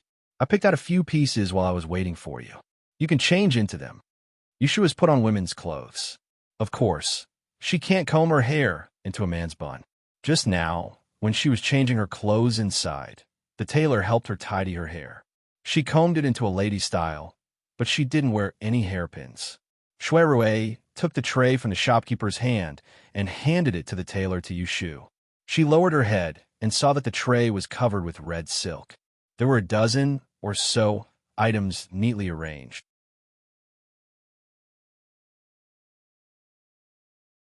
From hairpins and pearls to earrings and bracelets, not a single item was missing. Just by looking at the quality and workmanship, one could tell that the price was not cheap. "How much does this cost?" Yushu suddenly raised her head and asked the shopkeeper. "Ah." The shopkeeper turned his head and looked at Shui Rui. He didn't see the latter's expression. He hesitantly smiled and said, "Young master and young lady are the first customers today. I'll make it a round figure of 50 taels." Yushu smiled. She often came to the exchange shop and knew the price of gold and jade. She glanced at the calm Shui Rui and didn't expose him. She brushed her hand across the tray and picked up a dragonfly necklace carved from jade. She put it on her hair and took the mirror that the tailor handed to her. She looked at herself and said to Shui Rui, "I'll take this one. If I wear it too much, I'll have a headache and it will affect my thinking." Shui Rui knew not to overdo it and didn't force her on the details. He took out some banknotes and placed them on the table. The tailor went to the back to retrieve the clothes that Yushu had changed out of and wrapped them into a bundle for her. Yushu carried it and followed Shui Rui out of the shop one after the other. When they got on the horse carriage, Yushu tried to lift her legs twice because she was wearing a skirt that hindered her feet. Shui Rui snickered behind her and reached out his hand to support her at the right time, but she ignored him. She directly lifted her skirt above her knees and climbed onto the horse carriage. Secretly sighing a pity, Shui Rue withdrew his hand and followed her onto the carriage. To Dinghua Hall. Yes, the carriage driver replied and rolled down the curtain, concealing the figures of the two. Dinghua Hall, which was located on Changping East Street, was a courtyard under the name of Prince Xiang. It was named after the natural lake in the hall. It was often the place where Prince Xiang held his banquets and drank wine. But today, the guest was Prince Xiang's heir, Lu Jiang. It wasn't a banquet, but a trading game. The younger brother of the current emperor, Prince Xiang, did not pay much attention to the court affairs. He spent most of his time traveling and did not show up in the capital. As the eldest son of the first wife, Lu Jiang, who was appointed early, mingled in the capital. Like his father, he was famous for enjoying himself. On the way, Shui Rue roughly explained the situation to Yushu. This was the first time that Yushu heard about the court affairs. Although she knew that the people that Shui Rue would be in contact with were the big shots in the capital, but the moment they met, it was the nobles. She couldn't help but feel a bit fresh and nervous. As a commoner, the highest level that she had seen in her previous life was a municipal leader. Now that she was suddenly told that she would be seeing the highest level figures of the Dan dynasty, it would be strange if she could stay calm. Yushu drank another mouthful of tea and calmed her mind. She said, "There are no other rules. You should tell me as soon as possible so that I won't embarrass you later. Don't blame me for being rude." Shui Rue said in a relaxed tone, "It doesn't matter. There are many people who don't care about trifles. When we reach the place, you just need to follow by my side and don't wander around." Yushu nodded her head. As they were talking, the carriage arrived in front of the Dingbo building. The coachman rolled up the curtain. Shui Rue got off the carriage first. This time, he learned from his mistake and reached out to help her. Yushu jumped down by herself. She shook the hem of her skirt and looked up. There was a gate with a lion head plaque. The two sides of the gate were wide open. On the steps in front of the gate, there were 4 delicate and pretty manservants with green scarves on their heads. There was also a middle-aged steward. Seeing that there were carriages and horses waiting in front of the gate, he came forward to lead the way. The steward looked at Shui Rue and bowed. "Master Ray." He also bowed to Yushu at the side. Yushu didn't know the etiquette, so she simply nodded her head and didn't return the greeting. As Shui Rue led Yushu inside, he asked the steward who followed him, "Am I early? Why don't I see many people? Don't tell me that your heir hasn't woken up yet." Yushu and Shui Rue left early and were delayed on the road. It was still early in the morning, and the sun had just risen. The steward pursed his lips and smiled.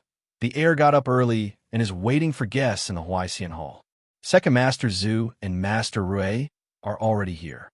Yushu listened to the tone in which Shui Rue spoke to the steward. She knew that he had a good relationship with the heir of Prince Xiang, whom she hadn't met before. She then relaxed and had the leisure to look at the scenery of the garden along the way. Because the only mansion she had seen before was the Ji family in Yang. Comparing it to this place, she suddenly felt that she had been short-sighted before. If the Ji family could be said to be imposing, then this Dinghua mansion could be said to be unique everywhere, whether it's the feng shui or the scenery. The road surface was made of limestone slabs cut into squares. The sides of the road were planted neatly with unknown flowers and plants, giving off a fragrant scent. The green trees were high and low, arranged in picturesque disorder without a single dead branch or withered leaf. Under the eaves, there were colorful murals of auspicious carvings. Copper bells and fortune pouches hung from the corners. The lanterns hanging in the corridor were all white lanterns made of cursive script. Hanging from the walls were 7 colored silk tassels. It was unknown how quiet and beautiful it would be if they were lit at night. Shui Rue saw that Yushu was looking left and right with curiosity in her eyes. He slowed down by 2 steps and retreated to her side. He tilted his head and whispered, "There are more interesting places in the capital than here. I'll bring you to see them one by one another day." Yushu regained her senses from the enchanting courtyard. Hearing Shui Rui's suggestion, she did not reject or welcome it. She only replied nonchalantly, if there's a chance. Since Shui Rui was aware of her temperament, he did not pursue the fact that her words were somewhat perfunctory. The two of them followed the steward through the corridor and exited through an arched door. Not more than 50 steps later, they saw a hall with a door of 8 blessings for good fortune.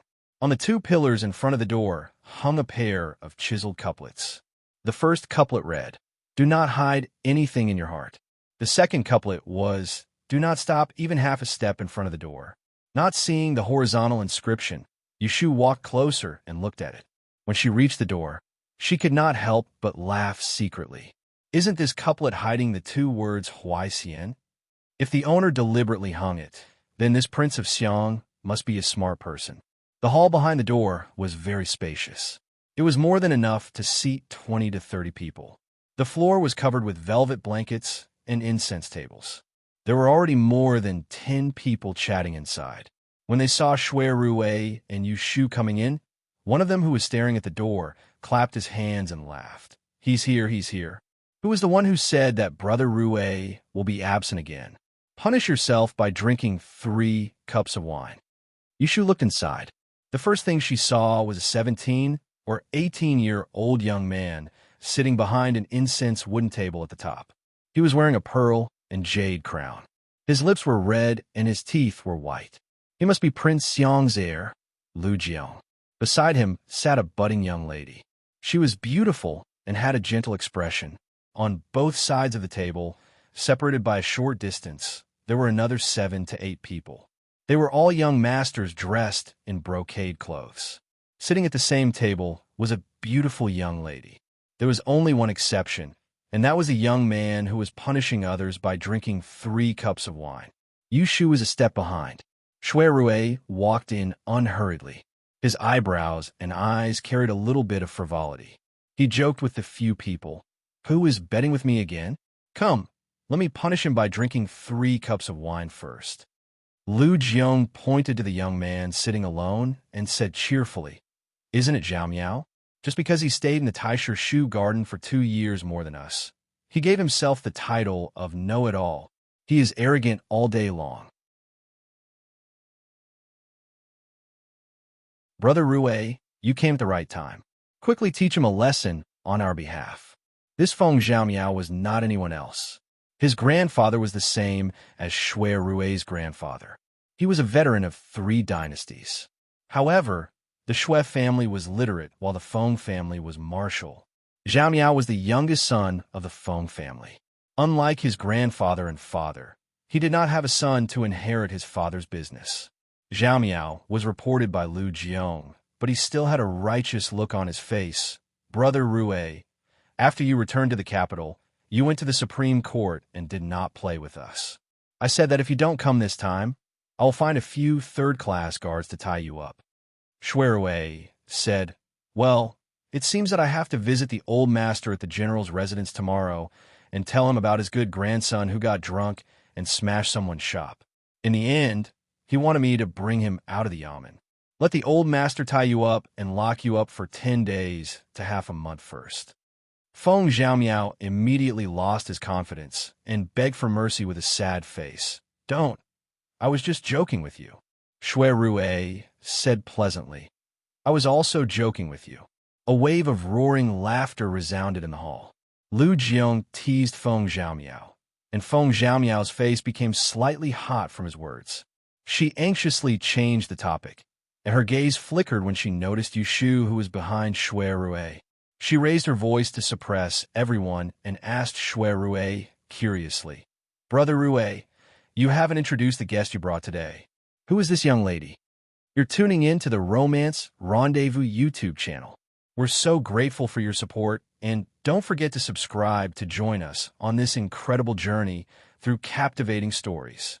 Your generosity through donations truly makes a world of difference, as it's the primary source of revenue that allows me to expand and enhance this channel for you. Thank you from the bottom of my heart for being a part of this adventure.